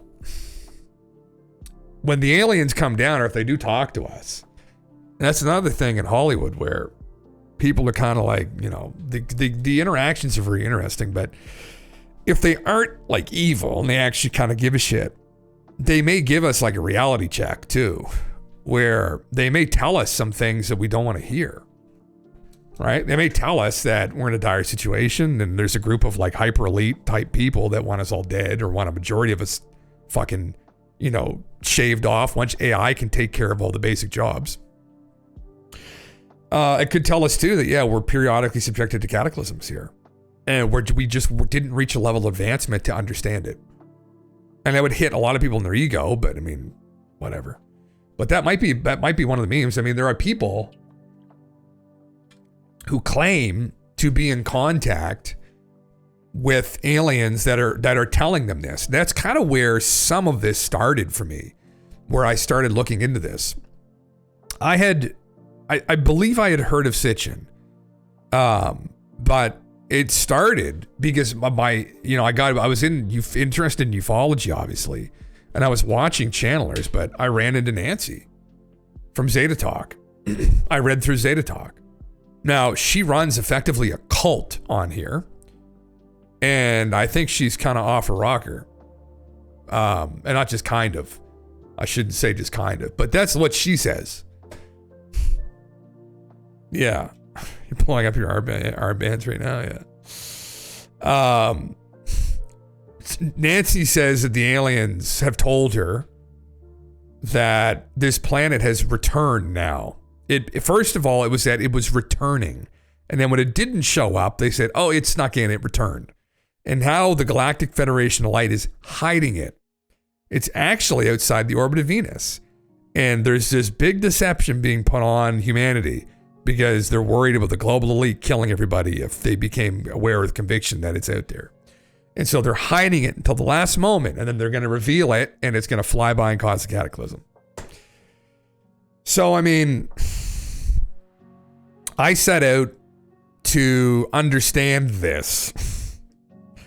And really, it was Sitchin, too, that I wanted to understand his source material. And so that's what got me on it, yeah. This is the loose slop you want in a 2, yeah. This is the level 10 woo, yeah. Tuesday slop is full of woo. Oh, in a 2, yeah, today. Yeah, this is top tier. This is the kind of shit that kind of pisses me off, honestly. Because she's just running a cult. That's my opinion. This is what happens, though, when you have this emissary. Oh, wait, the Zetas are telling me again. It's time to go back to PayPal and donate again. You know, like, this is where it fucking goes. I don't want this to pull up any credit card information. Donate to Nancy Leader. Make this a monthly donation. You know, this is, she's not alone. There's tons of people out there, but as we were just talking about Planet X, and here's one of the crazy theories that people have put out there, that The aliens are telling me it's coming back, but there's tons of people that are talking about similar things from the aliens. There's no way to verify the source. So at the end of the day, it's like, that sounds, even if this turns out to all be true, Christ forbid, it's like, guys, no one could take this seriously. Because we were just burning people alive for being witches like 300 years ago. We're not going back to having a high priest here from you being like, trust me, like, fuck off. Like, that's literally what I'd have to say. So, anyway. Yeah. Yeah, but there is a donate button. There is. If you want to support her and whatever the fuck she's doing.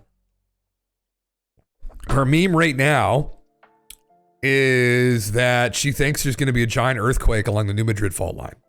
Now, that, again, kind of like Planet X, there's like a legitimate basis for some of these things, which is how I think people get hung up on this shit, where there is a concern that there's going to be a giant earthquake any day along the New Madrid fault line that could be fucking cataclysmic. So she's convinced it's going to happen like now, like right now, like any literal day it's going to happen. Like she's calling it like I don't keep up with them, but I did just go back to them again because I mentioned it recently, and they've been saying this actually for 15 years. But now is definitely the time. Now it's actually happening, right? It's like, okay, all right. So anyway, fuck. Yeah.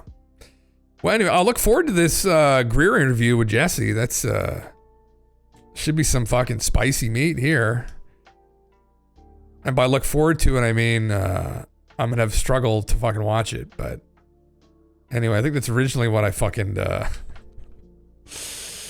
out. Well, this other guy has another podcast. All the podcast boys.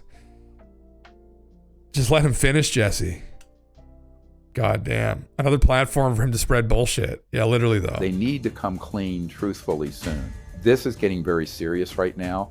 Whether you're in Congress, the Senate, the public, or someone on your podcast, they need to be arrested and tried for treason and sedition against the United States. Does that involve storming Area 51 and Dugway and a right pad, or what does this involve? Yeah. Literally.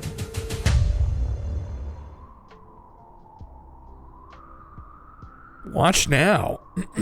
No, I think it's not out till coming out Thursday. Oh God, I don't think I'm gonna be able to sit through that one.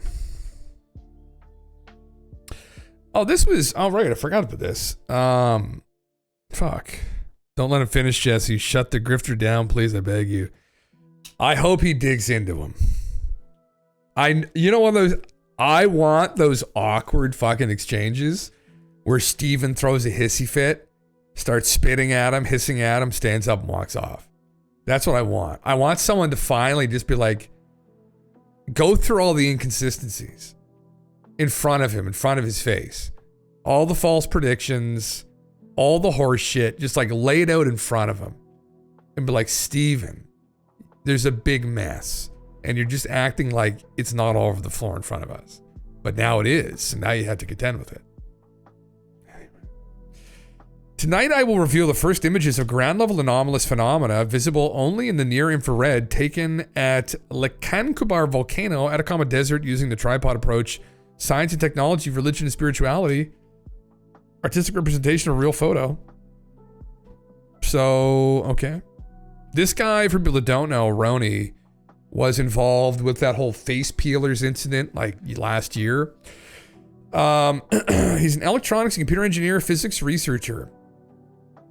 He was kind of like, he's from Brazil, so he was kind of an intermediary between these groups seeing this weird shit and, like, you know, mainstream Western ufology and media like Ross Coulter and stuff. So I didn't know this was even going on, but I'm assuming he's posted it. Oh fuck, is it all in Portuguese? Jesus Christ. I'm assuming this is it. Is it? Waiting for Roni, 9 p.m., April 8th. Bro, it's 9/11. Is he live? I wish YouTube would allow you to just translate things. He didn't show up. Fuck. Fuck, what happened? 9 p.m. It's now 9:11 p.m. Actually, well, there you go. I forgot about that. I was hoping it'd be posted by now. Okay. Well, we'll just leave this up and maybe it'll go live here. He's 12 minutes late. Interesting. A volcano in the Atacama Desert. Some strange, anomalous activity. Interesting. People on the ground, you know? Can anybody... A subscriber-only mode. I guess I could subscribe. That can be done. Yeah. They got him. Jim has been Clinton. Holy fuck. 13 bullets to the back of the head. Terrible suicide this morning. And who are these dumb motherfuckers calling this stuff suicide? Like, who at the police department, I think this guy was killed in San Francisco, the OpenAI whistleblower. Who the fuck ruled that a suicide? And why don't they ever retract that statement when more evidence comes out to the contrary? Are they afraid? Like, I don't understand why people play ball with that shit. Are they just, well, they might just be dumb. There was an incident in the biggest city, and well, it's not the capital city, but it's kind of the biggest city in New Brunswick, St. John, where I won't go into detail on this one. Where this guy murdered his father. So his dad was a very well-known businessman in New Brunswick, and his son beat him to death with a hammer in his office. What had happened was his father started sleeping with this guy's ex-wife, fucking her, and started like telling his son this, and he was a complete asshole. Anyway, the son was kind of like a little bitch, and he snapped, and then he beat his dad to death with a hammer, made a huge mess. My uncle was one of the guys that cleaned it up, actually. He's a retired guy, but he just does this stuff for fun, I guess. He went and like cleaned up. He was there at the mess site, the Site Zero. Anyway, that's not why I was telling the story. I'm trying to remember now is why I was telling this. Oh, the police, yeah. The police in the city came in to the murder site, and you know, nothing like this ever happens in this city, in St. John. Like nothing that serious ever happens. And the boys were just hanging out. They were like taking a piss. They were using the bathroom. Like they didn't use gloves. So the whole site was instantly contaminated. They're all fucking idiots. And this got like international press essentially when it had happened because of this stupidity. And so maybe it's just stupidity. Who knows? Yeah. Fuck. This is why we sub. So we can comment. Yeah. Fuck, man. Crazy shit. Like, anyway. Yeah. What's his name again? Fuck. I should know it. Like everybody. People still talk about it. My dad knew him actually. And a couple of my uncles went to school with the guy. Like they knew him. Fuck, what was his name? God damn it. I could probably look it up. Anyway, it's not that fucking interesting. People do dumb shit and kill each other all the time, but it was just the incompetence of the police here was astounding. So then maybe that's really the issue. In light of what Jake Barber and the Skywatcher Group is doing, take a listen to a 3-year-old video clip of former CIA official John Ramirez discussing some alleged Soviet UFO luring activities. John, famously the gentleman who claims that the CIA thinks something is going to happen in 2027 with aliens. They were able to attract some of these craft and actually coming down, not just like up in the sky, like our FA-18 encounters in the sky, chasing them with aircraft. This was on the ground. And so that's a major difference. So it's not something that, as far as I know, that we've tried on the U.S. side. I might be mistaken, but again, I'm not cleared for any of this anymore. I've had no clearances since 2009.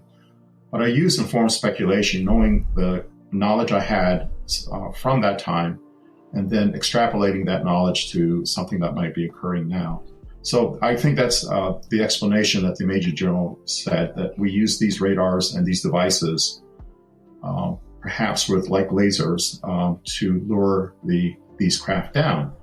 Now, what's really interesting, Whitley, is that when the craft was lured down, and let's assume that that really happened. I know it's all speculation, and we only have this Major General's statements. But let's assume for a moment that they were able to do this. What's remarkable is that the Major General then said that the humans on the ground were able to induce or interact with the craft and induce some kind of synchronous motion. So he mentions certain body movements, certain waving of the arms, and the craft would do the same. So, if you raise your hand up, the craft will rise up. If you lean toward one side, the craft will lean that way. If you move your arms in a certain direction, the craft would then tilt in that direction and so forth. And this is like a way of, according to the Major General, of establishing that first communication. If you did a goatsy, the craft actually opens up. You can go inside. Interesting. Have you ever covered a dream some experiencers have that's referred to as the Night of Lights? I have not, actually, did you? I've never even heard of that. This is where did you hear of this?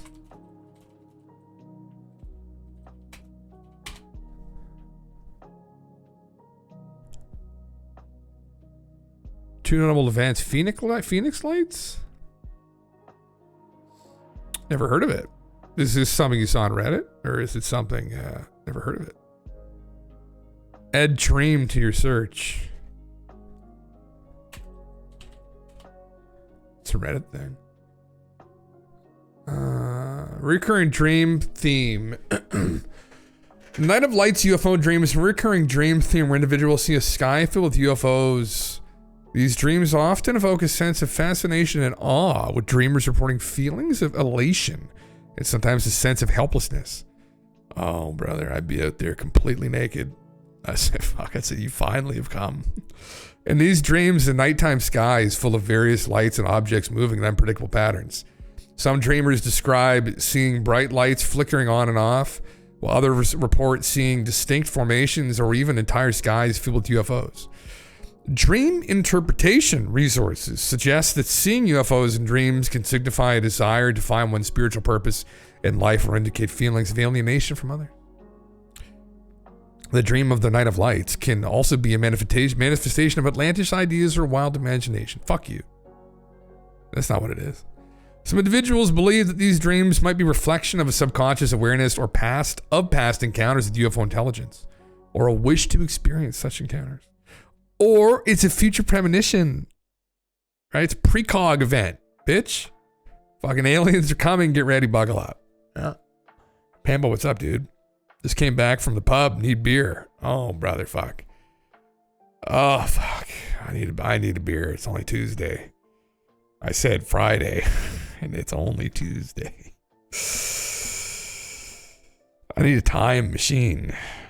Might just hit my head off that desk and black out till Friday, maybe. I never heard of this before. Interesting. This is very intriguing. Huh. Recurring dreams about lights in the sky, UFOs. 10 years ago, I turned to bright lights in the sky last night. I woke up sweating, confused, fascinated, scared. Most importantly, I woke up astonished. In this dream, I'm outside some type of farmhouse. The ground is illuminated, the sky is black. The stars are bright and glowing. The air is crisp. I take a seat in a foldable lawn chair and look up. The stars have changed from a random spatter throughout the sky to a distinct formation. They resembled a man's face in the sky. I took a double take and rubbed my eyes. The stars were back to normal, but I saw a shooting star. I'm with someone at some point. I point out what I had seen, and there it is. The brightest light flickering on and off and moving quickly in peculiar pattern. I knew immediately it was UFO. Then there were more red lights throughout the black sky, like lightning bugs flickering on and off, Mixed within these crafts were orbs of light purple in color. I was frightened and felt helpless. He dreamt about them again in 2014. This time I was on a snowy mountain type landscape. I was with someone. First there was horrifying cloud formations moving quickly, shape-shifting, and colossal machines in the sky, changing colors. There were orbs among me in the snow. I grabbed one in my palm of my hand. It was red, and I let it go and it flew away. Interesting. Talking about the Eiffel Tower was the only recognizable structure in the sky. What? It was sideways and creeping in the distance like an airship. It was terrifying. This guy has a fear of UFOs, maybe. Newest dream. Oh my heavens. I wonder if there's like a video about it. Has someone covered this? Like the Night of Lights UFO dream. I wonder. I mean, we can go through other accounts. This is intriguing. This kind of mass precog event that we're having here, maybe. Dreams of UFO sightings. Oh, no, this doesn't really seem like. No, that's not what we're looking for. There's a good topic for some YouTube content creator. Others say there's a commonality of UFOs sort of arriving half entered through portals in the sky. Intriguing. Phoenix Lights. Had a really strange UFO dream. I haven't really had that. Here it is. Okay. 3 years ago. Experiencers report having recurrent dreams, sometimes called the Night of Lights, in which the nighttime sky is full of UFOs. What if many individuals suddenly start to recall past encounters with UFO intelligences?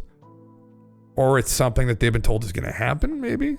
Is that where we're going with this? Maybe. Get into my dreams, get onto my lawn. Get into my bed. Get into my bedroom. What are you guys doing? Come on in now. The door's open. Yeah. Interesting. Contactees report having recurrent dreams, sometimes called the Night of Lights, in which the nighttime sky is full flying saucers. It is a wish dream that I must admit I fancied as well. In my opinion, however, this is not likely taking place anytime in the conceivable future. This is because such an awesome event, in my judgment, would probably trigger a terribly violent human response. No, who knows? No fucking idea. I suggest something very different might happen if current trends continue. 34 years ago, I met Dr. John Mack in Moscow at a Physicians' Peace Conference. Who was this person? It was 1985, the year that our international physicians for the prevention of nuclear war won the Nobel Peace for educating government leaders and the public about the dangers of the nuclear arms race. Later, John Mack went on to write the important book Abduction. There he describes the strange way in which some contact experiencers called abductees suddenly recall having encounters with aliens that they believe happened decades before. This kind of sudden remembering, initially happening on a small scale, is less threatening than a Night of Lights, where there are skies full of craft. This is especially so for those clandestine elite groups that I imagine believe it is their job to keep a lid on the flying saucer situation. These groups appear to be quasi-government, quasi-corporate entities. In my opinion, they are likely responsible for what has been called the UFO truth embargo. Such elite factions operating in secrecy are sometimes referred to as the control groups. The mental link. Interesting. Sightings are not random events. Okay. Interesting. We've had these dreams a number of times. They're one of my favorite dreams. I've never had this. I had one dream years ago where like a couple UFOs came down and like flew around. I remember I was driving in the car with my girlfriend at the time. And I was like, whoa. And like, it never happened, obviously. But the fall, I always had this thing, like I would if I had a dream about this, it'd always be in the fall. It was, I love fall. Some of my favorite seasons. That probably makes sense. Like I'm just on, like I'm on a fucking high, like a pumpkin chai tea in my hand, right? Fucking basic bitch stuff. And then I'm out on a nice fall drive and then the UFO shows up. I'm like, wow, this is the greatest fall ever. Leaves are changing. The world's changing. Jesus Christ. Like fucking crazy shit. I don't know. I don't fucking know.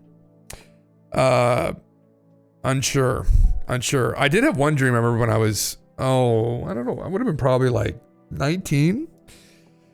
And I remember I was watching a lot of Alex Collier at the time. So it probably makes sense. This was in 2009. And I remember I was like the whole neighborhood. So this wasn't like a Night of Lights. But I remember everyone woke up at like 2, 3 a.m. And everybody just started coming out of their houses in their pajamas because something weird had happened. Something weird was happening. And everybody was like walking down the street together in their pajamas. I remember thinking, like, walking, like, what's going on? Such a weird thing. I remember I was walking up to the beginning of my parents' neighborhood, and this craft comes down and lands, and this big, tall guy comes out. He was blue, which is the guys from Alex Collier's universe are blue. And he gave me a big hug. And then that was it. That was a dream. And I remember thinking, like, it was pretty vivid, actually. It wasn't like a level 10 vivid dream, but it was, I don't know, fuck, it was probably like a 7, yeah. Yeah.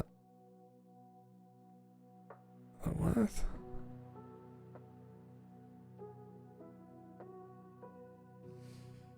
Interesting. Yeah. This is, I quite literally had this dream aside from not knowing where I'm going. Looking up through the back window, and dots of light of various shapes are flying around. Everyone in the car is irrationally scared and we are leaving, but I badly want to say this. Interesting. They're scared and I'm not. There's an apprehensive energy as I'm looking up, waiting to see that they're going to show up. Boom, all of a sudden there's loads of them flying around. Interesting. Yeah. There was a guy, I remember I found him on YouTube. And I found him because he was talking about this Hercolubus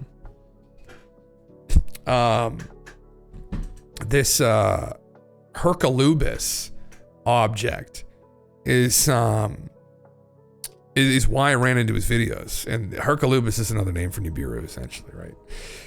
And he's this, he calls himself a Gnostic, right? So I thought the Gnostics were just these people that were involved with, Christianity, but I guess they're like these esoteric type seers or something. Like, I never even really heard of this kind of like esoteric, like Gnosticism.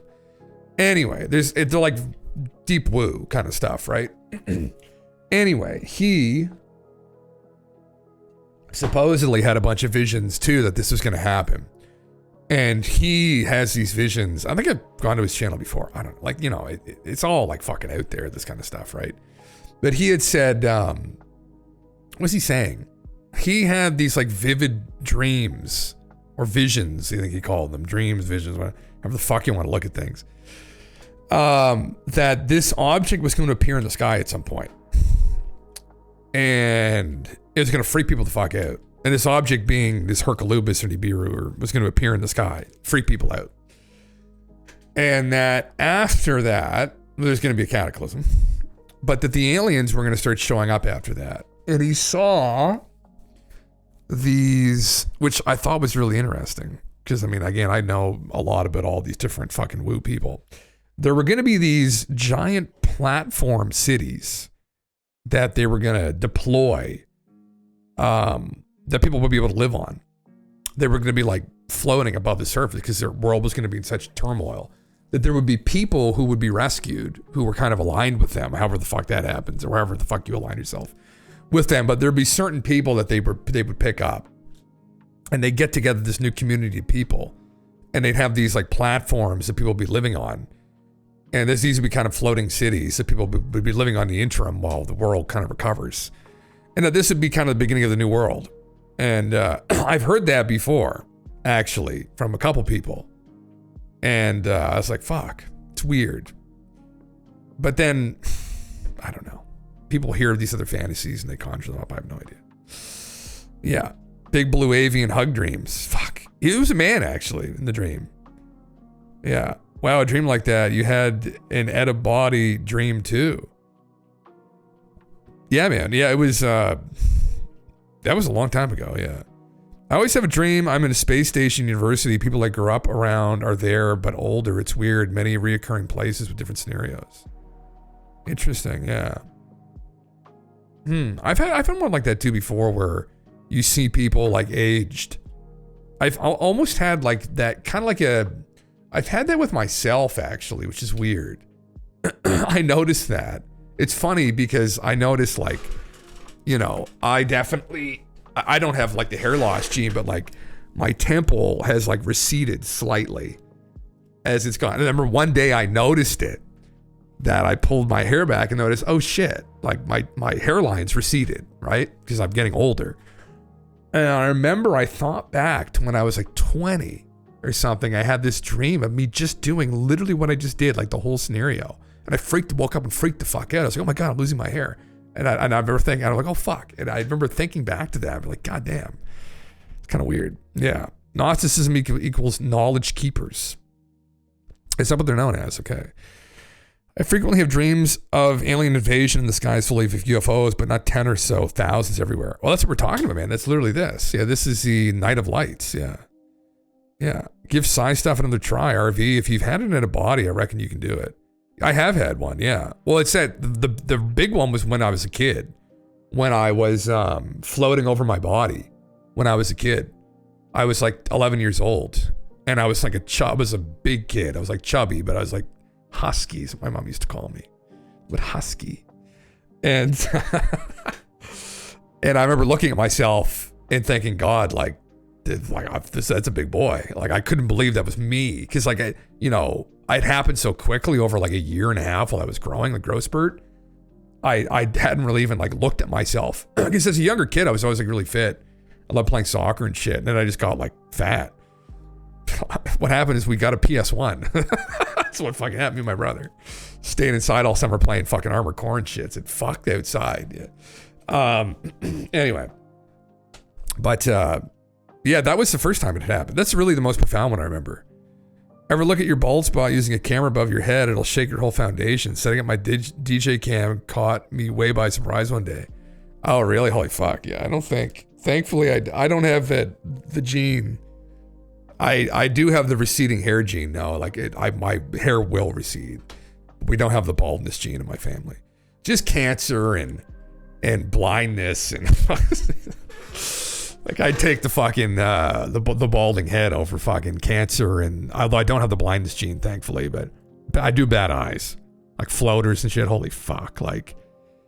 And like they're getting worse as time goes on. I got macular degeneration big time. But anyway, yeah. It is what it is. Bad eyes. Yeah.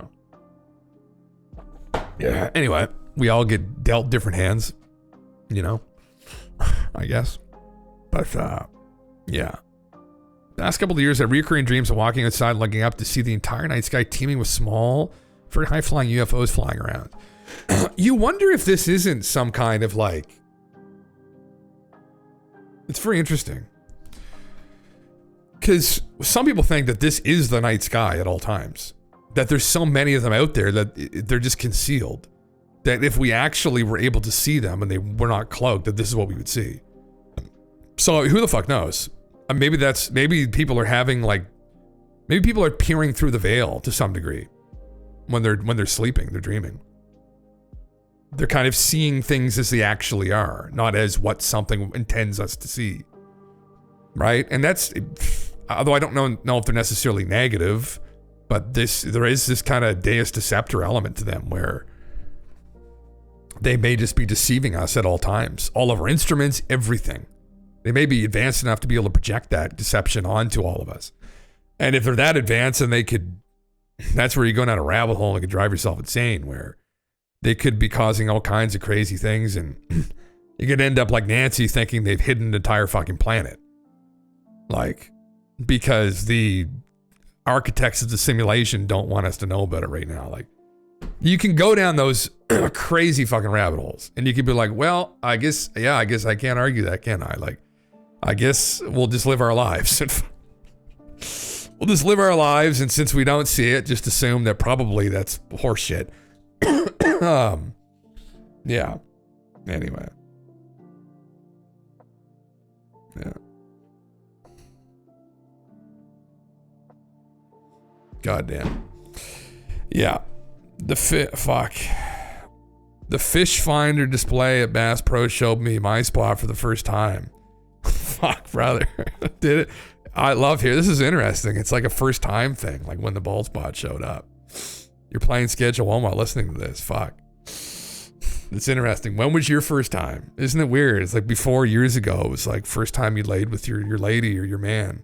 And now it's like when the first time we found your bald spot. Or your first time you realize your hairline's receding. It's like, holy fuck. Yeah. God fucking damn it. Yeah. God damn. Oh fuck! What a meme! What a fucking meme! Yeah. Well, listen. I mean, many of us are living in an age now and soon when, in the next 10 years, there won't be you'll be able to get all your hair back. Just same with blindness, because like my cousin has the gene actually he got from my grandfather, got from my aunt, got from my grandfather, where he will go blind, but he's living in an age now. Hopefully, where actually he might not. Elon will bring out these new fucking eyeballs and. You get techno eyeballs, fucking. You can actually see better than you ever could. Actually zoom and shit like you never could imagine. Like, yeah, fuck, God, goddamn. Your buddy picked up from the airport, told you he's on heart medication. Holy fucking Christ, it's not good. That's not good. How old is he? That's not fucking good. Am I having heart problems? When you're 40, it starts falling apart. You think, yeah. And you have friends that are pushing 50. Holy fuck, yeah. Well, yeah, goddamn, yeah. Some of you old fucks in here. Goddamn, well. I mean, I always think of that fucking guy. I met this guy, for people that don't know, I met this guy while I was managing that business I was at for a little while there. He would come in, his name was George, and he just turned 100. And I didn't fucking believe him. I waited to see his fucking license. Didn't believe him. I thought he was like 80. He's 100, still driving. Still driving around. Told me he was still fucking. So I was like, okay, all right. He'd just handmade a fucking violin. No, cello, sorry. He'd handmade a cello out of wood. Glued the whole thing together. Like, I couldn't fucking believe it. Show me the whole show me the pictures, videos. I was like, what in the fuck? He was jumping out of fucking airplanes over the UK during World War II. In 1943. 43 or 44. When he was 19. And this motherfucker's still around driving, just living his fucking life. Living his best life. Says, yeah, I'm rich. He got a bunch of money. His wife was in the hospital. He was still at the home, just doing his thing. And I just fucking hanging out. I was like, man, this is fucking nuts. Like, I could not believe. He was showing me how he could like break my leg like in an instant because they taught him. I'm surprised he actually knew about this back then. But it wasn't Krav Maga. It wasn't Muay Thai. It was something else. But they taught the soldiers this when they recruited them, when they drafted them. Anyway, he's doing a whole deal. I couldn't fucking believe it. But 100 fucking years old. So, you're never too old, right? Like, man, he's a fucking 100. When he was 40, so he'd be 41 next month. So when he was 40, he had 60 years left. He's still alive, actually. He would be turning 101 soon, if he's still alive. I think he is. But I don't know. I haven't seen him. So I haven't seen him in a while. But man, like, yeah, but you think about that, like, he's double your age, or just about, and the award drinker gets almost he gets 60 years on you. So like at the end of the day, like, now that's genetics. Well, he told me he never drank and he never smoked though, and I was like, fuck, brother. I was like, I'm not gonna be following the same path you. But I would argue actually I probably was healthier than he was. But at the end of the day, that is a genetic phenomena. I think genetics play a massive role there too. But he told me that he never chased women; the women just chased him. I said, George, Jesus Christ, bud. It's like I said, George, you must have a fucking big dick on you. No, so you must be fucking hung, pal. He sounds like you get all the ladies, and I didn't fucking tell him that. It was funny as fuck though. He's spitting all over the counter. That's the only thing. That was the only thing that he's missing a couple of his teeth, and he was drooling and spitting pretty bad. But man, for 100 fucking years old. I said, God fucking damn it, brother. Like, that's pretty fucking incredible. Like, anyway, I don't know. Well, no, fuck it though. I mean, the thing that blew my mind about him was how coherent he was. He was completely there. Like, I've talked to people who are like fucking 70, who are like gone. Like, you could tell that they're like slow. He was completely coherent. And I did tell him that. I said, I have to tell you, Drew, I've never talked to somebody over 80 that has been this coherent.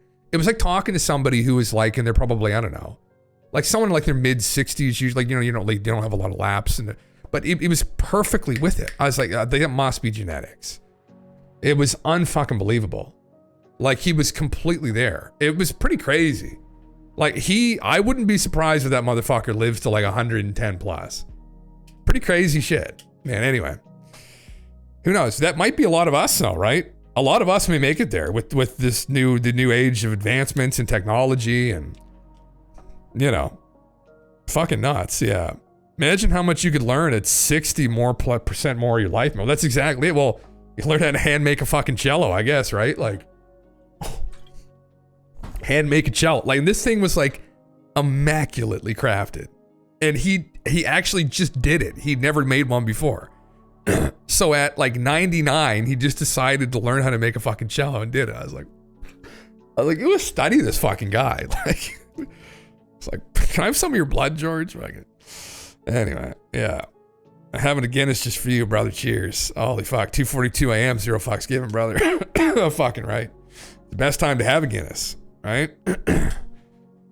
Fuck, yeah. You don't drink, so you might outlast me. You just fucking might. You just might. Alcohol is terrible. But the thing about alcohol is if you drink enough of it to where if you can, a couple drinks and you wake up in the morning, you get good sleep and you feel okay, you're okay because you've recovered. It's like working out. Like if you work, you're just working out your liver. But if you drink and then you feel like shit every day, you're poisoning yourself. So you've taken in too much. So you're not recovering. And then the next day you do it again and again and again. That's when you're fucked because your body can't recover and you're breaking down your body. It's like the people do the same shit who work out too much. I've seen it so much over the years. Guys will just go and go and go, and they'll do like a 2-hour weight workout and they'll do an hour running on the treadmill.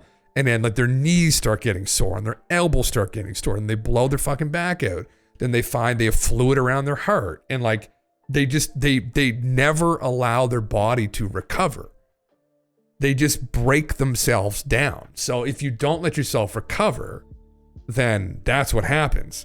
But if you drink a little bit and your body recovers, and then you can go back to it and do it again. And as long as it's not like a complete breakdown, like running a marathon every day, literally, you give yourself time to recover. You don't push it too hard. And you can also build up a tolerance so you can actually strengthen. Now, the liver's not like a muscle, but you know what I mean? Like, as long as you're healthy, you give yourself you give yourself the vitamins and minerals to help your body do it. And as you get older too, it gets shittier and shittier at recovering. But yeah, spinning facts, truth, brother. Enjoy that fucking Guinness at 2:42 a.m. is what I'm trying to fucking say. Like, just get a good sleep and you'll be fucking mint, right? Ready for another one in a couple days or another 5 or 6, whatever. Yeah. Yeah. You're watching this RX called Telomere 1 for age reversal. Every time I hear of it, it feels the need to be available ASAP. Interesting. I've seen actually, what's his name again? Buddy who does the, Brian, what's the vampire guy? Vampire guy. What the fuck? This is not. No, this dude. Brian Johnson. Is that it? Brian Johnson's guy from AC/DC. Hold on. Brian Johnson, vampire guy. I think his name's Brian Johnson, isn't it? Yeah, it's Brian Johnson. Vampire look. Yeah, the vampire guy's a tech entrepreneur. He's all about this life. Now, I mean, like, he took it like way too far, man. Like, he's in great shape. You cannot fault his conditioning. He's fucking immaculate. I mean, I don't know what the fuck he's doing with his face. Anyway, yeah, the telomere length can be expanded. It's eternal youth. Really? Correct cell division, no degradation of DNA. No cancer. Really? Oh, wow. Holy fuck. Man, you imagine now, like, no aging, but you still subject yourself to things that age you maybe. So like every drink you have expends energy and then your liver has to recover and fuck me. Yeah. Brian and Elon. I think he's the same age, I guess.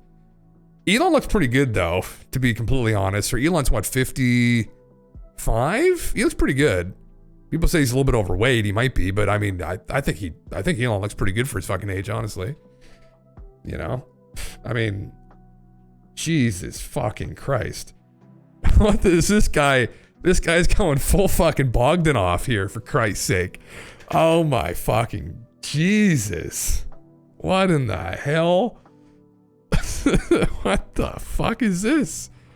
Brian, what happened? Experiment on face. Anti-aging tech bro who allegedly left his fiance when she got cancer. What? Oh, that's a little bit dark. Why is it like this? Why can't I fucking just see the goddamn article? Doesn't plan on getting older. Well, he's going to. He's more than $400 million. Holy shit. He admitted on Instagram that he had a rather extreme reaction to one of his experiments. What? Cancer. He left his fiancée when she had cancer. The fuck? Brian Johnson's ex accuses him of dumping her after cancer diagnosis. In a lawsuit, Johnson's former fiancée claims he left after she was diagnosed with breast cancer, leaving her without financial support. Started dating him in 2016. Within weeks, she said she was referring to him as Mrs. Johnson. By 2018, they were engaged and living together in California. She filed a lawsuit in 2021. The document, he promised to take care of her financially, medically for the rest of her life. Interesting. Okay. Took advantage of her weakened and vulnerable state and repeatedly leveraged his power and financial control over her, try and get her to give up her rights and the promises she was entitled to, financial security and stability in the future. What the fuck? Why are all these guys like just fucked psychopaths? Is this true? Is this just horse shit? Since revealed that 2 years after the legal proceedings, the lawsuit is over, Southern required him to pay more than $740,000. The multimillionaire has shared his side of the story, disputing the claim they broke up after her diagnosis. I rearranged my life and work beside her nonstop to beat it. We flew around the country together exploring clinical trials and meeting with doctors together we conducted extensive research and additional therapies and tests. It was our shared omnipresent focus, a state of paralysis I never experienced. Really? Oh, fuck. So maybe it's just all horseshit, though. See, you have to be careful with that. Like, and right now, like, he kind of looks like kind of weird, so people are just like, fuck this guy. People have no idea. Yeah. They're telling her to protect the DNA, and they wear down every time cells divide until the DNA itself starts to get worn to the cells and the imperfect copies. And that's the aging process, is it? Greg Braden goes on about this all the time, but we can slow our heart rate down. We can effectively slow down the degradation of the telomere caps and live longer. Interesting. So high heart rate is, I've heard that before, that a high heart rate is absolutely an indicator of poor health. And if you look at athletes, their resting heart rates are ridiculously low. Like there's something like 40 to 50 beats a minute resting with an athlete. Just a basic resting higher heart rate, like under 50, is pretty fucking nuts. I took this, I'd have to check it again, but like I don't have a heart like a fucking athlete because I don't train my cardiovascular health that hard, but I was on a heart health supplement that noticeably reduced my blood pressure. And it literally calmed me down so much. I've shared it before. I need to order more of it. It ran out from Pure Synergy, but they do great shit. And they based it around the Okinawa diet that the people in Okinawa, Japan eat, because the people in Okinawa, Japan are these centurions.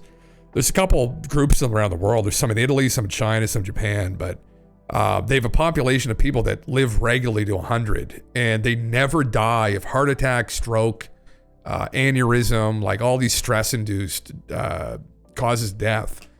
And they attribute it to their diet, but also they take like herbal supplements and shit. And they eat things like natto, which is nattokinase in it. They drink teas and use these different herbs that aren't really widely available. So they put all this shit into a supplement. And yeah, it's Stealth Pure Synergy ad. Man, I will gladly shill them. I will gladly shill right now Pure Synergy. Because I have spent so much money over the years and so much time trying to find a decent fucking supplement company that isn't just utter horseshit. Like, I tried AG1. I gave AG1 so much time because everybody was pushing it. I watched the guy's life fucking story about how he got this together. And I understood it. I said, listen, I get it. I've been looking for a food grade multivitamin too. That's the problem, is that for whatever reason, that you can't just take the vitamins and minerals, make them, and just throw them at people's bodies. The body doesn't absorb it the same way it would when it's inside of this food fucking matrix, right? Like the vitamin C and B12 and shit and iron that's in broccoli does not get absorbed when you take all those things apart and just give it to yourself. When it's inside of that vegetable with the sugar and the fiber, your body just absorbs it better. And so they do this. They put these things, these pills in this, they're all sourced from food. The minerals and vitamins they use, and they're in this food matrix. And so you're supposed to be able to get it all. And same with AG1 is supposedly a similar thing, where it's supposed to be equivalent to just getting the stuff from food. So anyway, they're way cheaper though, and they're run by people that know what the fuck they're doing. I've talked with a couple of them multiple times via email, actually. Like they've got nutritionists, they've got proper scientists involved with these formulations as well. And they're all, it's like a passion project. So anyway, if you're in the States, holy fuck, check this company out.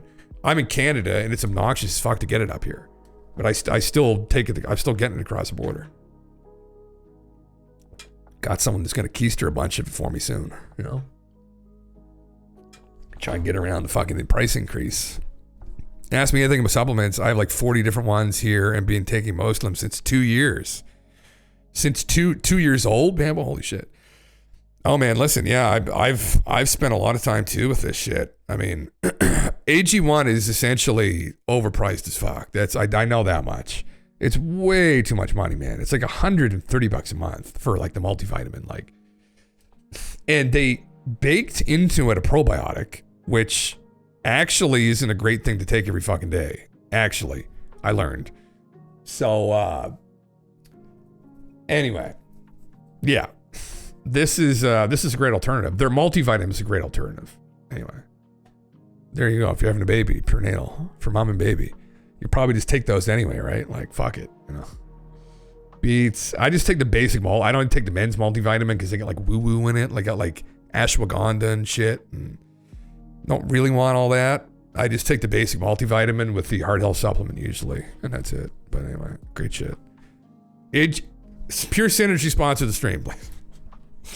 No one's gonna buy it, so no one's gonna buy it. So yeah, I'll get an affiliate link with fucking zero purchases. But it's actually good shit. I just encourage people to go irregardless. Yeah. Are those gluten free? I'm interested for the family. My son is celiac. Oh, absolutely. I think so, man. If you're in the UK though, Aaron, I don't know. You might still be able to get it. I'm sure there's an equivalent somewhere in the UK that's just as good. In North America, although isn't AG1's out of fucking Australia or some shit, isn't it? Yeah, the first two ashwagandha were awesome. I've heard Finn told me that too, that he was taking it. It does help with stress relief in some people. It's one of those supplements. It was used ceremonially it's somewhere in Africa. The tribe uses it, but it's used ceremonially, like traditionally. It's not meant to be used every day. And that's the thing about herbal supplements is that I've been told all this by people who know what the fuck they're doing. Not that I'm communicating this advice, but I'm just communicating their advice. That when you take these herbal supplements, your body builds up a tolerance to it. And over time, you almost need to do resets with them. You need to take time off from them because they will not be as effective as time goes on as you take them day after day after day after day. And so it's almost like you have to take time away from them and to get your body readjust. And then you come off and then you go on again. It's what you would do, preferably. But there's not a lot of long-term studies in ashwagandha. So it's kind of sauce about it, but it's like a supermood drug, but then it lost its power. Yeah, that's exactly what happens. Yeah, like where it's the first couple days, yeah, or first couple weeks for some people, you have the effects, and then you have to cycle off of it. And after you cycle off of it, you cycle back onto it again, and then you get the effect again, and it's not this constant. The only thing that I've ever experienced that has maintained a constant mood enhancer is fucking exercise. Is going to the gym and like getting a pump, or because you get an endorphin rush when you do it. At first it's like painful to some degree, like if you're like, you know, breaking the muscle down and shit, but after your body acclimates to that, you get high. You get literally fucking high from going and doing it. Especially if you're doing it properly, where you're not fucking killing yourself by the end of it. If you're careful with how you do it, you leave the gym not broken down and battered and shit. You leave it like feeling better. You'll be pumped up. You might be a little bit sore, but you go for the endorphin rush. And that's literally what I've been doing. Although I've been trying to like fix my posture and shit and lose some weight. But it's the endorphin rush is what I used to love it for. Like you get fucking like high on it. And then you go home and you have a couple beers and then you actually get high and then you're like really fucking high and you're fucking like, whoa, brother. Then you're completely euphoric. And that's the kind of it's more of a euphoria is kind of what the feeling is. It's like everything's working right in your body. If that's a way to describe it. And if like you're on like, if you're eating well and you're like, everything's like your testosterone or your estrogen, male, female, whatever's pumping, and you're getting all the nutrition that your body needs, taking good multivitamins, you're taking other herbal supplements that maybe help with that as well. Like it's just, you feel so fucking good. And then you just get addicted to that feeling. And then you enjoy healthy food too, because you start noticing that shittier foods affect your performance and your mood. Well, that affects your performance and that affects your mood, because then you don't have that same feeling. It's hard to describe. You definitely get into, probably many people know this, but you get into this rhythm with it, I've found, where you just want it to keep going.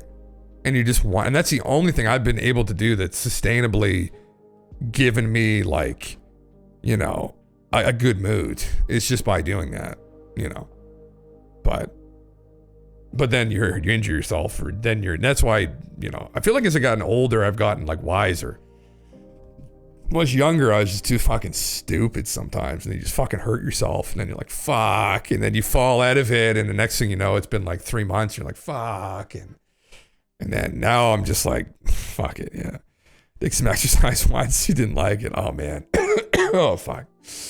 That's the thing, like, man, like not that I'm like fucking Frank Zane here or some shit, you know, like, but that's why I loved like weightlifting, and bodybuilding's a very mentally ill fucking sport. Probably like, if we're going to talk about a sport, if it falls into the category that the most mentally ill sport on planet Earth, because people literally just take all these drugs to the point where they die to win at it. But if you do it properly and you do it with health in mind, it's like the best way to exercise, because you can treat it almost like yoga. You're just getting your blood flowing, you're increasing your posture, you're aesthetically making yourself look better, so your mood is instantly going to come up too, right? Like your arms are bigger, your shoulders, your neck, your traps, everything, your chest. Like you just, it's the smartest way, I think. Some people like doing cardiovascular work too, straight up like biking or sports, and they get that endorphin rush too, and whatever does it for you. I like that because it's also less likely to get injured if you're smart about it. Like, and that's the thing, you have to be smart about it. But people go in there and they're not smart about it, and then they just start throwing 2 plates on the bar, and you know, the collapses on them and snap their spine, snap their shit up, Snap City. They go to Snap City, and then they get completely fucked, and then it's like, you know, now it's not fun anymore. But man, it's one of those like hurdles too. And the gym can be kind of weird place too, where and I still get anxiety. I every time I still always have it, but you try and just kind of zone out with it, honestly. If it was empty, it'd be fucking incredible. I hate going when I go now because it's so fucking busy, but fucking agree. But being older, it keeps getting more and more difficult to raise some shit like mood. Oh brother, yeah, I know. Fucking can be. It can be. It's a struggle though. It's like, it's finding that like coping mechanism, I guess, right? That can do it for you.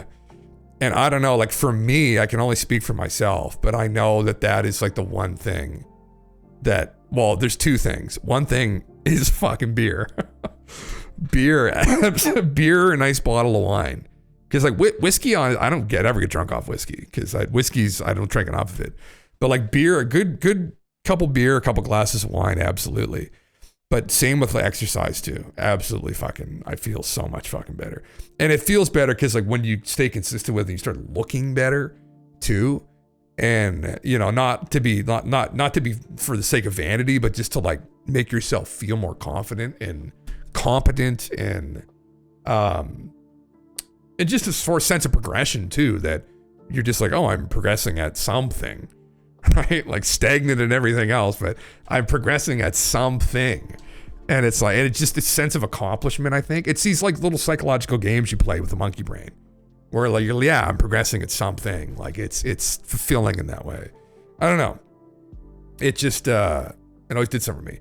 It always, where's Frank Zane at? I don't have to go fucking off topic here, but like, I loved Frank.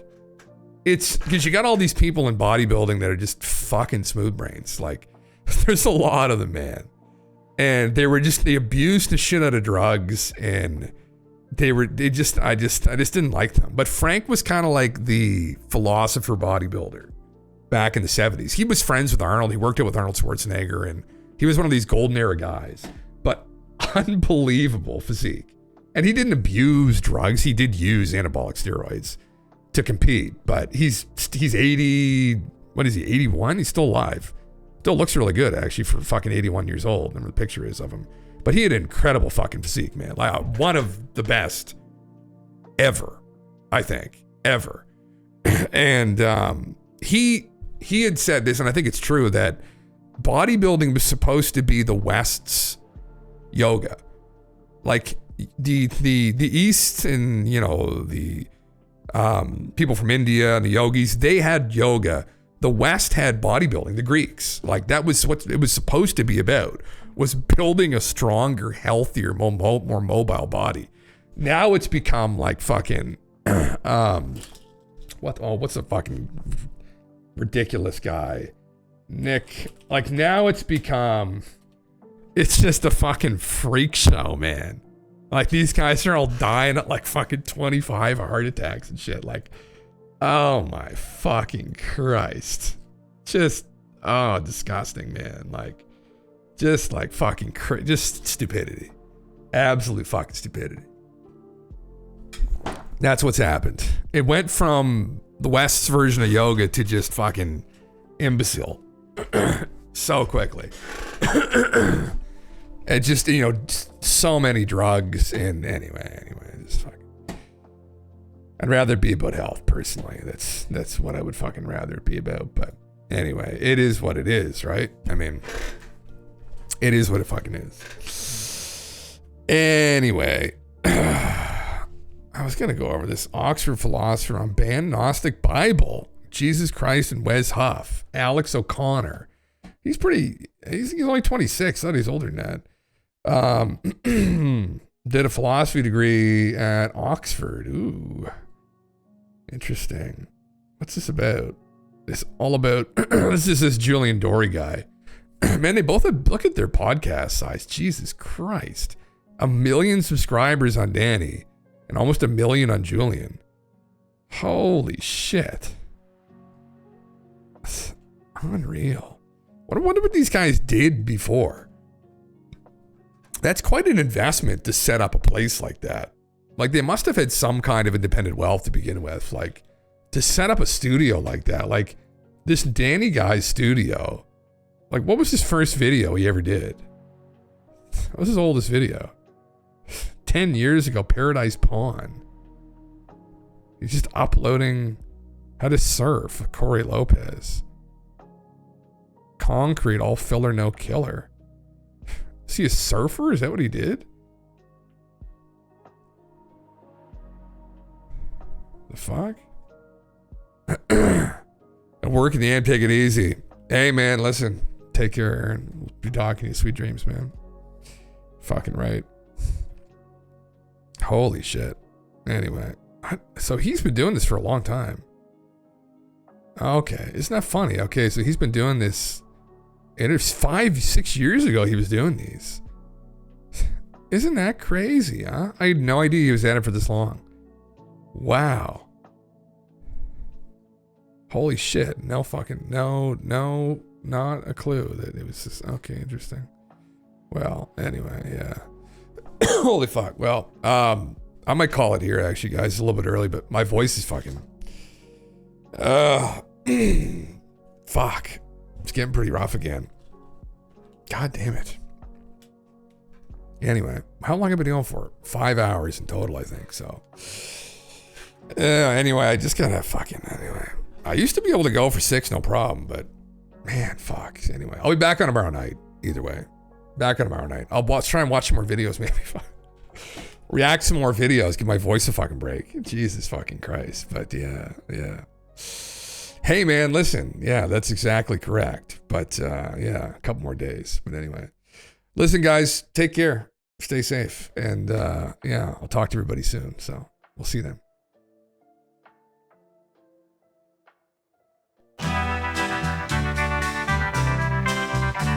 It's 7 in the evening and everything is fine. I'm not expecting visitors, so I can stream all night. I'll take my stream deck out from where I'm playing Fortnite. We'll play until the morning. At 3 a.m. we hear him again from the sound of the submarine. It's Jim Russell. It's Jim Russell, the commander of Island 49. The guardian of the ancient keys, the keys of Atlantis mysteries, Atlantean secrets, Atlantean secrets, the keys. My dudes, let's follow in order to let go. Distorted echoes, the mysterious magnetic fields. Atlantean seas, Atlantean seas. We have to swim through the ocean, the periscopic deception, ancient doorways that tremble before the subterranean castle. He calls us, my dudes, robots and erudites. 'Cause at 3 a.m. we hear him again from the sound of the almond shells. It's Jim Russell. It's Jim Russell, Union leader of Sorceric Knights. And he parts in the breaking dawn.